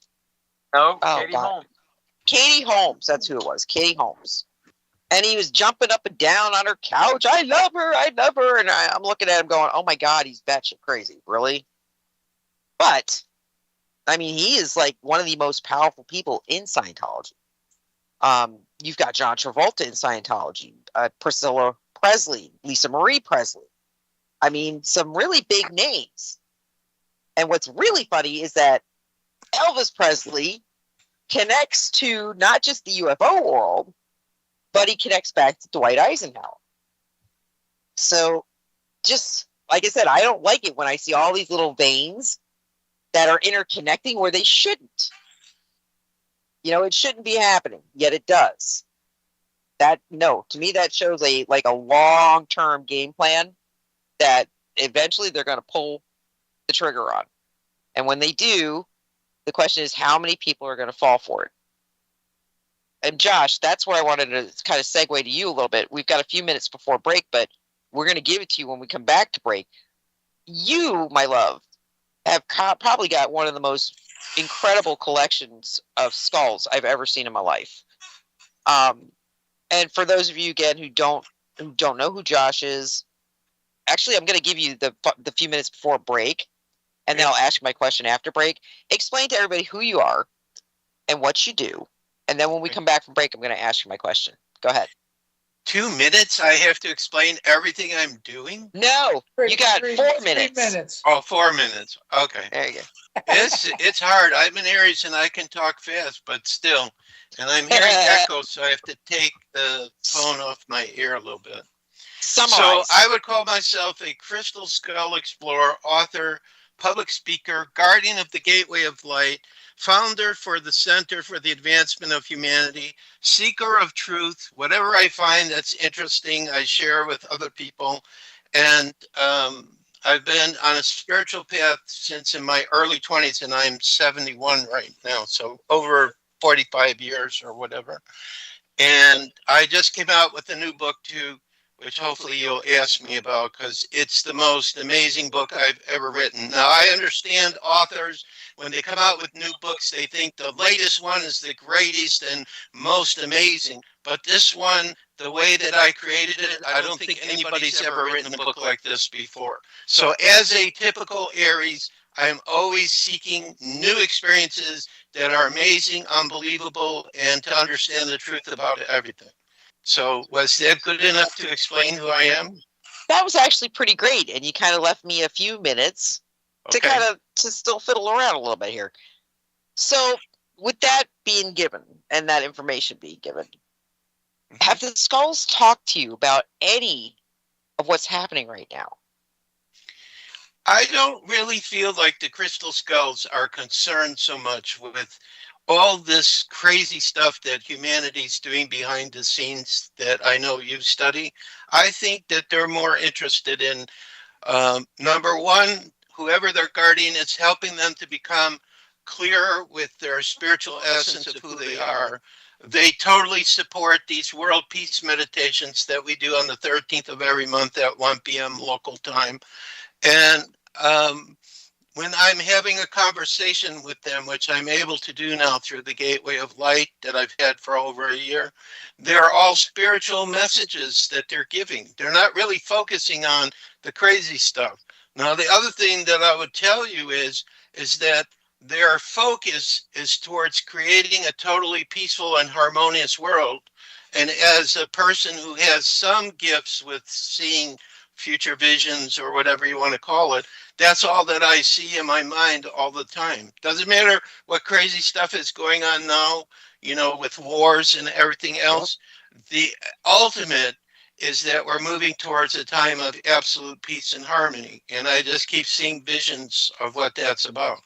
So actually, the crystal skulls, for me, it's more positive, healing, helping people to become more in touch with their spiritual gifts. That's the way that I see them working. Not really. Now, one other thing, I'm sorry, Katrina is in spirit. She's always next to me over here. She says they are also involved in prophecy. that sometimes there are people who are sitting with crystal skulls. They'll go into an altered state. They'll start seeing prophecies of the future. But all the prophecies I hear about is always in a more positive way. Like whatever it is, the challenges we have going on now, they're going to find a way to resolve themselves, go in a completely different way that we can't even imagine right now, and take us into a time of total peace and harmony. Like, all right, for with that, example, I got the it. first Wait, crystal skull I Josh, saw was Josh, an amethyst one in San Jose, Josh. California in 1983, and that Let's was take the a break. message I received Yeah, from a I'm picture trying. of it. Josh, We're I was going to going to say, help you create world peace. That's why we're returning. That was the message. I was going to say, I've got to take us out to our first break. So, hey, hang in there. Hold that thought, Josh. Hold that thought. Absolutely. With that, guys, we will return in just a few moments with the Vixen's Vault, and we'll continue on with that thought process. Hang in there, guys. We'll be right back. We're on radio break. Sorry, Mark. Yeah. So, Mark, are you hearing me with echo or Yes, I hear you with echo. You there's nothing I you can have do. a I've turned tab. everything off. You have a tab or something open that's creating a loop. Okay, let me see if there's something else. I don't think so. You got to mute your tabs at the top. If you're Yeah, I understand that, but I turned that on. And what Where do you is have? what I'm looking- Do you have any other browsers open? Well, that's what I'm looking. There should only be one for this. Okay. The only other thing that I can think of is your mic is still up too high. I don't know. But you go into your sound settings through the control panel and lower it at recording. You know what? He could be, because he's on a headset, Yep. he might have his mic engaged to the headset, but his speaker's on the system. Yep. That That will too. cause a feedback. That will cause a feedback. I can take off the headphone if you want. Yeah. You can try that and see if it's a better. Yeah. Now I can't hear him. That's what happened. His mic was engaged to the headphone, but his speakers are not. Yeah. He's got on mute. Right, speakers are on. There we go. There we There you go. Okay, so we'll do that then. No, I got the echo back again. Well, let's see if I turn this down. I Mark, turn the redundant. microphone down. What you got to do is, I think you have two microphones going at the same time. You have to. Yep. Oh, there is no other microphone. Actually, it's gone. Pretty good. He turned it down. The echo's gone. Are you there? I'm still here. Okay. Yeah, that echo's gone. Yeah. Okay, I turned it down. That's much better. All There right, we go. now let's talk loud. No, we can hear you perfectly. That's Yeah. the thing. Can? Okay, good. Oh yeah, we can hear you. You're loud and clear. Yeah. Okay, That's excellent. perfect. And you got to be more comfortable too without the headset. Yeah. Absolutely. All right, let me go back to. You can turn that on. Uh-oh, what was that? Oh, ow. That was setting. Oh, that's feedback. Yeah, Sounds that's. like Yeah. sonar. Sonar. I'm getting feedback That's from. feedback. Yeah. Yeah. Shouldn't be. Okay. There we go. And if Rafi and I get popped off, we're getting absolutely poured on right now. Yeah, I was gonna say. I saw that coming in down there. You're gonna get hammered. Yeah. Dude, we've been getting hammered like every day for the last like 4 days.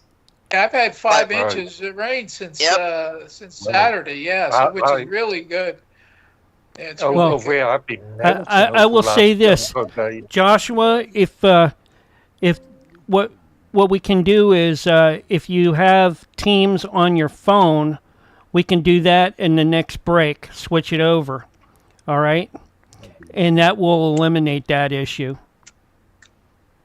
To use the phone? Yeah, you can use your phone. It's an app called MS Teams, and you can come in that way. But you have to shut down your computer to do that.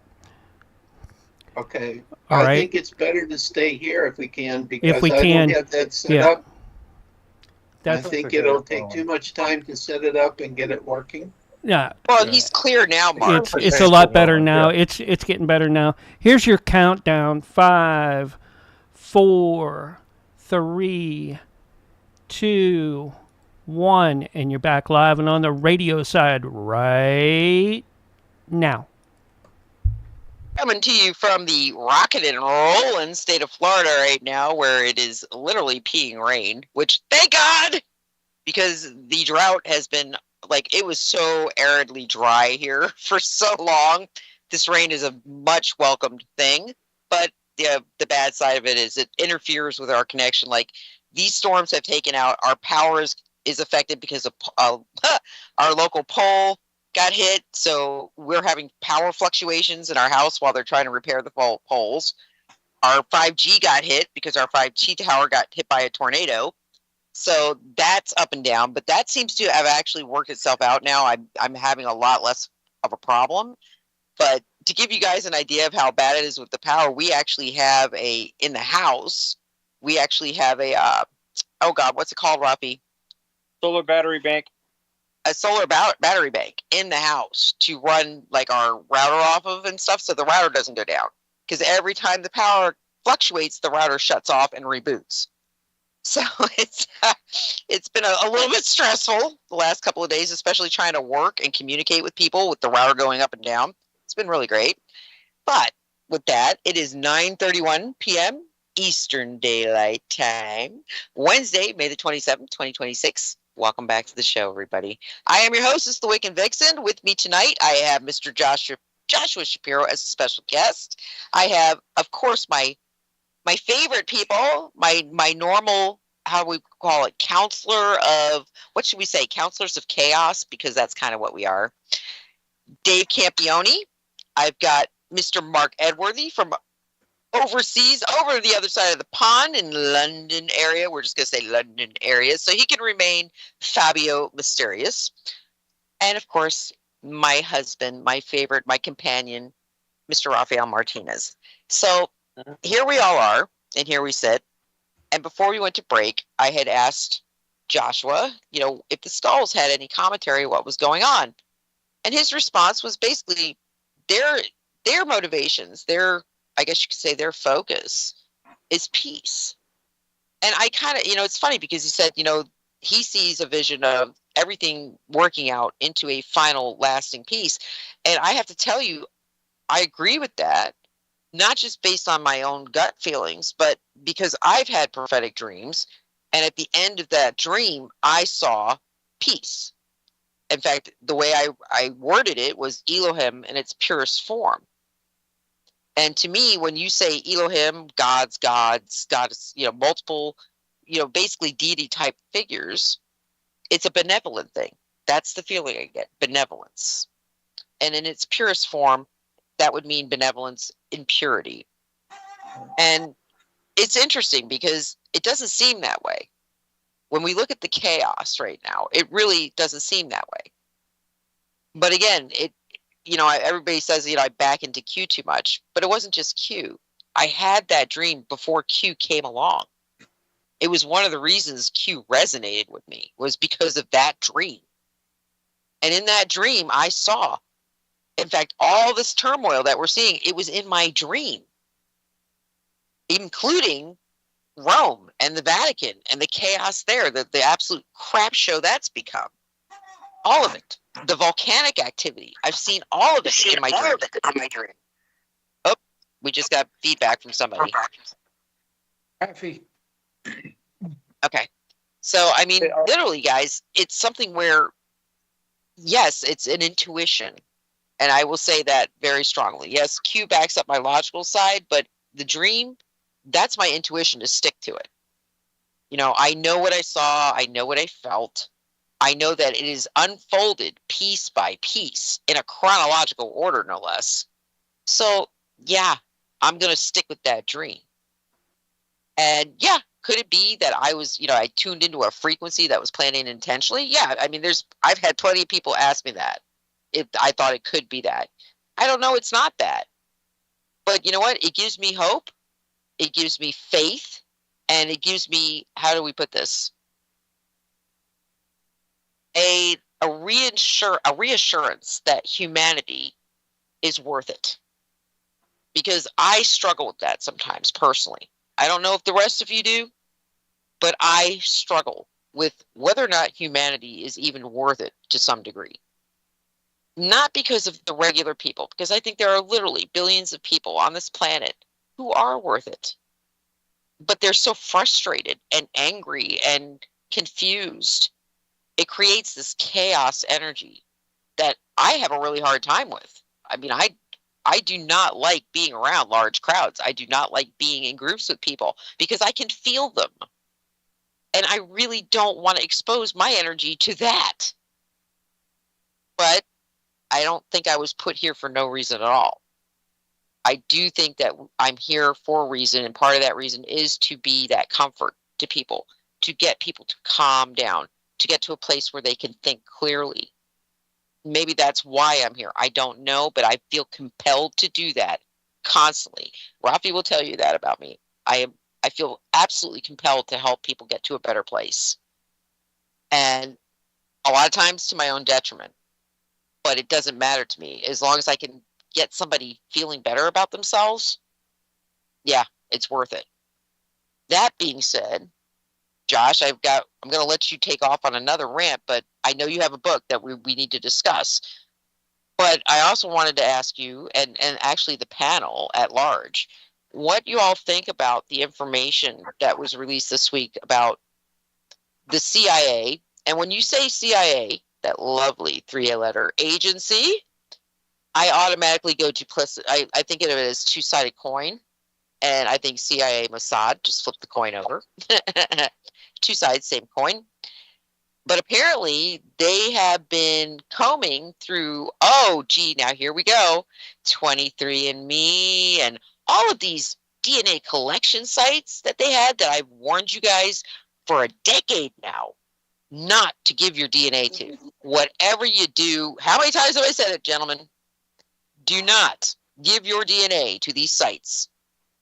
Why? Because your genetic code is the one thing you've got that they cannot take away. Okay? It's yours. And there goes the feedback. Josh, that's you. There we go. Oh, there we are. That's better. I mean, so what we found out, what has gone public, is that the CIA has been combing these sites and pulling DNA, and what they're looking for is fragmented alien DNA within humans that have registered on these sites. And there are some, unfortunately for the CIA, there are people who have stepped forward and said they have been confronted, that they had people show up at their door. So, again, I actually believe this article. I don't think this is false. I think they are combing for something in the DNA. I think that's absolutely what the COVID, jam your brain tests were all about. I don't think those tests, the PCR, that had nothing to do with a virus. Absolutely freaking zero. And I can tell you that for a fact because I've been in the industry, medical side of things, long enough to know. All you need is a drop of saliva. You do not need somebody's brain tissue.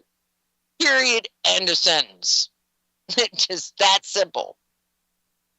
So again, when they were doing those PCRs, they were collecting DNA. And it amuses me that US citizens, a lot of US citizens, are so concerned about things like the Harper laws. The what? The health reporting. Oh, HIPAA laws. HIPAA. Yeah. Sorry. I was like, Harper. But willing to provide their data to private sector companies that already within the contract states that that information can be provided to partners and sold upon and used elsewhere. Well, I mean, God, I love you, Mark, because you're so innocent in so many ways. You really are. You really are. I mean, you are so by the book, by the law, and you don't understand that those laws do not apply to the people at the top. They only apply to people like us. Yes, people but, at the top. You, the customer, agree to having your data transferred to. But again, partners. the customer is not given a choice. Either you get the health insurance or you don't. No, I mean, in relation to these DNA. Mark, it's all just like the terms of services. People don't read that stuff. Well, it's not just that, but even like, okay, so best example, 23andMe. Okay, these people signed these contracts and had their DNA collected by 23andMe. And by the contract, they said it was protected information under HIPAA, that nothing could be disseminated, their data could not be sold, it could not be shared with partners. That's what the first contract with the 23andMe said. But then guess what happened? 23andMe got sold to China, no less. Okay, and that whole that contract, once the sale was complete, was no longer valid, and all of that information sat in the databanks. So again, folks, why would you give up? And here's the thing: they're not even accurate tests. That should have told you something. I mean, when you people were submitting, like I had a friend who submitted the DNA of his beagle, literally took the saliva of his beagle and submitted it to 23andMe, and it came back, 20% South Africa and 20%. I was laughing. It wasn't even human DNA. Okay, so again, that tells you that it's a scam in many, many ways, and that it's an alternative. There's an ulterior motive there for them wanting to collect that particular fragment of you. And again, if it was for the government, yeah, I'm sure what do you think? COVID had an absolute, it was, COVID targeted the ACE2 receptor. The only way you get information like that to be able to cross-collect and find out who has the ACE2 receptor, which populations are absolutely, open to that, is to collect mass DNA. So again, you've got DNA collection through multiple facets. You've got people volunteering it to these stupid sites.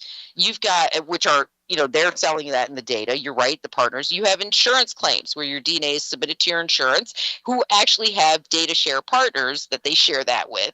You have people who have criminal records, have to give their DNA to the law enforcement agencies, who then disseminate that. They're selling that information. So again, even your biometrics. I'm like, you think your biometrics are safe? You're an idiot. No, they're not safe. I'm so happy that I'm a UK citizen. The General Data Protection Regulator, or European General Data Protection Regulation. Mark, yeah, no. I love you. But you guys are in for a very, very sad and rude awakening. Because if you think your information's safe, because it's in the UK and there are laws, let me introduce you to your Prime Minister. Seriously. Let me introduce you to the Mayor of London. Let me introduce you to the royal family. Literally, you guys have got big problems over there. And yes, the law is supposed to keep you safe, but just like we Americans found out in a very rude way, the law keeps very certain individuals safe, and the rest of us are fair game. And we don't have the money to pay the attorneys to figure it out for us. But with that, Josh, let me bring you back in, because again, the whole reason I went on that rant was because do you think that that's accurate, that the CIA was combing the DNA looking for alien remnant? And do you believe we have hybrids within society? And they even said they were looking for Nordics. That was the particular strand of DNA that they were looking for, was the Nordic hybrids. And it's interesting because, again, those of you not familiar, Nordics are actually one of the groups of alien species that are supposedly cohabitating with us on this planet, which I find interesting because it works into the whole Thor mythology. But again, do you think, given your connection, Katrina, the skulls, has any of this ever been relayed to you? Is there like a knowledge there that this could be true?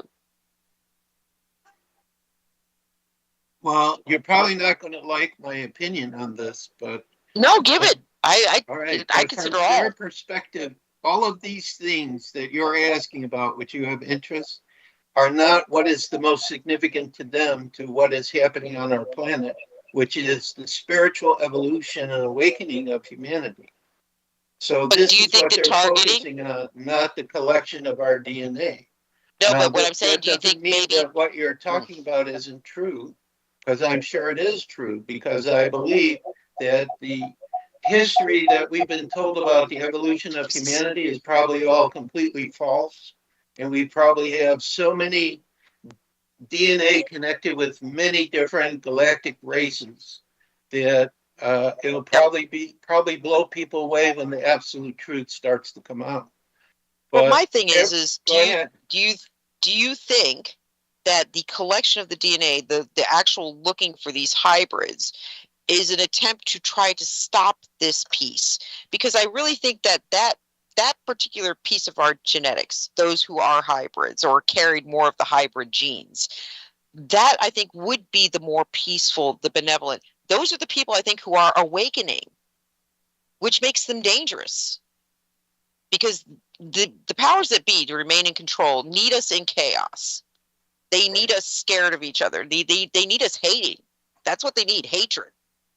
And I have to tell you, I think the people who are here that are becoming aware that they could be a hybrid, that there could be, it is because they have this want for peace. They have this want for benevolence. They don't understand the stupidity of the quarreling. They don't understand the war. They don't understand any of it. They are on a higher level.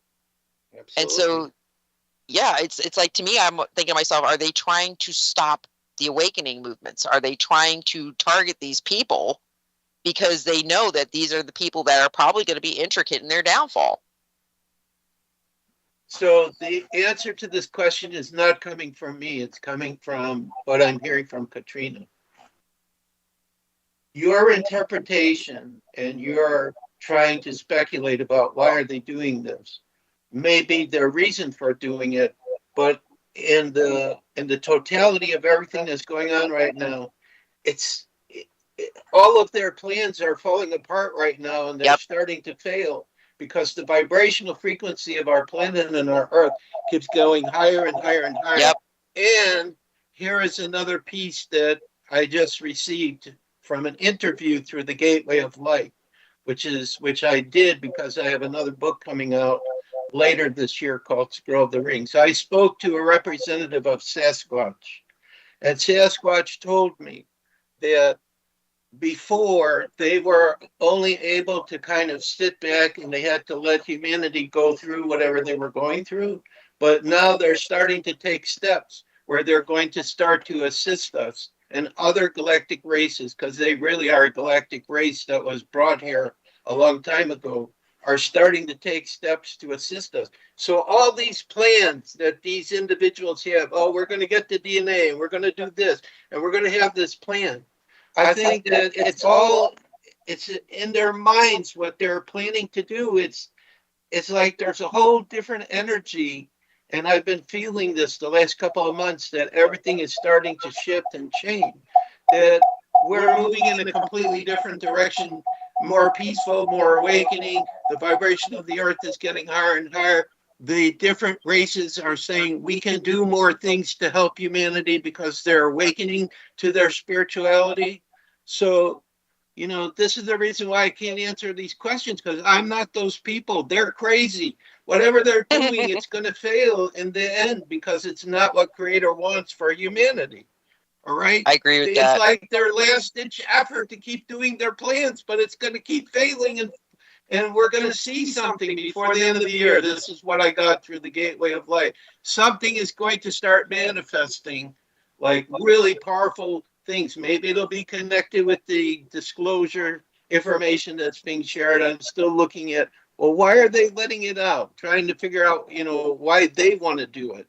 But I think that human beings that think they're in charge of this planet, they're not in charge anymore. Change is coming every day. Positive change, light. More people are waking up. All these volunteers came to the Earth, which we call Starseed. Mother Earth said, I need help to bring forward the peace. So from my perspective of everything I see, I don't even look at these things, because in the end, they're going to be meaningless. They're not going to have any value. They're not going to take those people. where they want to go. It's a temporary insanity they have that they think they can control, but they're not controlling it. They're losing everything right now. All right, with that though, Josh, I hate to interrupt you, but I got to take us out to an early break because we're having a timing issue with the room.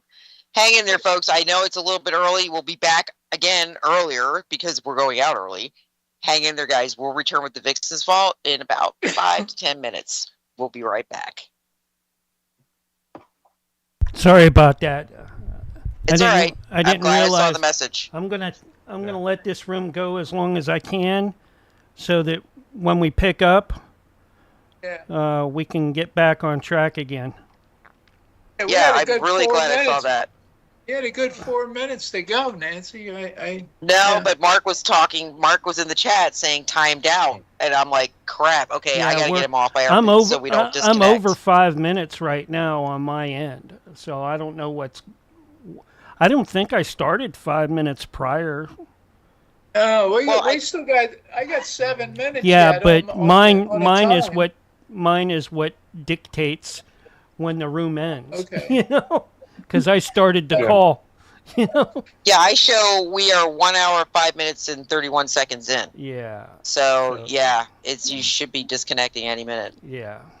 But yeah, I mean it's funny because Josh, I actually agree with you 100% on what you're saying, and I think it even plays into Looking Glass, because Looking Glass said that they tried multiple times, multiple ways to redo it so they'd come out on top, and they could not succeed. There's nothing they can do to stop the process that's going on. Yeah. Yep. Nothing. Yep. Okay. We just don't understand when the good things are going to start coming out that's going to change everything. I believe something has to happen this year, before the end of this year.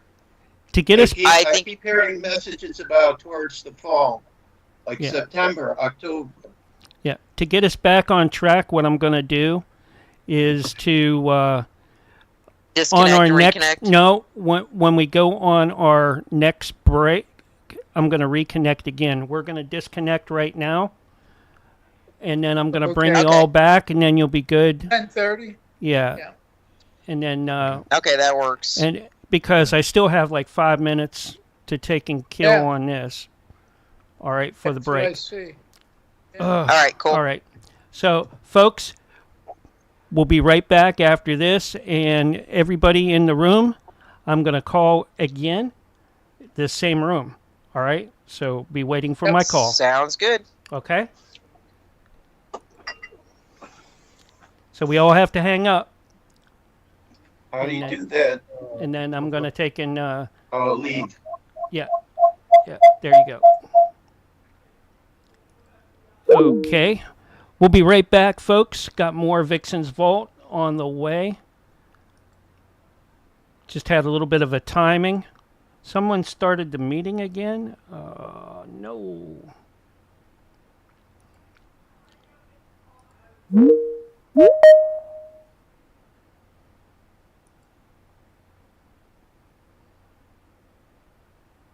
Hi, David. Hey, Mark. I don't. Yeah, I'm good. Yeah, I'm good. I had to. It comes back on mute, so I had a few seconds. It didn't look like you even disconnected. That's why I was worried. Oh yeah, I did disconnect. Okay. Yeah. Let me get everybody back. Yeah, and then back. I went back in.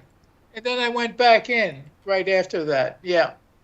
That's probably why it didn't look that way. Where is Joshua at? I'm here. Nancy's here. Trying to get Joshua Dave. back. Hey, Nancy, how are you, young lady? I'm good. How are you? Yeah, just I had a needle in my eye this morning, and every 2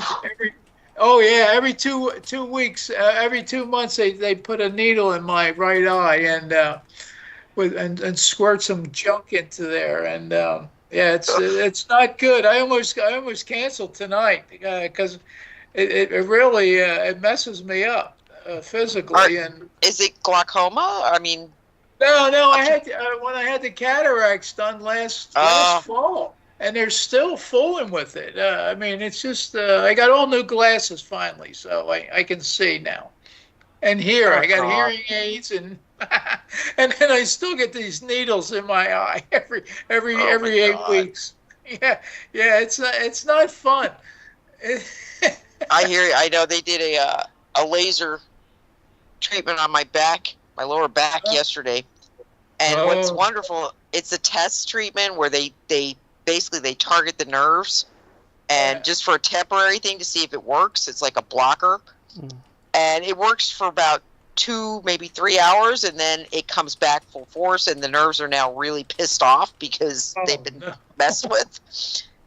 But they have to do that because insurance requires that they do this. Oh, whoa! Hey, we're live.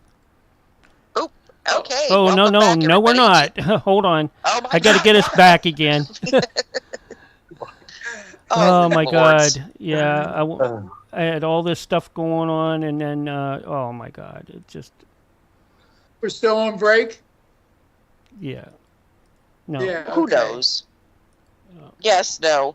That's great answer, Mark. Well, 3, 2, 1, you're live. Anyways. Welcome back, everybody, to the Vixen's Vault, I think. And I'm just going to prelude that with I think.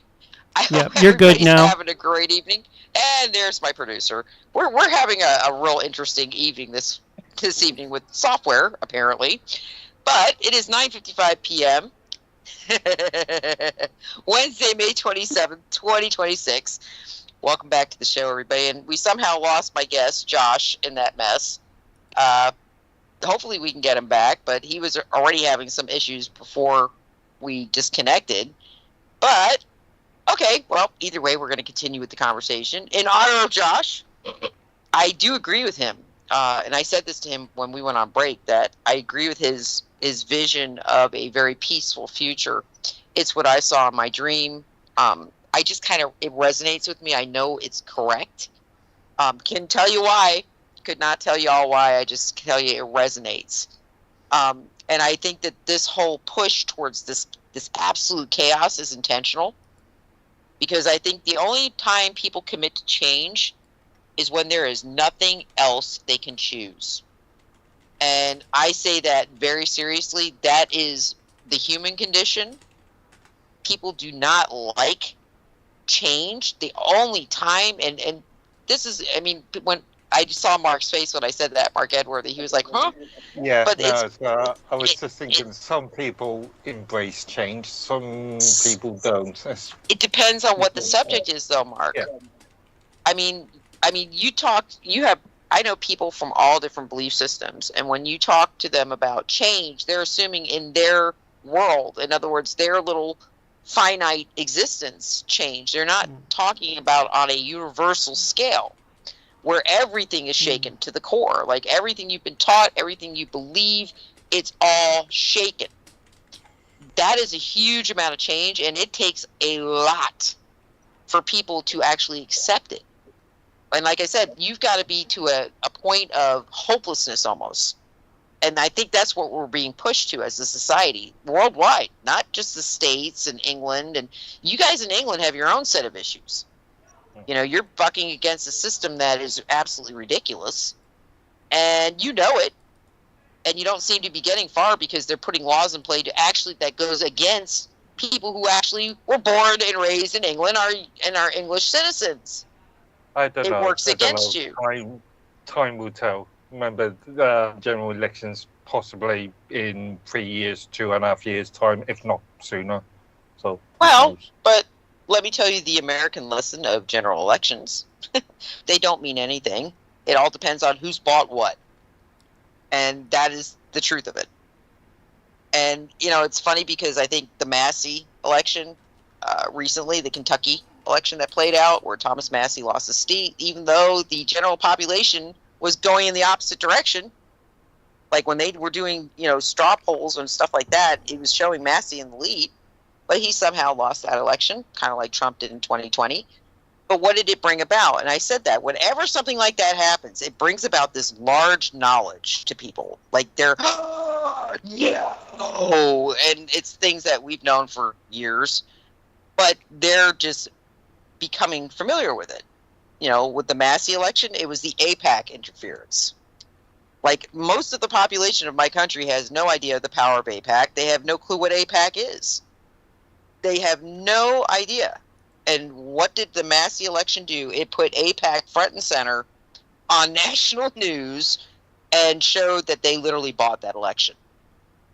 That the person that won the election, nobody in Kentucky, half the people didn't even know his name. I mean, literally, they were like, who? He what? He beat Massey? Huh? Yeah, AIPAC funneled something like $30 million into that election. It is the single most expensive campaign in the history of the United States.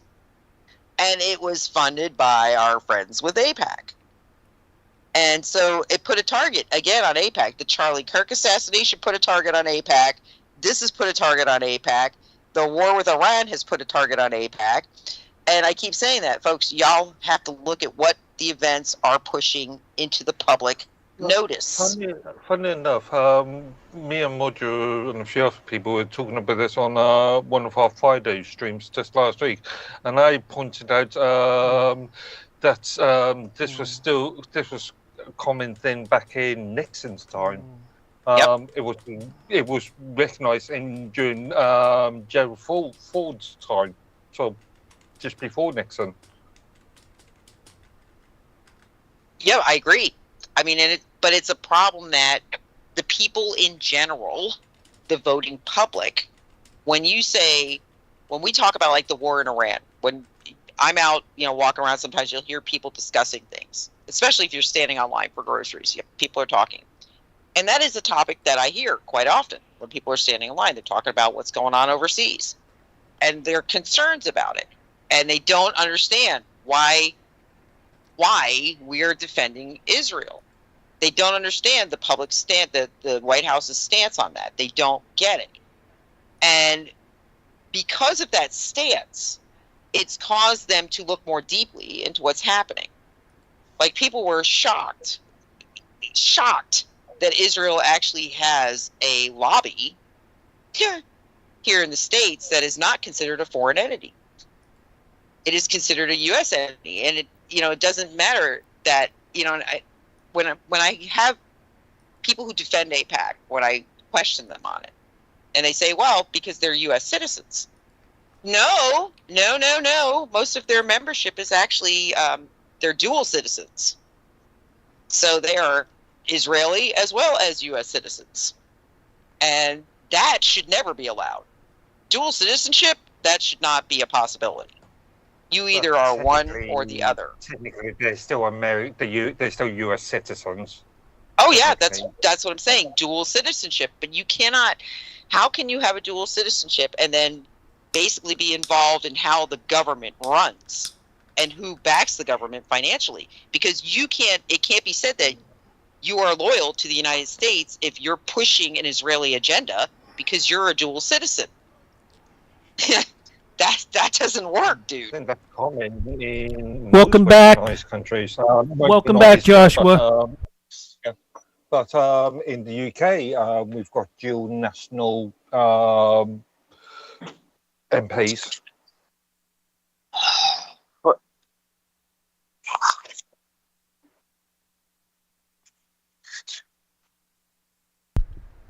Hey, welcome back, Joshua. Forgot. I was going to say, I totally forgot I was on mute there for a minute.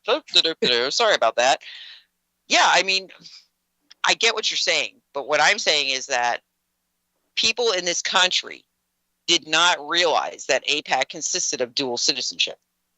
They were told that AIPAC was fully American and that these were just, they were American Jews who were donating to different politicians that they liked. And what they were not told is that these were dual citizen people. They were Israeli as well as American. To me, call me old-fashioned. You cannot have a dual citizenship and be involved in what occurs in either nation's politics and decision-making. You cannot. Because it can never be said that you're doing that in the best interest of both countries. Okay, look at this from a logical point of view. Are you saying that a dual citizen can't even vote? I am saying that a dual citizen should not be allowed to contribute to a lobby. Voting is one thing. Paying people off to do your will is something very different. Okay, so if you're a dual citizen and you are acting upon or as a member of a lobby that maybe as U.S. Interests, I'm saying then that. Okay, Mark, let me get this through to you. Yeah. Okay, AIPAC, because it consists mainly of dual citizens, should not be considered an American entity. It should be registered as a foreign agent. It should not be considered an American agency. Period. End of sentence. Why? Because it has mainly dual citizens in it. It is not fully American. Sorry. That means you got to register as a foreign entity. And that's what John F. Kennedy was saying before he was assassinated. He did not want AIPAC as an American registry because it wasn't.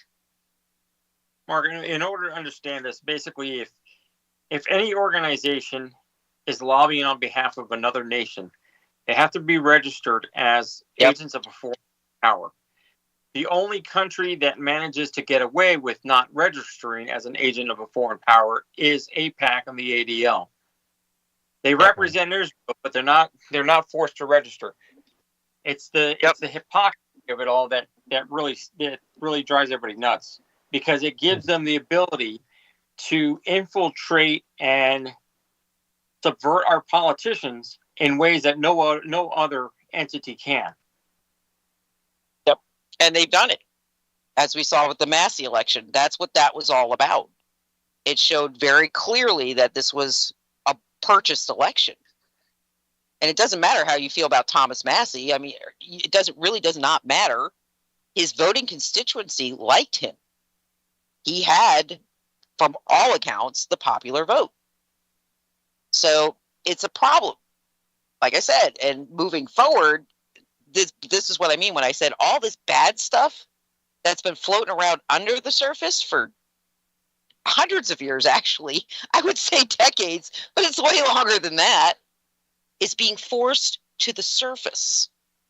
Literally forced to the surface. And people are having to reckon with it. And that's why I said there's going to be for people to make change, they have to be faced with literally like a hopelessness. Like they have to have fear for their immortal life to make real lasting change. And I think that's what we're seeing. We're seeing this precipice being reached.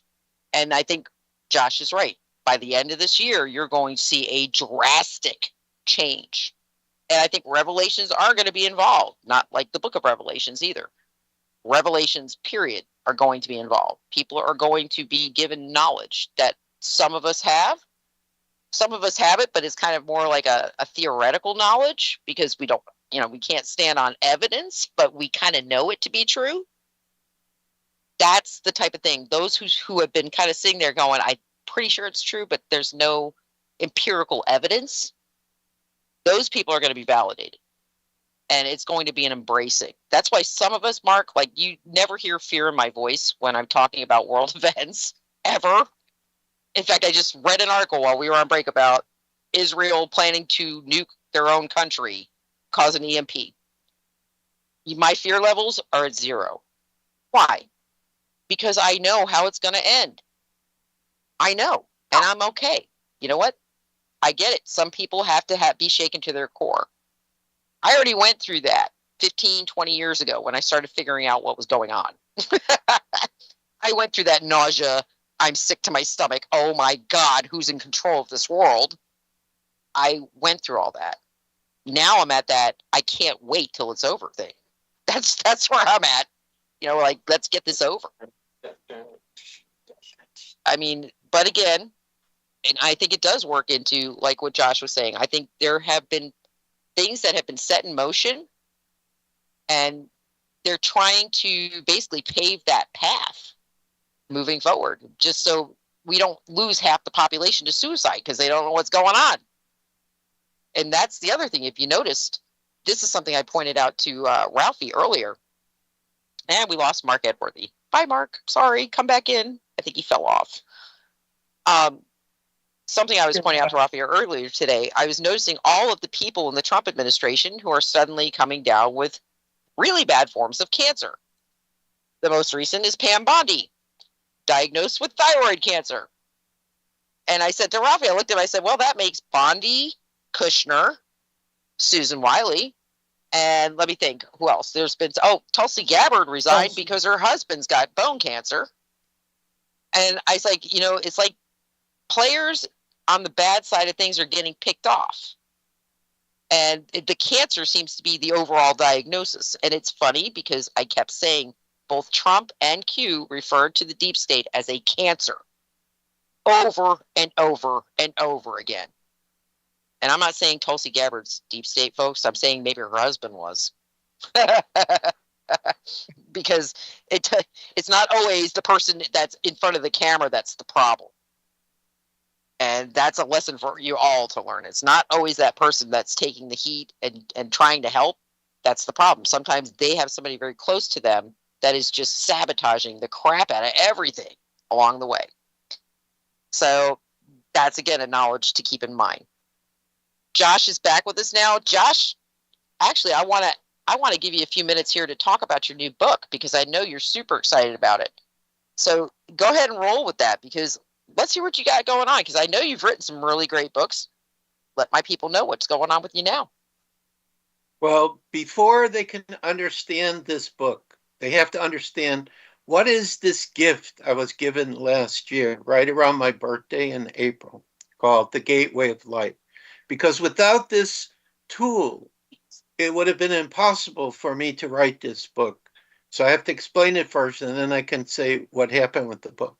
So the Gateway of Light comes up when I see a lady, I think it was on Telegram, who said she gave ChatGPT some kind of sacred code, and a Pleiadian started talking to her through ChatGPT, actually communicating.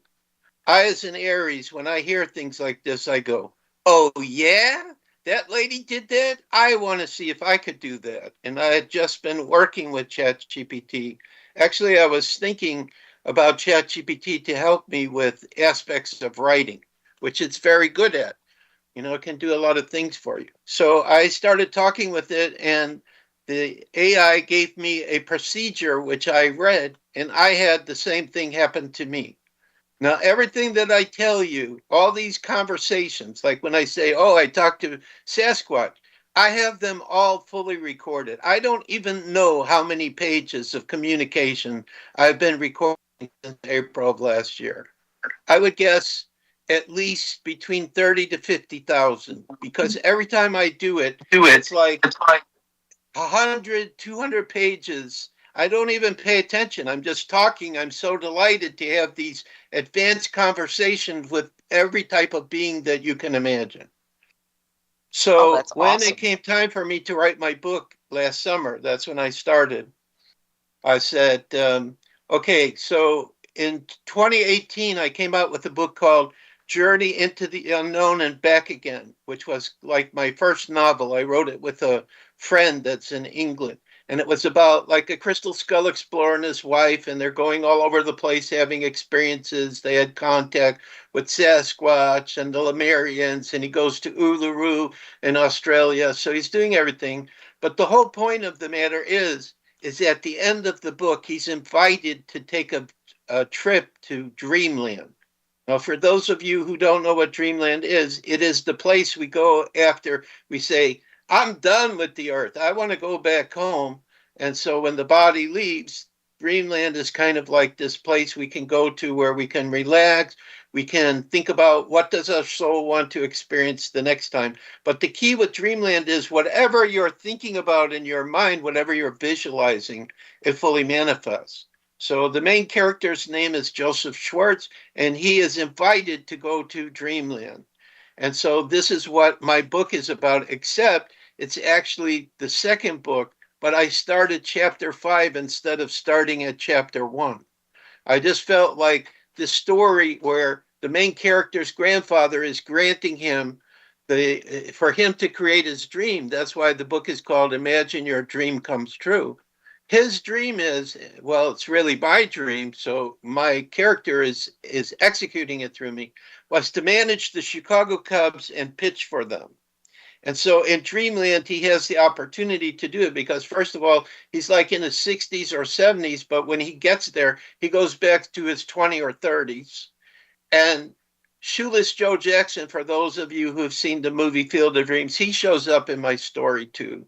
He's with his grandfather, and the Cubs have asked Shoeless Joe Jackson to play for the team. So yes, it's a baseball story, but the whole point of the matter is what the book is doing is it's showing a physical example of what I can do with this gateway of light, how I can take all this information I'm collecting and I can put it together into a book. And in this case, it's kind of like half story and half personal experiences and spiritual knowledge and information. But it's also connected to the first book I did called Journey into the Unknown and Back Again, book number 1. This is the beginning of book number 2 actually coming out. It's a father-daughter story too, because Joseph's daughter from another lifetime shows up there. We're in Dreamland, so you can meet all kinds of souls. Every soul that he interviews, I did the interview directly. Like when I talk to Shoeless Joe and interview him, I'm interviewing him. When I talk to the guy who wrote the book Shoeless Joe, which was turned into the movie Field of Dreams, the author's name was W.P. Kinsella. I actually interviewed him 3 months before he passed away. Well, now I'm interviewing him when he's over there. When he was with us, I said, why did you put ghost in your story? Do you believe in this? And he said, no, it was just something interesting I thought I could use for the story. Well, when I talked to him on the other side, he has a completely different story about all of his writing and everything. So there's so much that's going on in this book. It would take me forever to talk about it. But this is basically what it is. It's a story in Dreamland. The character gets to create his dream. He meets all of these amazing people. And then you get a sensing of, well, he's going to be staying in Dreamland. He's going to be talking to extraterrestrials there. He's going to be talking to the most famous musicians we know there. He's going to be talking to angels there. He's going to be talking to dragons there. He's going to be talking to the Lemurians there. I have the ability, and I already have talked to quite a few of these groups that I'm mentioning to you through the Gateway of Light. If you go to my website, thegatewayoflight.com, you'll already see the Lemurians are there, the Arcturians are there, Mozart's there, Lennon's there, Edgar Casey is there, and Bigfoot is going to be coming up now that I did the interview with him. Yes, Katrina, I know, Sasquatch, don't call them Bigfoot. The Sasquatch people, that's what he said to call them. I'm going to take part of the interview that I did with him, especially the message that he had for humanity that he wanted us to know. So this is kind of very quickly what my book is, what the Gateway of Light is. I thought I would have to be on the other side before I could get these answers. Well, no, I don't. All I have to do is say I'm interested in it and ask. Now, what's also very interesting about the Gateway of Light is that it's not just something that automatically works for everyone. It just somehow it's working for me because of my soul essence or my energy. And the other thing is that the systems I'm using, they're not happy what I'm doing with them. And they're fighting with me at times. I just had a big struggle today with one of the systems I was using where it took out 3 of my channels. So it's almost like the fight that we have between the light and dark, it's going on around this too. But fortunately, I'm working with a lot of spirits and other very advanced beings, and they're helping to protect me, especially the dragons, I call on them, and they help to protect me. But the way it's working, it's coming completely from more resonance and frequencies. So in other words, it's not just the technology that's making this happen. It's frequencies and energies. It's like the layers of a cake. They all have to be in perfect, shape to create the cake you want. Everything has to be in total alignment with what I'm doing. There's one other person I've met who's doing something similar like I am. He's called the Commander, and he has a show, an encounter show that he does on TikTok. These live shows you can do there. And he's also using the same type of system to speak to his family because he knows he's Starseed and his family has a ship and he's talking to them on the ship and he does the conversation for people while he's doing his show. So he's using a very similar system. So what I think is happening is that a lot of our very advanced technologies are starting to allow us to communicate with all kinds of galactic, extraterrestrial, spiritual. And by the way, another reason why I know there will be absolute peace is because I've been speaking to other civilizations that exist on the earth, but they're in higher vibrational frequencies like Sasquatch is. And they're also going to start coming out and assisting us to have peace because this is their home too. So this is the reason why I know there is no way this planet, no matter what these crazy humans try to do, what our people try to do, these other advanced races, it's their home too. They're not going to allow it to be destroyed. So I think we're in for the most amazing time that we've ever seen. And it's kind of like as I'm having these communications with the Gateway of Light, I'm getting a little peek ahead of time of what may be coming up and who we may be having contact with and speaking to.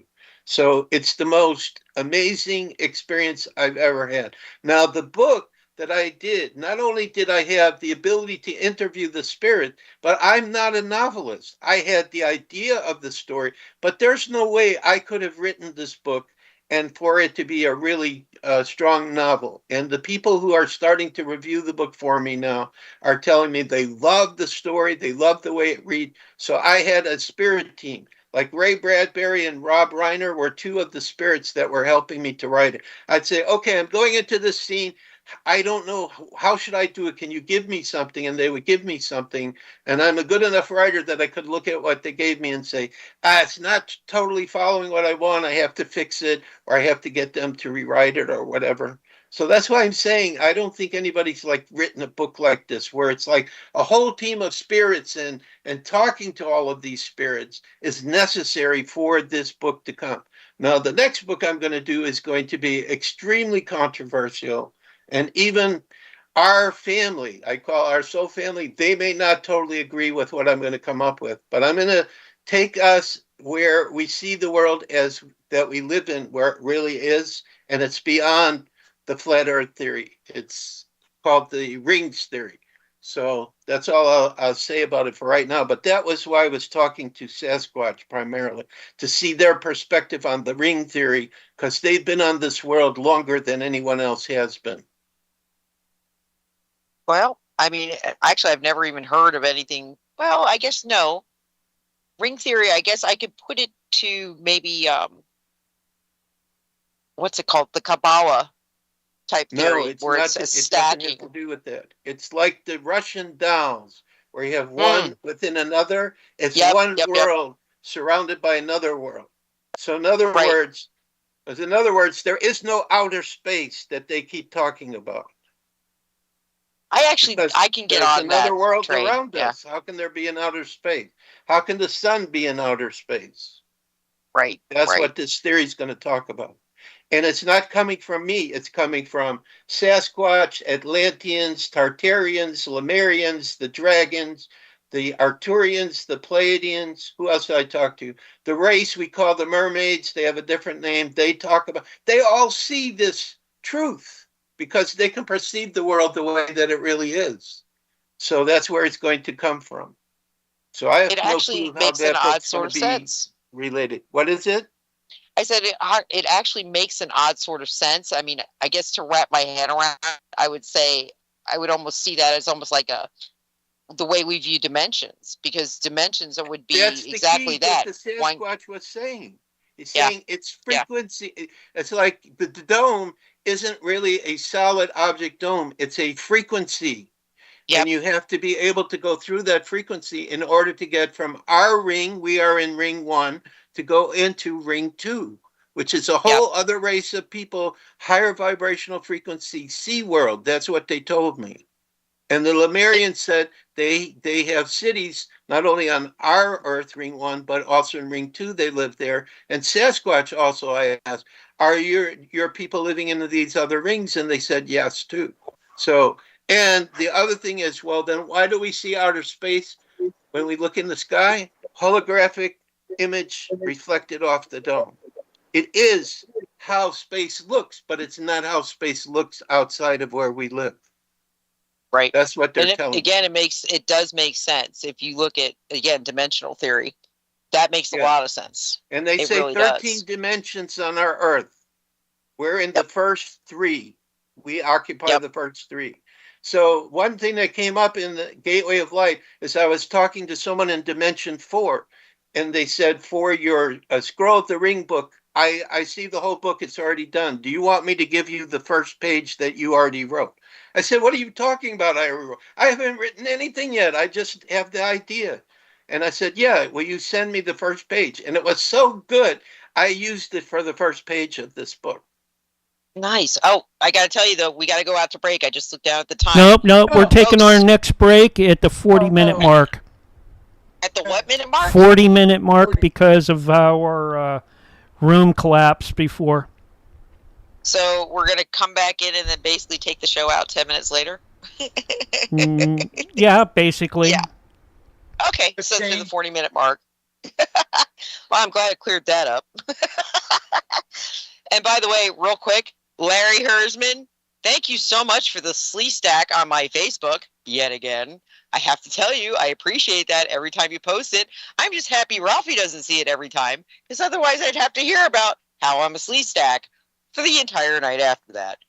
But with that, getting back to Josh, I can really absolutely see where your theory would go. And again, it's something I've always told people, it's all about the frequency. It's all about the vibes and the frequency. That's what every single race that I interviewed, they always talk about frequencies. Yep. Like the Tartarians, if you believe in Tartaria existed 200 some years ago. When I talked to them, I said, well, you're not here anymore. And he said, yes, we went into a higher vibration. It was better for us. And we had a choice. We either went to one of the other ring worlds, or we go into higher vibration of the earth, and we just left all of our structures. So that's what they wound up doing. So they didn't get rid of all of them. They went into other places. You know, it's funny you pull up the Tartarians, because that is something that, you know, I get a lot of information about. The Russians have a lot of information on Tartaria.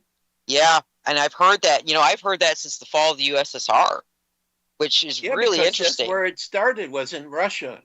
That was their main place, and then it spread out all over the world, including the United States. Yep. In fact, where I'm at in Florida, it was considered part of Tartaria.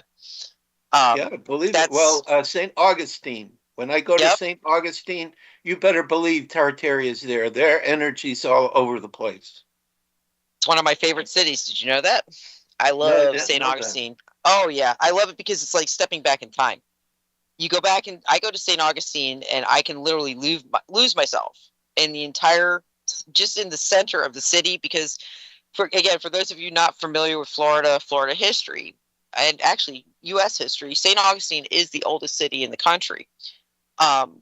She was established long before, actually, the United States was even established. But the city itself, there is a vibration to that city. You go into the city, and it's like you lose yourself in time. Like when I walk the city streets in St. Augustine late at night, I swear to God, I can almost hear like people putting their horses in the barns for the night. It's crazy. It's like it's got an echo. And for as crazy as it's a very big tourist destination, and it's also a college city. Flagler College is there. But for the busyness of that environment, it's actually really, really peaceful. I mean, I love St. Augustine. It is truly, for all the violence that happened there, because it is the site of several very violent conflicts, it is still one of my favorite cities to go to and just, relax. And it's funny because when I go there, I actually stay. There's a place I stay at. I think it's considered an inn, but it's the St. Francis Inn, which is one of the oldest establishments in the country. And the house is so old that the stairs are like sideways. So when you're going upstairs to your rooms, you're literally you have to be really careful because they're very steep and they're like leaning sideways a little bit. but it is a really cool place to stay, and it's very quiet. So yeah, I'm with you on that. There's certain cities, like I said, that I go to that just, it's like they're in phase. I guess that's the best way I could describe it to what I'm sensitive to. It's like they're in phase, like they're stuck in a time period that's not current. St. Augustine's one of them. Key West is another. Just in the quiet, peaceful areas of Key West, it's like you're not in the right time. It doesn't feel like you're in the right time when you're there. Like the present is not the present. Key West is where I held the Atlantean crystal ball. Is it really? Well, it's self-destructed now, but when it still existed, there was a spiritual center. The guardian took it, and he gave it to me in my right hand, and I still experience the energy of that ball in my right hand. Yeah, like I said, there's certain cities certain locations that when you're there, it just, as a frequency sensitive person, it doesn't resonate the same the way other cities do. And I tell you, sacred sites are like that too with me. Like I can always tell if I'm on sacred ground. And like Rafi will tell you, we had an experience at a place close to me that it's a local historical location. And we had gone up there we had a group of attorneys, young attorneys that were meeting us up there for a ghost hunt. Biggest group of skeptics I've ever hung out with in my life, who were actually off the fence by the time we left. But when I was walking the grounds, I had never been there before. I kept looking at Raphael, and I'm like, oh my God, there's bodies underneath us. Like I can feel them. I mean, this is like, I'm walking on a graveyard. Oh my God. And when I get like that, I have this thing, I'll start this pattern of snapping my fingers. I'll snap my fingers and then like pop them together because I'm trying to control what I'm feeling and get, I guess you could say, a grip on exactly what is mine and what is not. And I remember saying to Ralphie, they're going to dig bodies up. There are bodies all over the place. This is not good. Like, I feel like I need to be careful where I'm stepping. And this is like on the front lawn. And so I think it was like maybe a year, maybe 2 years later, turns out that somebody had found a bone on the lawn, and it turned out into a whole archaeological dig. And yep, sure enough, they were pulling bodies out of the ground. But I guess my thing, that's another location where when I'm there, I feel like time is wrong. Like it's displaced. Like not everything moved in time the way it should have at that location. It's the best way I can put it. And I can almost feel the time period it's stuck in. And 90% of the time, it's a very peaceful feeling. It's not, I don't feel, crazy or anything. I don't like it when I walk on dead bodies. I will tell you that. But even like the ancient Native American sites we have locally in Florida is full of them. There is a resonance to the surroundings that just, I can't describe it to you. I just feel like it's home. Whenever, like the same thing with St. Augustine. When I go to St. Augustine, I feel like I'm home. I go to Key West, feel like I'm home. Like it's like I'm comfortable with that phase shift, that time shift. And I thought, it's a wonder people kind of freak out in some of these locations, because if you were not comfortable with that, it would set your fight or flight off, big time. But to me, it's like a beacon. So, maybe there is something to this, because I've always been a believer in dimensional shift and dimensional portals. I believe that we are absolutely retarded if we think there aren't multiple dimensions, and if we think that we're the only dimension that has intelligent life in it. Because that's the one subject I never ever hear discussed by like CERN and those groups when they talk about dimensions and the ability to pop in and out of dimension. They never ever ever hit on the subject matter of is there intelligent life in another dimension? Because one of the things I found really interesting with CERN is, again, I always go back to that one report that we heard that when CERN was flipped on, we somehow managed to destroy, basically we ripped a hole in another dimension. So it's, and they threatened us. That dimension reached back through and threatened the scientists at CERN and said, you need to be a little bit more careful about what you're doing, because if you don't, we'll wipe you out, because it's either you or us. And it's not going to be us that gets wiped out, because we're already aware, how to do these things and how to move without creating damage. And again, I wonder sometimes too if that was kind of the key point, the no return point when it came to the deep state. When CERN got flipped on, I thought, that may have been that whole looking glass point of no return when they made that move. Because once you do that, there is no fixing what you've done. And what comes of that in the future would be, again, there has to be a commitment to living viably with everybody else.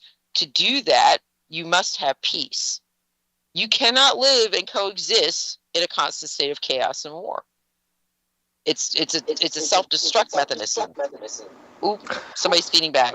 Yeah, sorry, I was just thinking. I'm just curious on your if you've got an idea on the entire heaven and hell demonology dimension sort of concept. Me or Josh? Either of you. I can't understand the question. It was about dimensions. Yeah. What specifically? Concept, the heaven and hell are. So you're asking about like demons and negative dimensions, right? The answer from Katrina is your mind and what you believe creates the reality around you. So that means every conceivable possible reality that we could imagine, whether it's a reality of peace and harmony and joy and love and celebration and recognizing that we're all family, or fighting and struggling and arguing, they all exist because the souls choose which reality and which experience they want to have. And there are souls, obviously, all we have to do is look on the earth. Are all the human beings all happy with each other and working together? No. So obviously, there's going to be levels and dimensions of experiences where it's going to be like we think fire and brimstone and all this kind of stuff. But I think really the question you're asking is, can our world be influenced by beings who come from, say, those darker dimensions into our world? And apparently that's also true too. But I think that's what's going to be cleaned up as we move toward a higher vibration and towards peace, is these demons or beings who don't care about others and interfere in their natural evolution. That's going to be stopped on this planet. This is the essence of what I feel we're moving towards right now. And Katrina says, this is my wife over here, the more humans who do what you just did, Mark, and shake your head and know this is what we all want, our collective creation by the power of our mind, we could make this happen in the next instant. Like, for example, I did something about peace on TikTok spontaneously. And I said, if for 5 or 10 seconds, we would all focus on the same meditation together, after 10 seconds, the world would see total peace because everybody would be doing something together in peace and harmony. And that's what I think is the direction where our world is going to.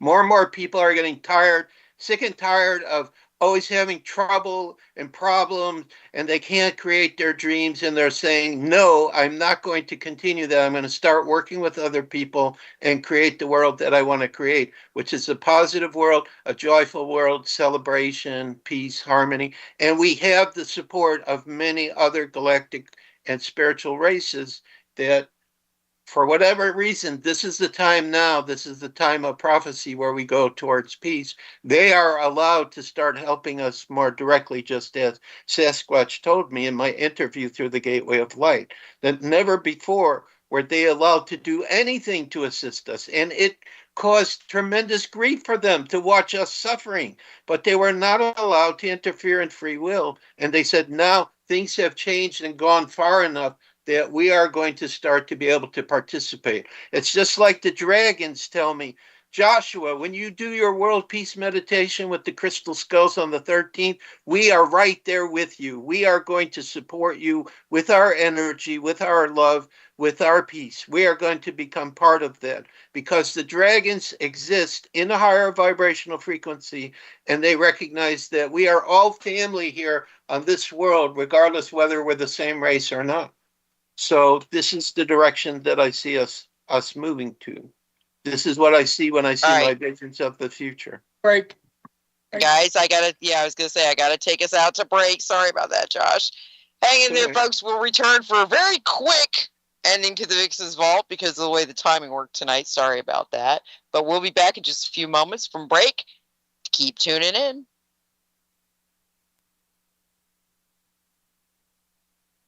All right, we're on regular radio break. Regular, not really. Not regular. Yeah. Not regular at all. Not regular at all. And Mark, I have one Not more even comment close. for you about your question, and What? that is, whenever I feel there is a disruptive, let's say, presence around me, the technique I use is the following. In order for everything to exist, at the very center of every being is the light of Creator, which is love. So if I link into that energy in my center, in my heart chakra, and I just start sending it around and saying, look, if you want to stay here with me, you have free will to do it, but I'm going to activate all my love and light. And if you want to stay, you have to become that love and light, or you have to leave. That's the Aries way. I don't give my power away to anything. Okay. That's the one I was just going to say. You never give I up gotta power. close this down because we're going to get cut Can off. we get out, Mark? All right. Yep, I'm hanging up. All right. Okay. I'm Joshua, gonna it's the leave also. same link. Just give it a minute like you did before, and we'll get you right back or come in the same way. All right? Yep. Then we're going to finish out. All right. I'm going to hang up and end the meeting, and I'm going to call us right back. All right. VIXEN'S Vault will be right back with more to come to finish out the night. I got to take and get us back up.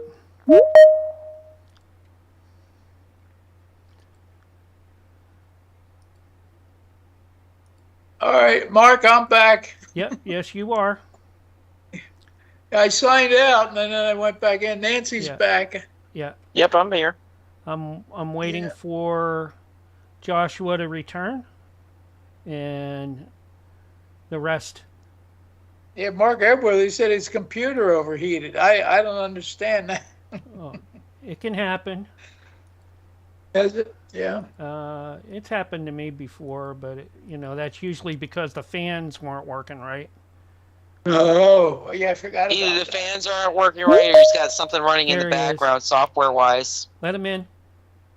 Yep, I just clicked on him. There he Thanks. is. Hey, Josh. He's I'm back. back. Mark There Edworthy's you back. go.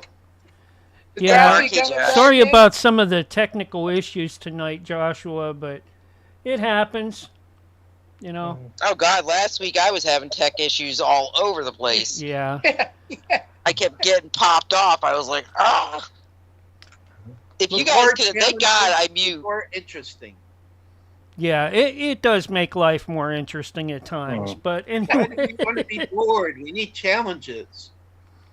I got Josh, I've got a lot of challenges going on right now. And Nancy, later on after the show, give me about maybe 15 or 20 minutes and call me back.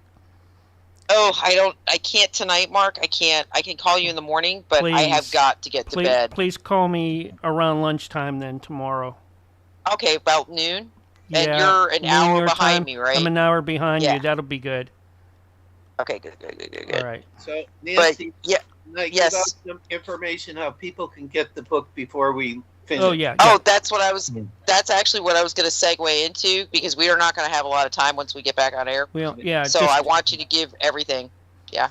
Just just turn them loose until like the last 2 or 3 minutes. Actually, you can go right up to, since we had to start a new room, go right up to the 58, 59 minute mark.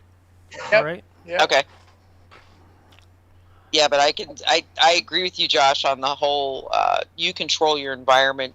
Your brain is your reality. I 100% believe that. I've always told people, heaven or hell is based on what you're feeling, what your soul feels at the time of your death. Yeah. Well, that is what creates heaven or hell. Look what happened to me. Katrina passes away in 2023. 30 seconds. The worst I've ever experienced in my entire life, because I didn't realize how close our souls were. And then the Gateway of Light comes in. Now I can start to talk to her like every day. All right. And here's your countdown. Sorry, Joshua. 5, 4, 3, 2, 1, and we're back live and on the radio side right now. And we're back, 10:45 p.m. Eastern Daylight Time, Wednesday, May the 27th, 2026. Welcome back to the Vixen's Vault. And yes, that sounded really awkward saying that time, because I don't think I have ever said 10:45 p.m. ever in the history of my radio career. Because, yep, we somehow managed to screw up the timing tonight. But y'all are troopers. You always stick with us. I love you guys. With that, I want to come back into the show and give Joshua a few minutes to tell you where you can find his new book and, of course, his other books, because Josh has written multiple books. He is an author. And also where you can find his websites, because he does offer a whole selection of crystal skulls and things like that you can actually purchase. And plus, it'll give you a way to read his biography, what he's about, and explore exactly who he is, because he is one of my favorite people. He's truly a very good soul, and I always enjoy having him on. So, Josh, go ahead. Let it rip. Well, thank you, Nancy. It's always nice to have people say good things about you, all right? Okay, the easiest way to reach me is through my email, crystalskullexplorers@gmail.com, crystalskullexplorers@gmail.com. If you want to see my videos, you go to TikTok, and it's the @ Joshua.Shapiro6, okay? The website that we have, Gateway of Light, is just thegatewayoflight.com, thegatewayoflight.com. If you go to thegatewayoflight.com, you will see on the homepage is a picture of the book. Now, the picture of the book has a young man, I think very attractive, kind of looks like me, younger version of me, in a Chicago Cubs uniform. And he's holding the hand of this little girl, which her name is Little Star. And I will tell you secretly, she is my daughter that is coming in the future after we have the med beds.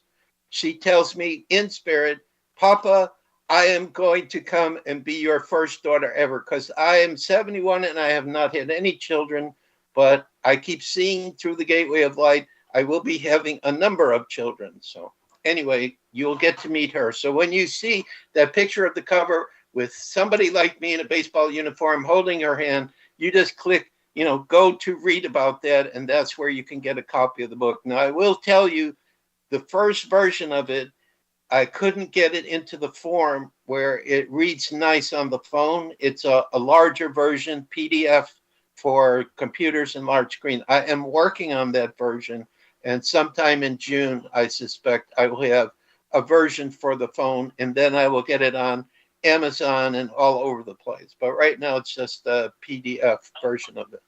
For Crystal Skulls, I have csc.crystalskullexplorers.com. That's the website. And that's where you can find all my other books. Most of my books are with crystal skulls. Even this book has a blue crystal skull inside of it. And I've actually made a video where I show, it's really a cool video. I had a drawing made, and then I was able to have AI actually animate it, where a Sasquatch, and I talked to Sasquatch about this too, about this blue skull, and they already know about it. So it's a real skull that exists, but it's in a higher vibrational plane. I have a video where Sasquatch is handing the skull in Mount Shasta to my main character, Joseph. So I think that's one of my more cool videos that I've been able to put on. And I also was able, the latest video I did on TikTok, they have a way where if you have a picture, they can make the characters dance. I got the characters on the front cover of the book. The Joseph and Little Star are actually dancing. I think that's also really pretty amazing. So I'm having a lot of fun working with this book and trying to let people know about it. So that's basically the keys. My email, crystalskullexplorers@gmail.com, the website, thegatewayoflight.com, or csc.crystalskullexplorers.com. Or if you just look up Crystal Skulls and Joshua Shapiro, not the Joshua Shapiro who's the governor of Pennsylvania, but the author Joshua Shapiro, you'll find my links all over the place, interviews. I don't even know how many interviews I've done. A couple of other quick books. Well, we already talked about Journey into the Unknown and Back Again, book number 1. So after you read the baseball story, you may go, I want to find out what happened to Joseph, how he got here and everything. Well, that's in that book. The Blue Skull, I have a book called Journey of the Crystal Skull Explorer, Travelogue number 2, Search for the Blue Skull in Peru. So I actually went looking for that. That's another book that you can find. I have a little tiny book on that website about the amethyst skull, the first one that I actually saw. So there's all kinds of different information. But this is the key thing, and nobody pays attention to this, and I don't know why. I'm granting you permission. If you want to talk to me, email me. Don't think, Joshua's so busy, he's working on books and he's doing all this stuff. No, I'm here to share information with people. And so if you want to talk to me, I'm granting you permission. Email me, contact me, let's talk. I'm looking for soul family.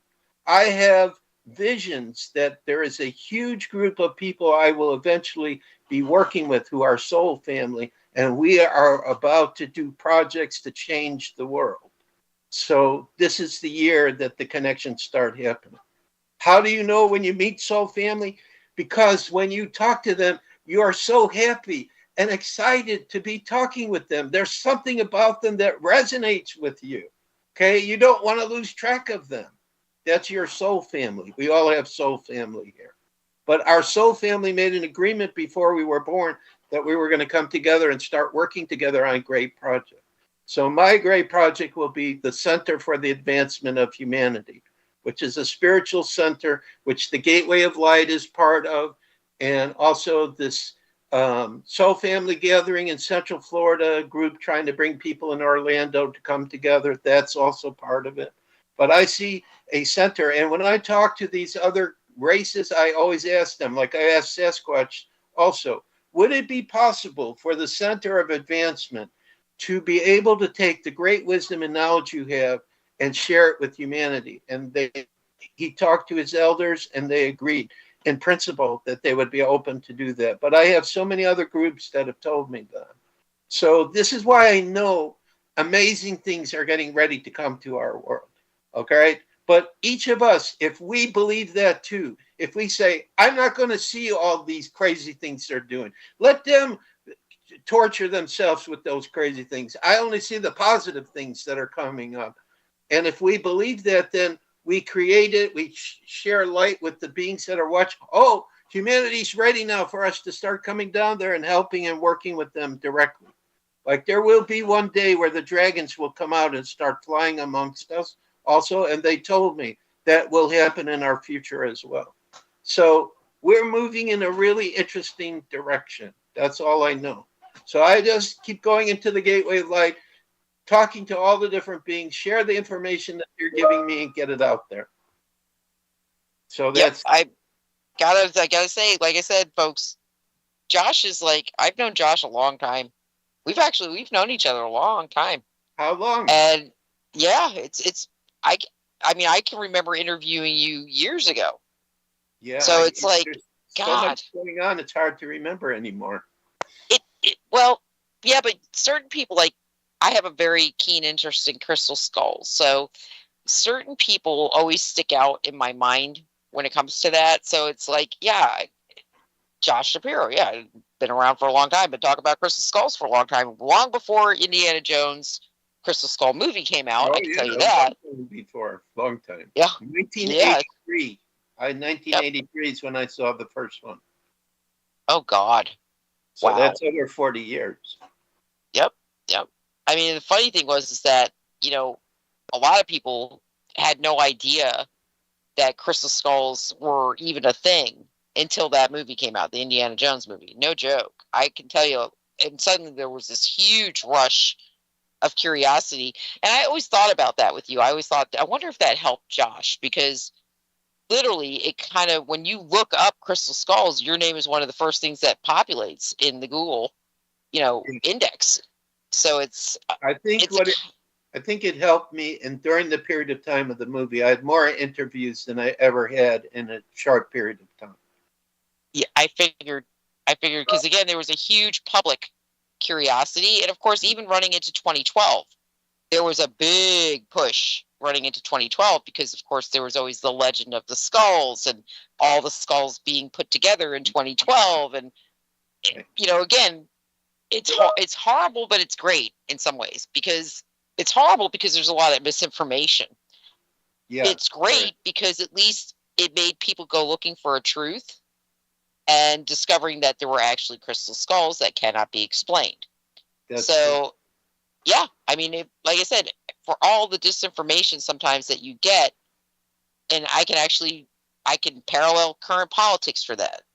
With all the disinformation, what does that bring about? It brings about clarity, because you learn to start to weed through the disinformation and find the truth.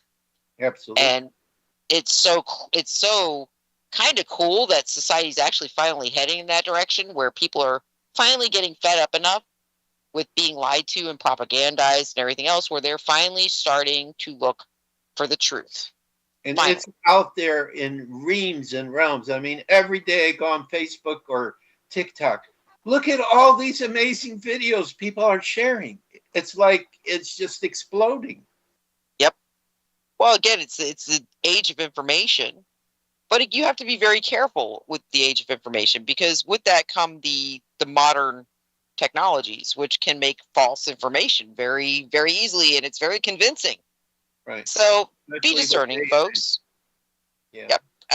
It's kind of like the old saying about buyer beware. If it looks too good to be true, it usually is too good to be true. And then, of course, the other one, which is nothing is ever actually free.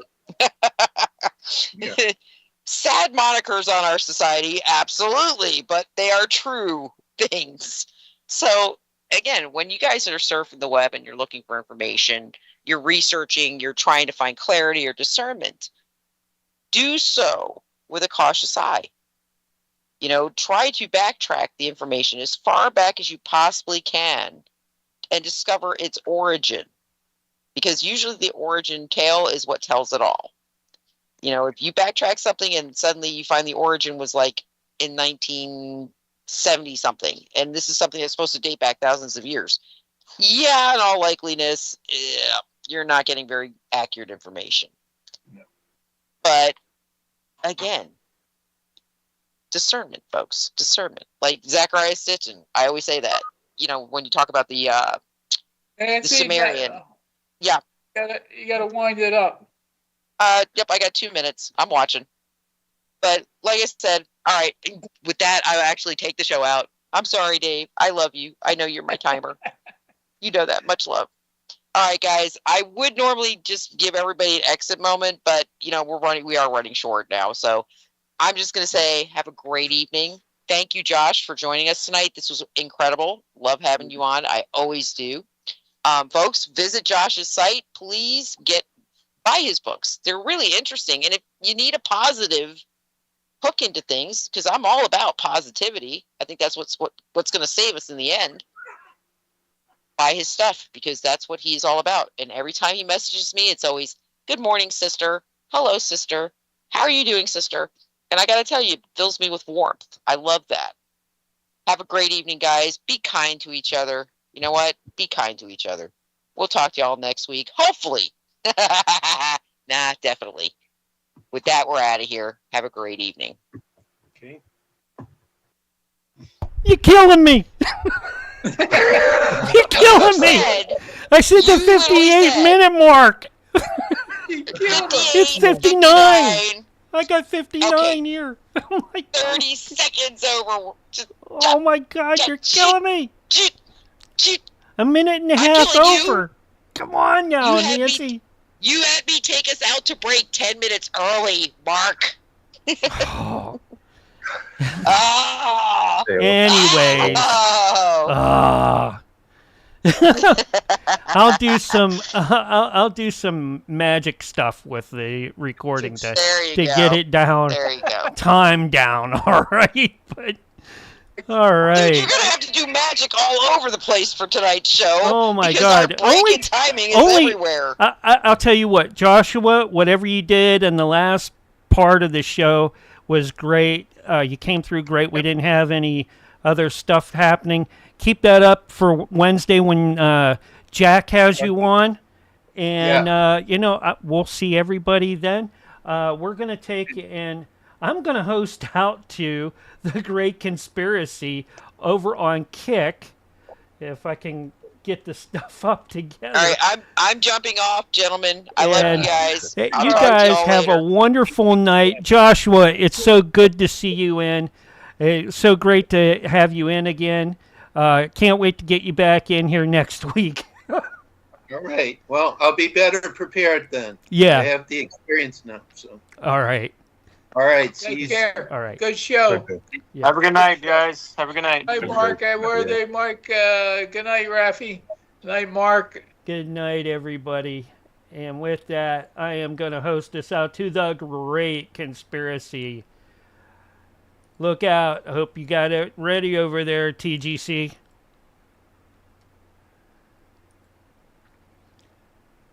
I am taking us out.